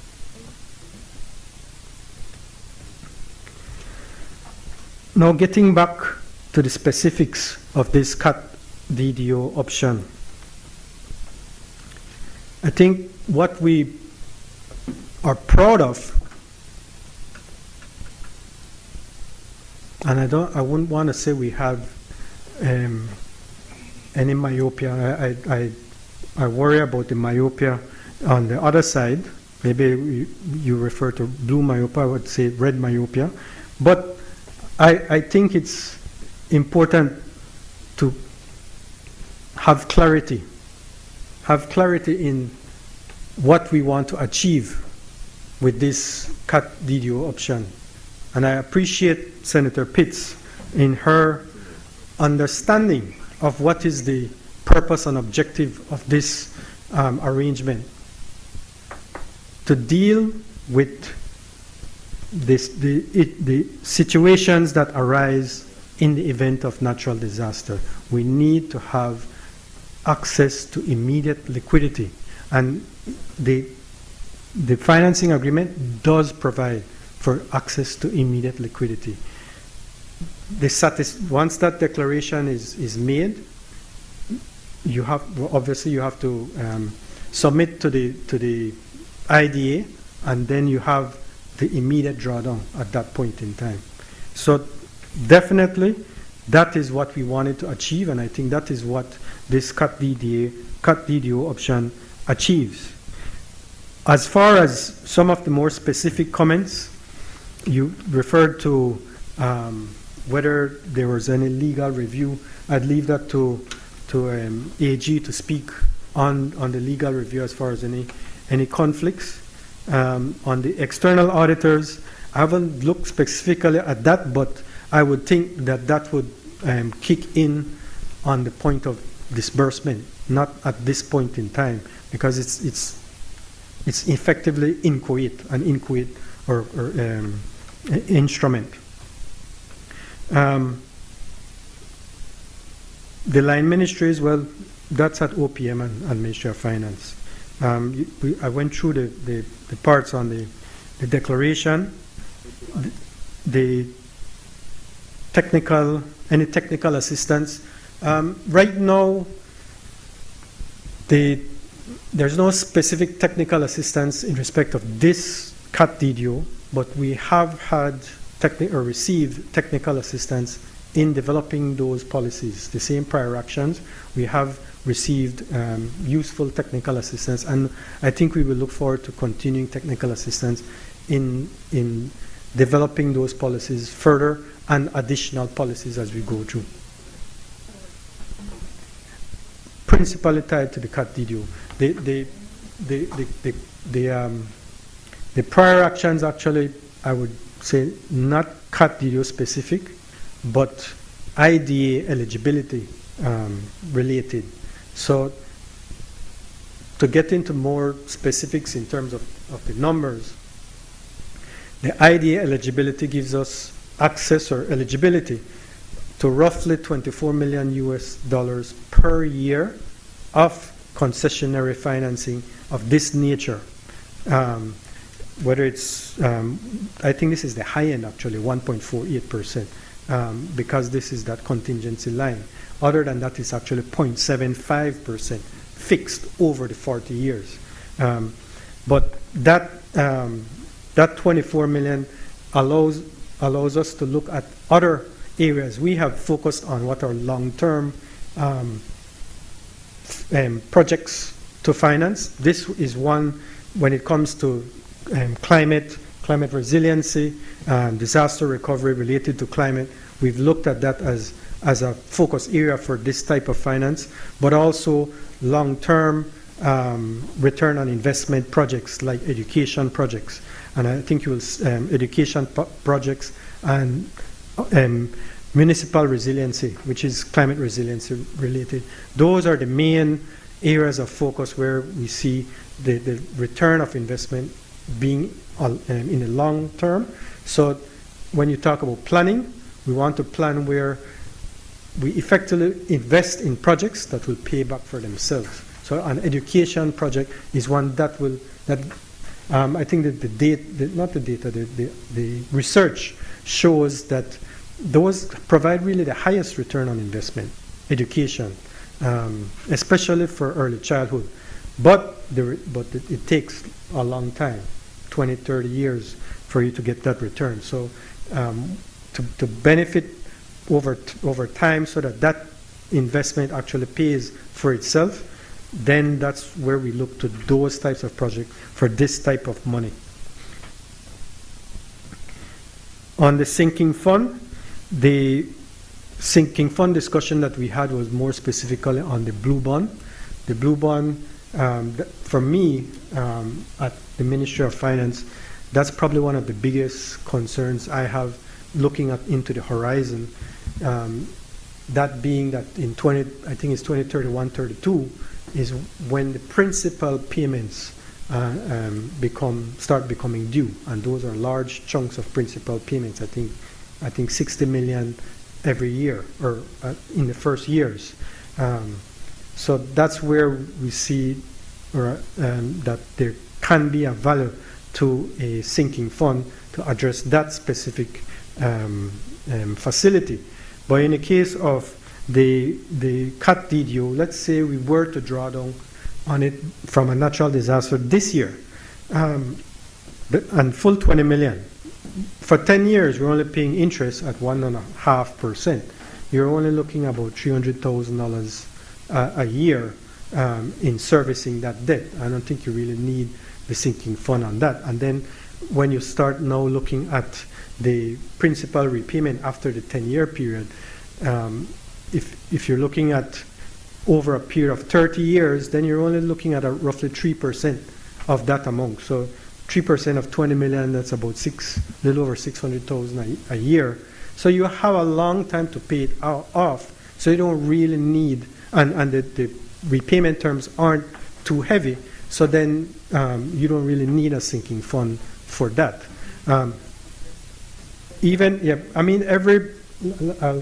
Just the first 6 months of this year, the government has paid back over $60 million in principal repayments.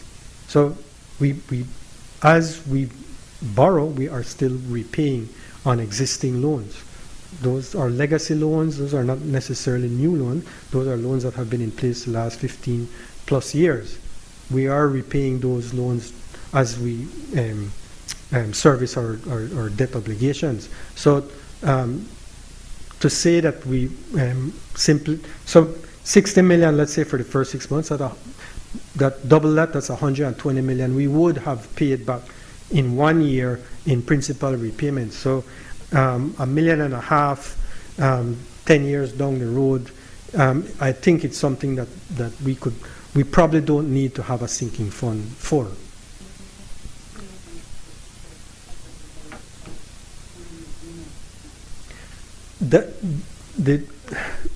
In terms of dealing with the salary adjustments, the remainder of this year, I think in large part is manageable.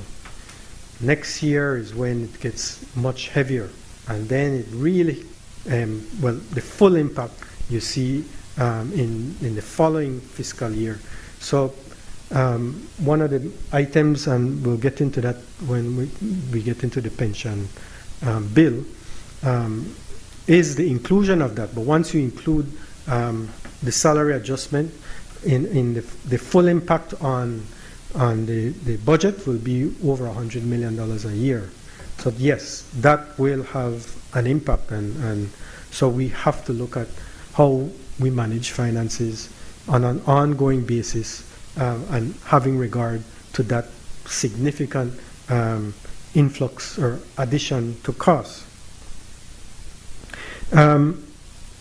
In terms of any institutional capacity gap analysis, again, when it comes to this facility, it's relatively straightforward. There's not a project execution unit per se that will be required, because in effect this comes into the Consolidated Revenue Fund to deal with immediate emergencies arising from the natural disaster. So there isn't any significant institutional structure that would require a capacity gap analysis. So I would say there is no analysis specific for this event. It hasn't occurred yet, but even if it does occur, it is more effectively in the nature of a policy-based loan, where it comes into the budget for budgetary requirements, but in this case, not ordinary budgetary requirements, but emergency requirements. So I think those are the various issues that have been raised. I hope I have addressed them comprehensively. Thank you.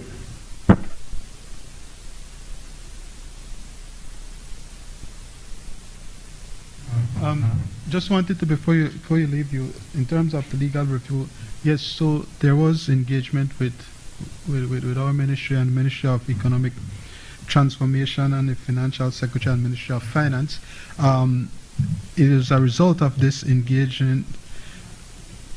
Sorry?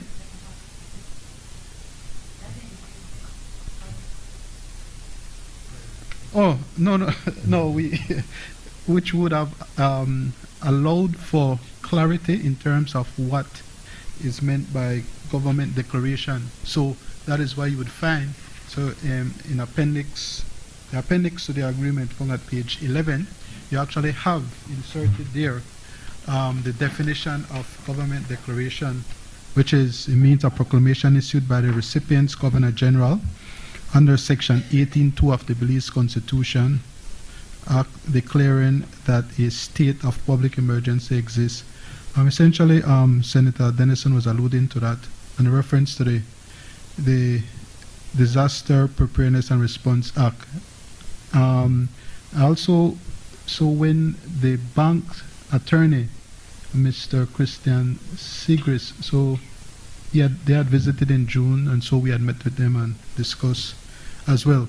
And finally, you had asked in terms of whether there's any let me see if I get it correctly. Yeah, anti-corruption. If there was if an anti-corruption policy was a prior action, no. The answer is no.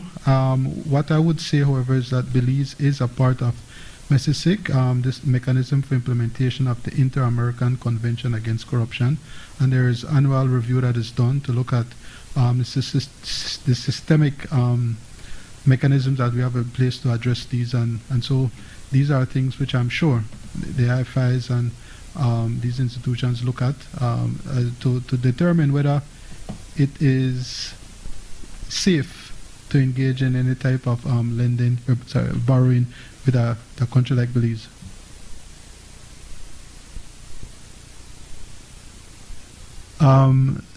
If I may, Madam President, I put the question. Honorable members, now therefore be it resolved that this Honorable House, being satisfied that the loan financing would significantly assist the government of Belize to be able to quickly access funding to respond immediately to severe or catastrophic natural disasters or public health event emergencies, and contribute to alleviating the impact of these events on the country's public finances, approves and confirms that the government may enter into a financing agreement with the International Development Association of the International Bank for Reconstruction and Development on the terms and conditions set out above, and further authorizes the Minister of Finance to execute and deliver the said financing agreement and all other documents associated therewith. All those in favor kindly say aye. Aye. Those against kindly say no. The ayes have it. Bills for second reading. I recognize the leader of government business.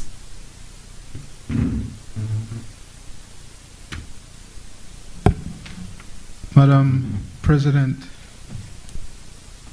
I rise to move the second reading of a bill for an act to amend the School Teachers Pensions Act, Chapter 42 of the Substantive Laws of Belize, Revised Edition 2020, to give effect to the provisions of the collective bargaining agreement between the Public Service Union of Belize, Belize Teachers Union, Association of Public Services Senior Managers, and the Government of Belize 21-24, by clarifying that for the purpose of calculating pensions for teachers in government-aided schools, salary refers to the percentage of salary covered in granting aid as established under the Education Act, and to provide for matters connected therewith or incidental thereto. Madam President, before I start, give a background information on the bill, we'd just like to point out that, and this is something that we can address in the committee of the whole, but in terms of the preamble, reference just now was made to the Education Act, but it in fact should be the Education and Training Act. And that, you'll find that error similarly in Clause 2, where it is a reference to the Education Act, but in fact it should be the Education and Training Act. As I said, we could deal with that in the committee of the whole.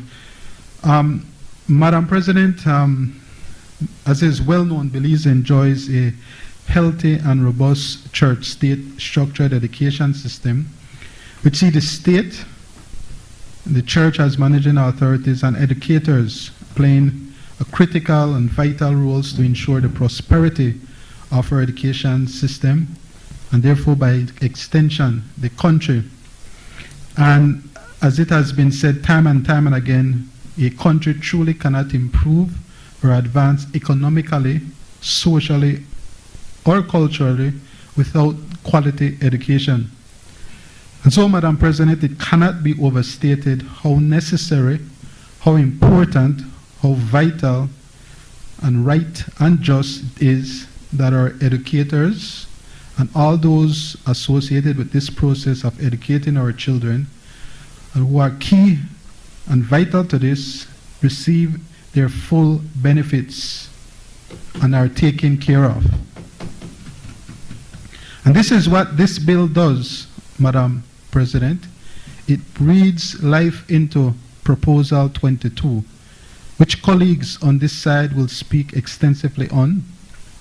It gives life to the government's commitment captured in the preamble of the collective bargaining agreement to provide appropriate benefits and incentives to its employees as part of an enabling and more productive work environment.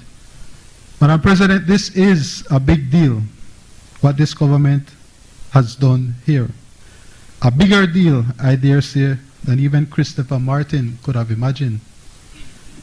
My colleagues on this side, as I said, will flesh out further how big of a deal this is. And I therefore urge for unanimous support for this historic bill. Thank you, Madam President. Madam President. I recognize Senator Patrick Faber. Thank you, Madam President. I think we need to give the full context, and it's unfortunate that as leader of opposition, Senator, I go right after the leader of government business, because I am certain, given his indication, that other colleagues will speak about primarily the collective bargaining agreement, and I am of the view that a lot of misinformation that I won't be able to correct will come out there. But for context, Proposal 22 that my friend, the leader of government business, is talking about has to do with paying salaries at 100% for grant-aided schools. And let me just explain that previous to all of this, the government paid 100% of the salary for all primary school teachers, whether they were working at government schools or they were working at denominational schools or community schools even. Those are the three types of schools, managements that exist in our system. At the high school level, however, the system long only addressed what was termed to be 70% of the salary of the teachers, that taught there. While in fully owned government schools, the government paid the entire 100%. In grant-aided denominational and community schools, the government took care of what was considered to be 70% of the salaries of teachers. And so that is what the trade unions, the BNTU in particular, sought in the collective bargaining agreement negotiations that happened. And for the record, Madam President, this is something that the PUPs boast about with no regret, that it was they who solved the whole, or finally finished, if you will, the last collective bargaining agreement, which is an absolute stretch of the truth. In fact, Madam President, there were occasions when there were partial agreements granted and even signed. We even signed in 2012 a partial agreement to the list of points that were on the collective bargaining agreement. So don't let them fool you. In fact, the sticking point was probably Proposal 22 and maybe one or two others. I can't remember the details specifically. But what the teachers wanted, what the teachers union wanted, was for government to say, we will take care of the entire 100% salary for teachers at the high school level who were in granted aid institutions, whether it was being managed by the church or in the other instance of a community management, and there were 4 such community schools. There was CCC in Corozal, there was San Pedro High School in San Pedro Town, there was Ecumenical in Dangriga, and there was TCC in Punta Gorda, Toledo. And what the discussions brought us to, and I need to make all of these things clear because a lot of misinformation, you will see how it will flow shortly. What the government got down to was that those 4 community schools were asking the government to take them over and make them full government schools, a proposal which went to cabinet at the time and was approved, but for some reason never panned out. When it was that it was time to do what was necessary to get that done, it never happened. And yes, the government at the time was reluctant to take on the additional 30% for other granting aid schools that were denominationally run, not because they wanted to punish the teachers or they didn't want to see the playing field level, but because, Madam President, because the administration thought there was a more responsible, more accountable way of getting the job done. And that was to say, we need to sit down and we need to seriously talk about a contributory pension fund that would see teachers and public servants contribute to their pensions. And that was the kinds of discussion that we had in the negotiations. And I will tell you, the unions at the time, I don't know what their recent position is. Maybe Senator Dennison can help us along with that. But at the time, I remember people like George Fraser and the senior members of the BNTU not at all refuting that there needs to be a contributory pension fund. You see, Madam President, if the government, and I will tell you that to a large extent, the move made by the PUP administration to do this was a quick fix gimmick, but I'll get down to that in a minute. The reason is because any responsible government, any responsible and accountable government knew that taking on any more in terms of payment to teachers and in addition the pension scheme would have been adding, saddling, if you will, further to the national spending ability of the government. And by extension, the debt that the government, because we're not talking a few $100 or not a few $1,000s, this will translate into millions of dollars. And in fact, that is one of the shortcomings of this bill. No, they don't tell us what it costs. Oh, he said that? Well, wonderful. $14 million. That is because they've only taken on from September 1st, 2024. And of course, that created a whole divide, but I'll get into that again shortly. What was being proposed is that we would sit down and have a genuine discussion about how this could be done. But to show you, Madam President, that the PUP administration had the same thing in mind, but that they hoodwinked, if you will, and of course, I don't blame the teachers for jumping on board. But their intention, the government's intention, and we saw this right afterwards, right after the elections. They knew the elections was coming. They knew they wanted to call it early. The Prime Minister had been telling us months before that the elections was coming. So yeah, why not give the teachers the full 100% that they want? Because don't worry, as soon as we are re-elected, the nature of the discussion will change, and the name of the game will then be to get the teachers to contribute, not only the teachers, the public servants as well, contribute to a contributory pension scheme that will in effect swallow up whatever we are spending now to bring them up to 100%, those who were in the granted aid schools. But the union was right. In fact, the negotiating team that was with the meeting with the unions tried it. Did they not, Senator Dennison? They tried to slip that in.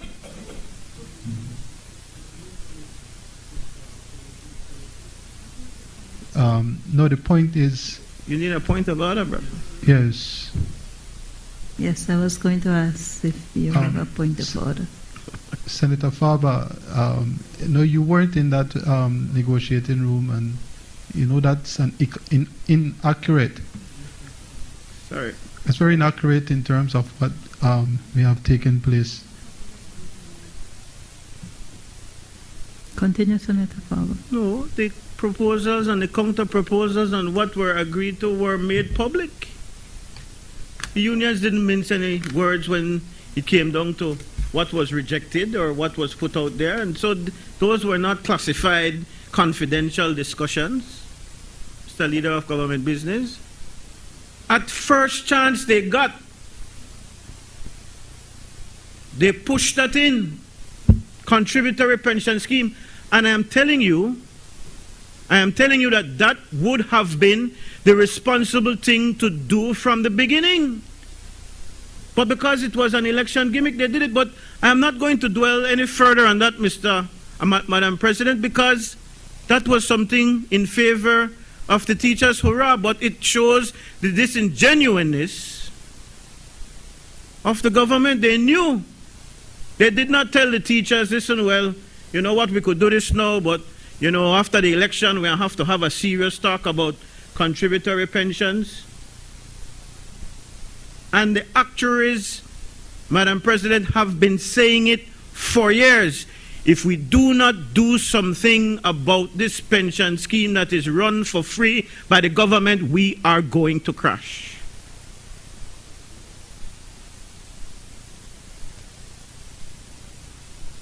But I am glad for the legislation that is before us, because it now clarifies for teachers, at least those teachers who are within the period, it now clarifies for them what they stand to benefit in terms of pensions. And I have to say that there are still many teachers who are out in the cold and out in limbo, and what the unions had asked the government at the time, and these I can speak about because I was certainly in those meetings. What they had asked was for the government to try to help in some way to force those denominational managements to have them pay those teachers who for many years collected only the 70% of their pensions but did not collect the other 30%, and the church just kept on saying, we don't have the money, we don't have the money, we don't have the money, and nothing could have been done. I don't think anybody ever successfully challenged it legally if they had challenged it any at all. There's a different standard for how they treat with the church, Pastor Wade, than how they treat with the politicians and with the government.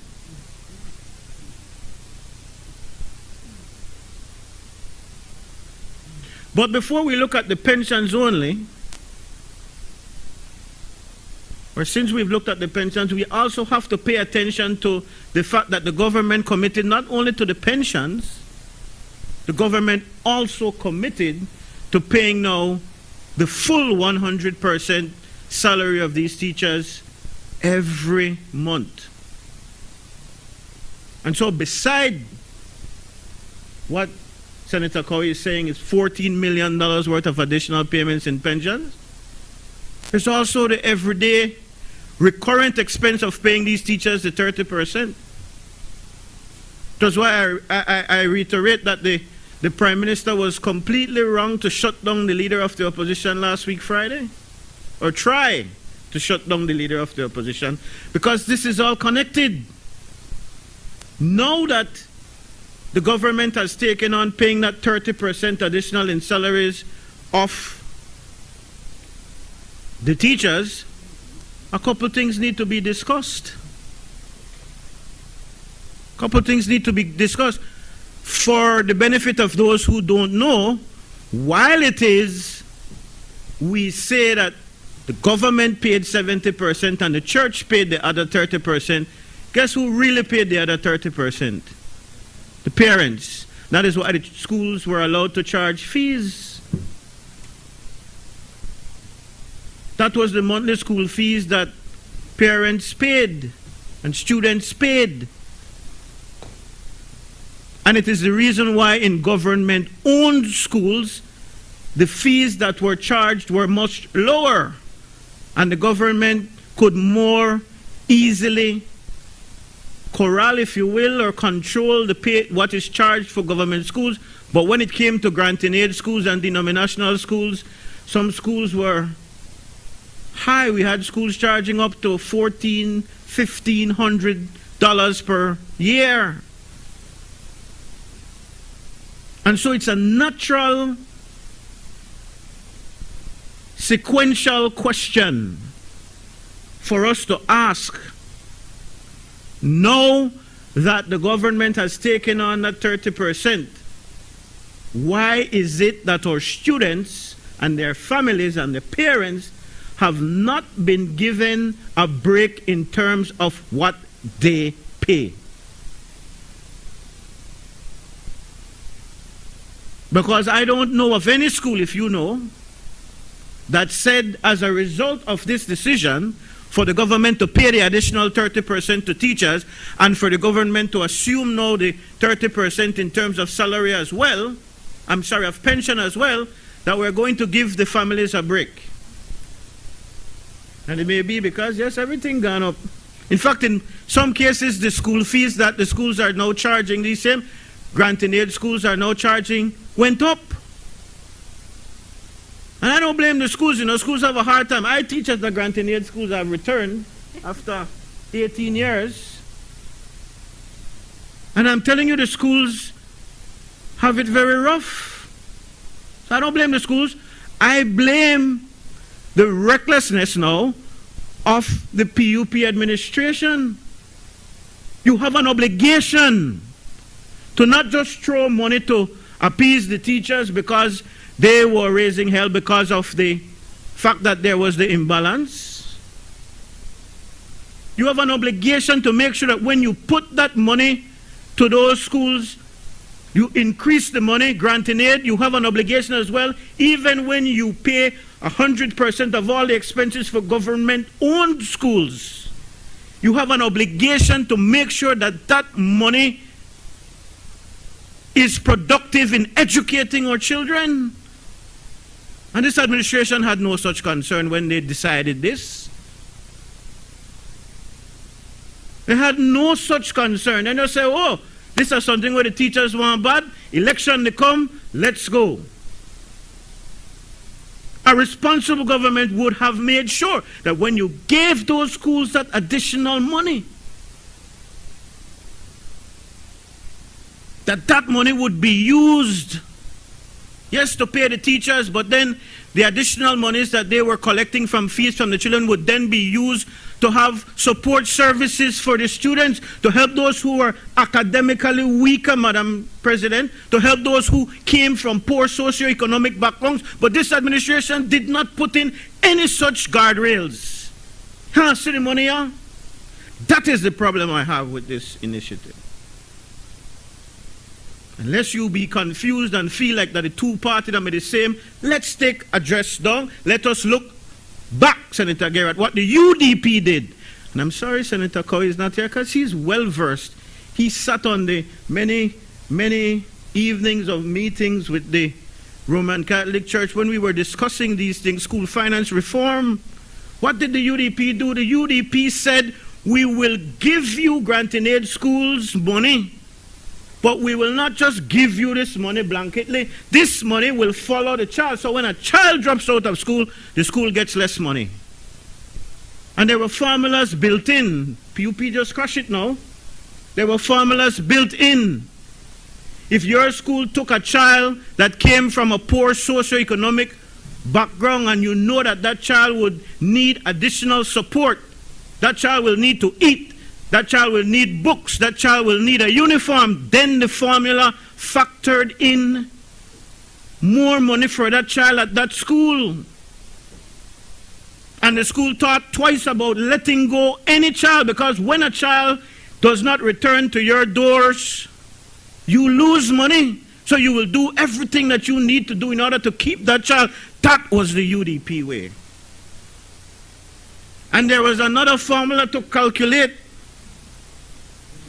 What you say? No, I can't accept that. In fact, if you talk to the high school administrators now, they will tell you what a success that story is. I could call name, but the government's so victimizing, Madam President, that the principals, the administrators might get into trouble. Another formula looked at who you took into your school. Because as much as I'll get into trouble for this and some people don't want to hear the truth, there are some schools who want to take the cream of the crop academically. They don't need any support. They don't need the same support. Because equity is what is needed in education. Not equal distribution of resources. Equity should be the watchword of education. When you get into a school and you just throw money and say 100% everything and you do not seek to improve the quality of education, you do not look to see which school needs the additional resources in order to make the school better or make the students do better, then, Mr. Government, you are failing. You look pretty, nice election gimmick, the teachers are happy, the union happy, yes. But you have failed to be accountable with the monies of the people. There was a third thing, Madam President, that the UDP did. Because, yeah, we looked at those who were not up there in terms of academics, but a third element would have followed later on. I don't think we ever got to it. And that is to award monies to support students who were above normal in terms of the academic. Because you have to realize some of our children have that ability as well. And our formula had sought to identify those students and try to help them, because they're the ones who, of course, could have gone leaps and bounds above. That was the UDP way.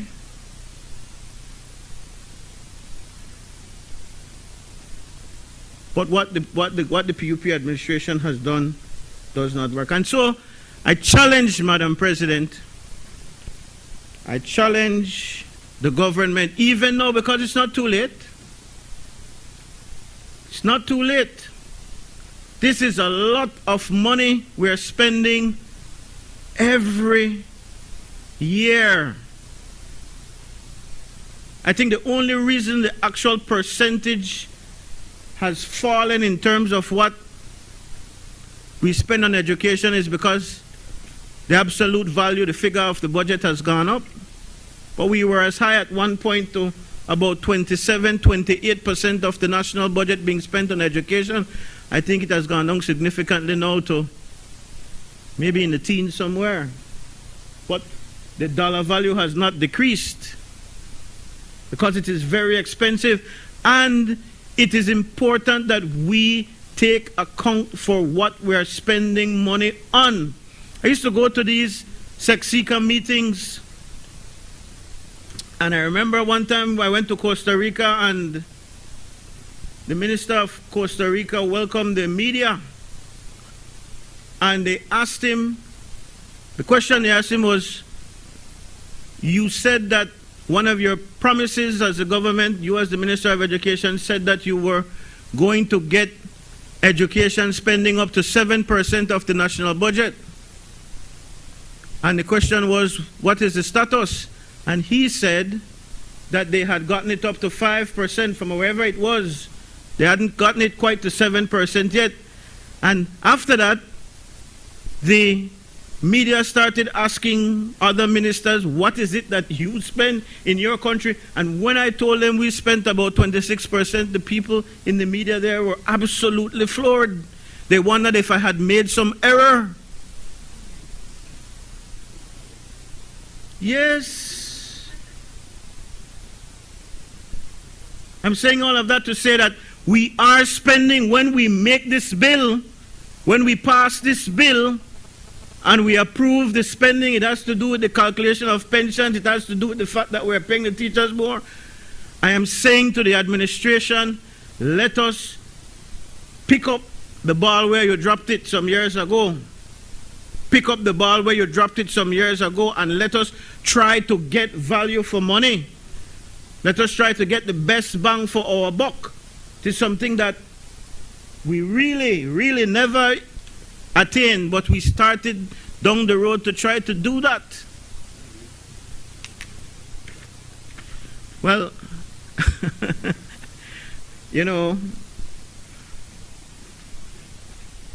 I don't get paid yet since I've returned, but I understand that there is a raise. Not a raise necessarily for me because I didn't have a paycheck from them before, but give what back? I don't get one yet. I don't get one. I don't even know if they have legally hired me just yet. Because let us go back to the debate. Let us go back to the debate. I'm sorry.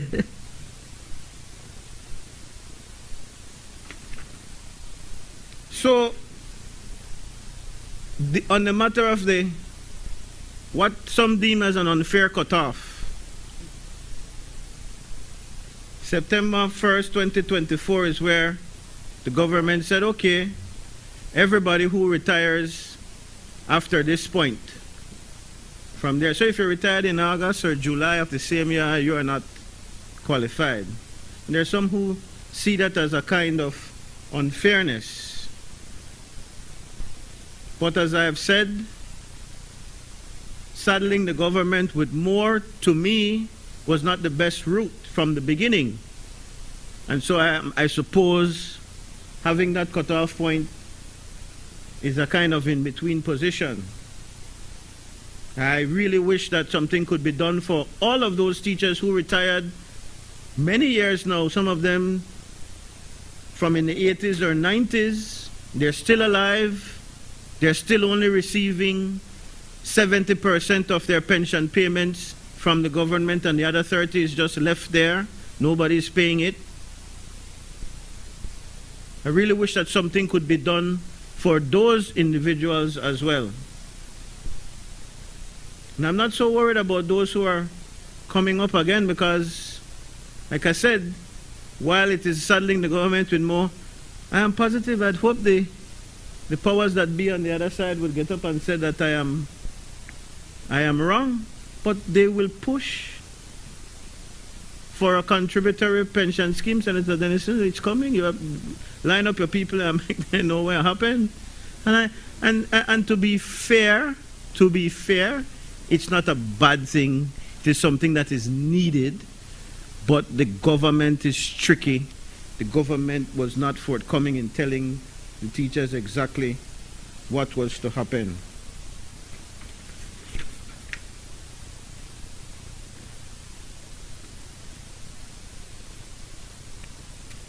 So our position, Madam President, is that we stand firm with the teachers of Belize. We support the fact that there is no clarity with this legislation. I've never been against the teachers, Senator Guerra. Yeah, and then cherry pick what he wants when he gets up. Well, we stand with the teachers. I've always wanted the teachers to get their worth. Don't start me to tell you what all has been done, you know, that's another story. Let us focus on the bill. Help them get their full pay because we qualify, and help them to get their qualifications. Anyway, not going to go there. Our position is that we are happy, and that is why we'll support the bill. Because they know, at least the ones who have come on since, or who have retired since September 1st, 2024, at least they are clear in their mind that they will get their 100% pension benefit paid by the government of Belize. I can never quarrel with that. You can never expect me to be unhappy about that. So I don't know why that came about just now. I'm happy that teachers know they deserve, especially After working so hard, Senator Rana, right? You know this. Being in the classroom is no joke. You deserve that 100%. The question was always, who is to pay? Government does its share. The government does a lot in terms of salaries and pensions. And to ask the government to do more to me was not the best route. The churches made a commitment that they would do it, and I shouldn't just say the churches, the community organizations as well that owned schools. They made that commitment, and so the government was really picking up the slack. But happy for them I am that somebody is taking care of it. But is it the most responsible thing that the government has done? I don't think so, and they don't think so, because it is why they will now seek the contributory pension fund. But apart from standing with the teachers, Senator Guerra, I also stand with the parents. I stand with the parents in decrying some relief from the expenses, because if the government has indeed now taken up the slack for these institutions that used to have to find tens of thousands of dollars to pay that additional 30%, to pay their other staff, the watchman, the janitor, the custodian, the bursar, the secretary. The government is now paying all of that. Why is it then that the students cannot get some relief? And so we stand with those students and those parents to say, Mr. Government, come in and check what happened, because you are spending the taxpayers' dollars. Don't tell me that the school manage it. You give granting aid to the schools, but you have an obligation to make sure that the monies are being used properly. So if the schools were using the monies to do the payments to teachers at 30% and to, they weren't paying the pensions, but let's assume they were, then no, they have a break. So where is it that they're going to give the students, give the parents some kind of relief? I stand with them, and I make that call on the government, on the Ministry of Education, because you're spending the taxpayers' dollars. Go and find out what's going on. Be responsible. That's a point we've made at several points today.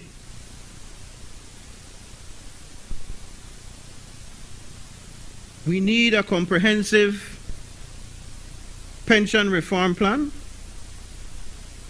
one that is transparent and one that is sustainable. And I will not shy away from that. If the unions are angry because of that, I think people should contribute towards their pension. Nobody disagrees with that. Thank you. And like I said, that came out of very close discussions with union leaders at the time. They agree. Of course, when you get down to when we start and there's a lot of shuffling. And I repeat, Madam President, that we are going to crush. The actuaries tell you that. That's a huge burden on the tax-paying dollars every budget cycle to pay pension. So we need a comprehensive pension reform plan for public servants and teachers. And we need for it to be transparent and sustainable. We need to review granting aid spending to our schools. And maybe not only granting aid, maybe also the government-owned schools, because as the amendment that was circulated, I'm not sure what's going on with the amendment to the rules, which is an aside, so I don't think we can do anything about that. But as that piece of legislation suggests, that piece of, I'm talking about, you are going to deal with this at some point, AG?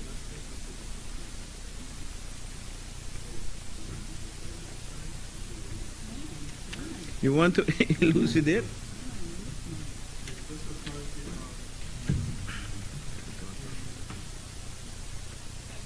Yes, the amendment has to go hand in hand with an amendment to the education rules, but as you said, Senator, that actually would be within the purview of the minister in consultation with the council. However, just for transparency, to show that what is in draft and what is the intention. Oh, it hasn't gone to... Well, it can't, because you need to first have this bill. Yeah, the bill has to be enacted, but this is just a draft to show what's the intention. Okay. Yeah. But I referred to it because I glanced at it quickly, and I saw that it was saying that even for government schools, that the ministry had the authority to give additional funding, which has always been the case, but it's just making it clear. And likewise, the ministry has the ability to give beyond for teachers' salaries and pensions, monies to granting aid schools for other support stuff, at the minister's discretion, I suppose. So I'm not talking about bringing the assign to effect. I'm saying in terms of what they give to schools that are granting aid, and also what they give to schools that are fully government owned. It's not just the salaries, you know, that's what a part of this SI is proposing to do, to make it very crystal clear that the Ministry of Education can give monies in that manner. And that is my appeal, Madam President, that when that money is distributed like that, whether it is for salaries, whether it is for pensions, whether it is for other things that you can give a school money for, as the SI is proposing to do, or to make clear, it already happens, that the Ministry of Education be held accountable for what they give monies for. We want to get the best bang for our buck. So, Madam President, I will end there and to say, no study the gimmick. The election is over and now it's time. You promised. You already got away with it. You already had the teachers happy. You already had some of them. Well, as you put it, the majority of them, since we were it was rejected, according to you. And given our numbers, I won't put up an argument. But everybody was on the train happy, staying on track and what else have you. Now is the time for you to do right by the students of this country. Now is the time for you to do further right by the teachers of this country. And now is the time for you to do right by the parents, the tax-paying parents of our country. Thank you, Madam President. I recognize the name here, right? Senator, the Honorable Reverend Louis Wade.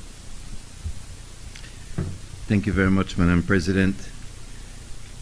I had a 4:30 appointment, but this supersedes that. Not just by, of course, virtue of the role that I play here, but the church certainly wanted me to ensure that I enter into the record.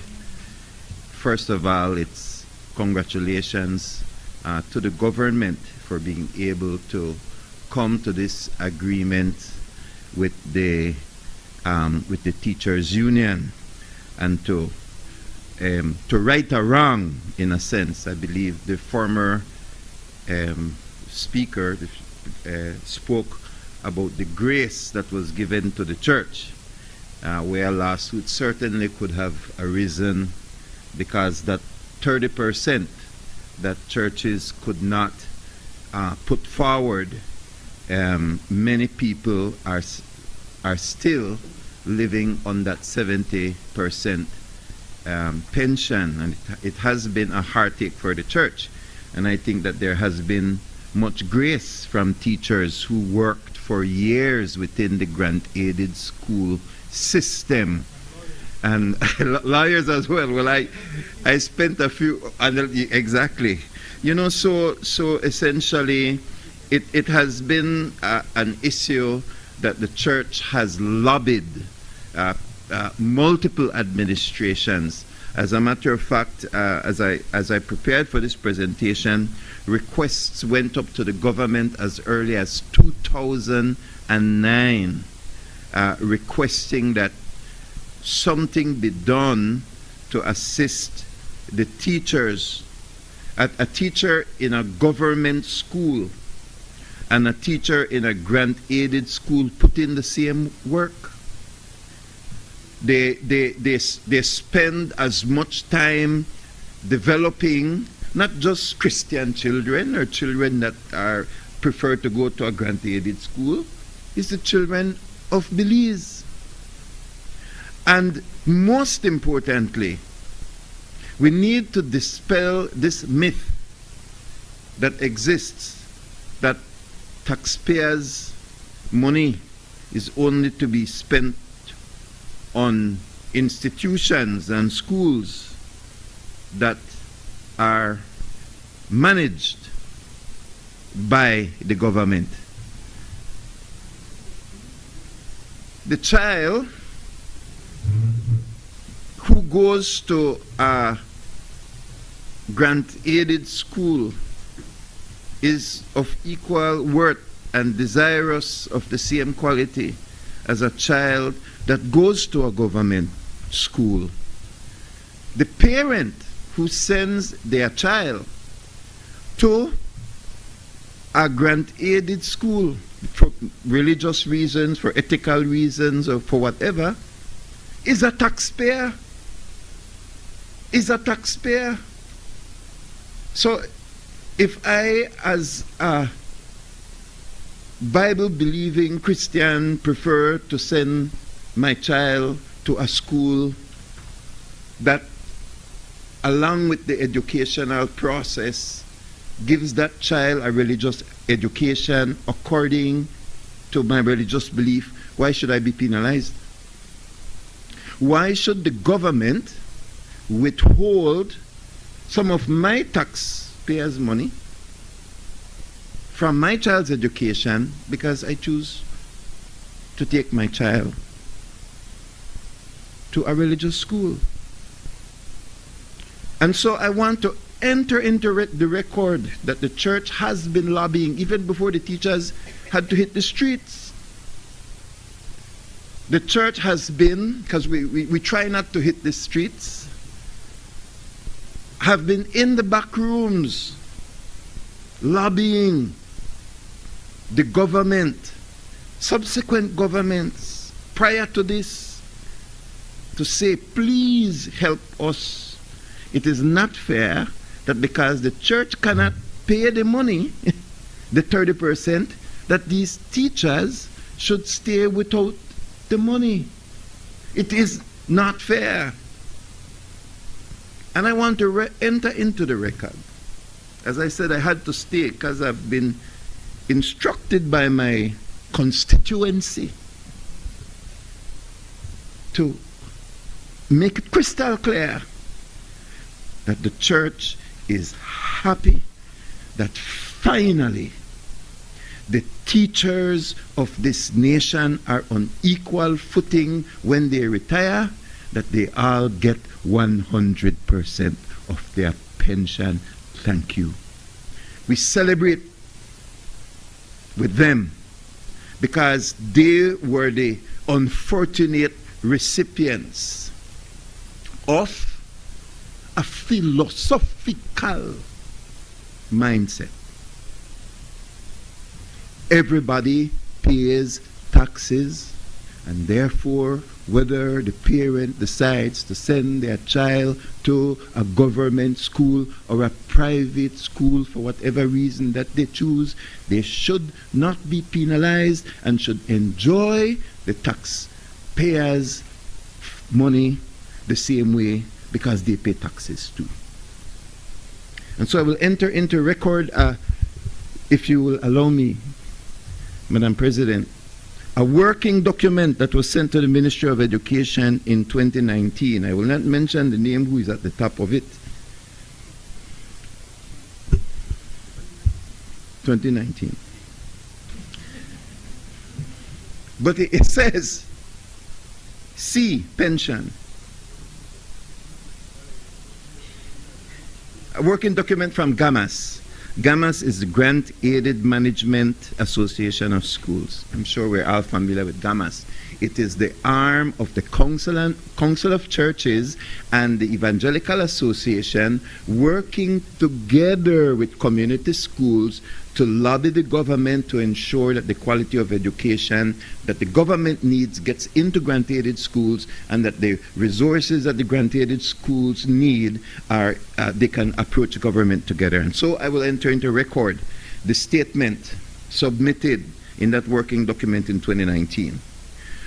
We have completed exhaustive work in this regard, pension, and we would be prepared to share our ongoing progress with a technical team of government. Our foundation belief is that all teachers serve the nation's children. All pension is funded by taxpayers. Why are some teachers entitled to 100% pension and others to only 70%? We believe that this is a sacrifice that the nation must be willing to make for its servants in the waning years when their needs are the greatest. And so we say to teachers, congratulations. We say to government, thank you. It is time. Everybody has now been brought up to an equal standard, so that when they retire, whether they work within the government system, or I should put it a different way, whether they serve the children from a governmental school or they serve the children from a private school, the tax of the nation serves these teachers equally. And so I want to enter that. So yes, I believe that it is fair for us to start talking about a contributory pension scheme. The church didn't tell me to say that. I'm saying that because I believe in fiscal responsibility. I might get scolded when I go back, but it's important to first bring them all up to the same level, and then I guess we can move forward at the appropriate time to find sustainable ways to ensure that this pension scheme can actually continue into the future. And the church reminds the government that we are a part of a partnership. And so I am certainly glad the legislation did not mention it, but I'm certainly glad that in your introductory comments, the leader for government business mentioned the church-state partnership, because it is something that we appreciate, it is something that we take seriously, and it is something that for certain we do not want to be left out of the deliberations nor the celebrations. And so as we move forward in this matter, please remember to include consultations with the church for the betterment of our students. And so I want to make one final comment. The government now, you're taking up the entire bill, and that is admirable, and it is laborious. It's a laborious work. I urge the churches to work together with the government to improve the quality of education that our children receive. I have said in my former life, I'm stepping now out. I'm stepping out of what they have said to me, but some churches don't belong in education.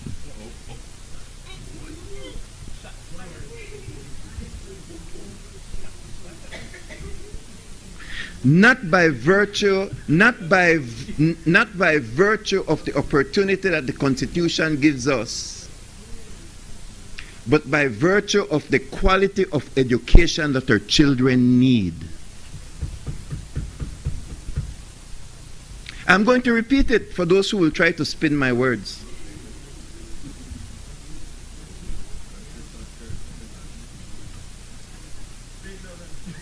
I am not saying that some of us do not belong in education because of any discriminatory matter.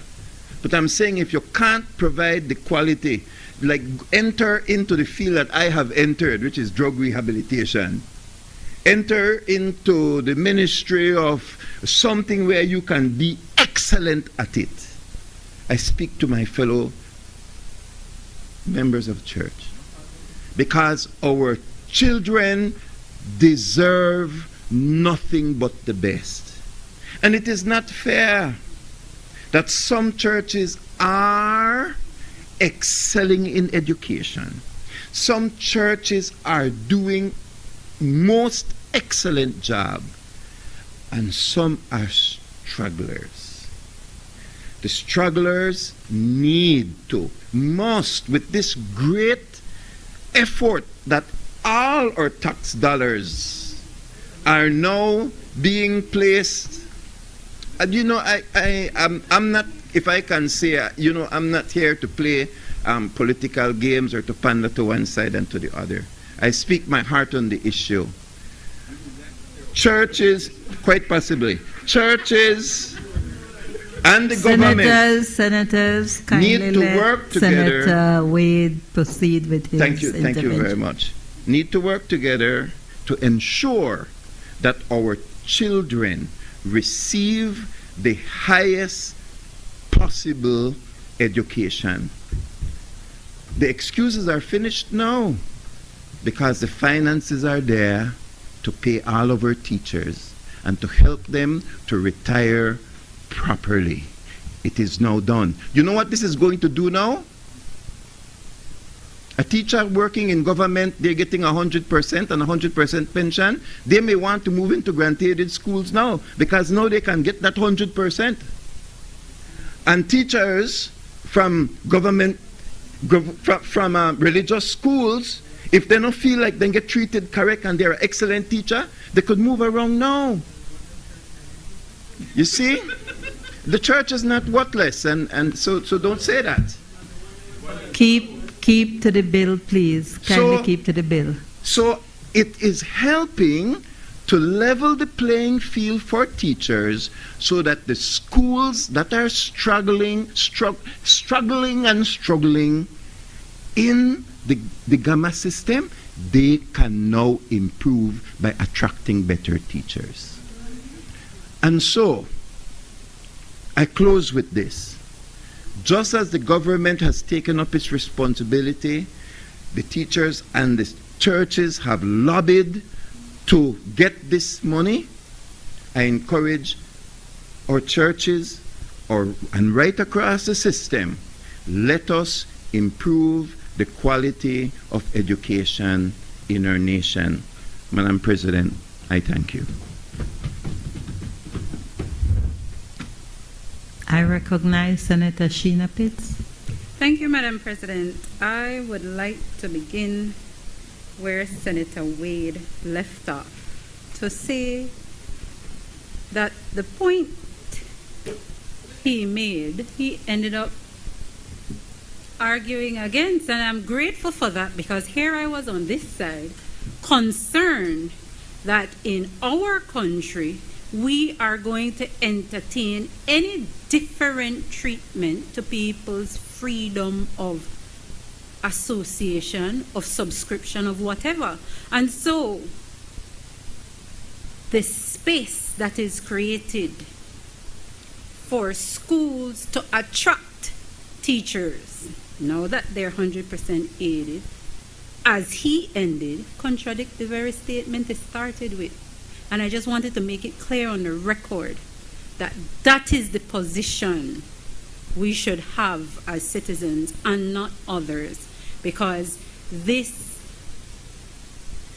quickness we have to separationalism, it doesn't do us well as a nation and as a people. Now, on the bill, I must say that I support it. And I think and I stand to be corrected, I hope I'm corrected, that much credit, although there were a group of persons, but credit should go to the Honorable Curdell Hyde. I stand to be corrected that initially his ability to end what could have been the end of his government was not necessarily welcomed, but here we are and we have the bill and that is behind us and I welcome it. Man, I am here to be corrected. Now, what I like about the bill is that there is clarification of the legal obligations on school management and clarifications on how or what the bill is intended to achieve. So school management bodies now have clearer legal obligations to ensure that service records, salary scales, and allowances are accurately kept and reported. And this is important. So it cannot be lost that the government took a gargantuan step in meeting 100% responsibility, that the school management and boards know they need to do what they need to do.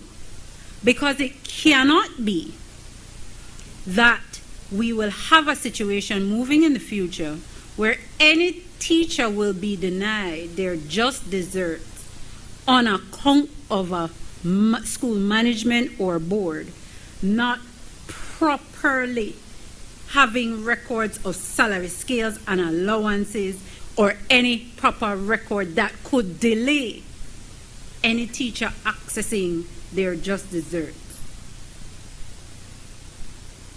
And this is important because, as had been said before, the bill extends to auxiliary staff. And how many times have we heard in our society persons are being held up from accessing their benefits? Can no record no day of this man working for 30 plus years. There is a fellow at the Cinderella Plaza taxi stand, work with the government in the fire service and other service for long years. And when it is time to access the benefits, they ask the man for proof that he was working there. Imagine Senator Farber has no record of his teaching service when we know that he was a teacher for 9 years. So what I'm saying, Madam President, and I hope that consistent with the government's gargantuan feat to pay this 100%, they come behind with punitive measures, training have you, for board management to ensure that they are keeping record. Because what cannot happen is that persons will not be able to access because there is no record or poor records. I referenced the inclusion of support staff. This means then that the board has to properly classify these workers as pensionable staff.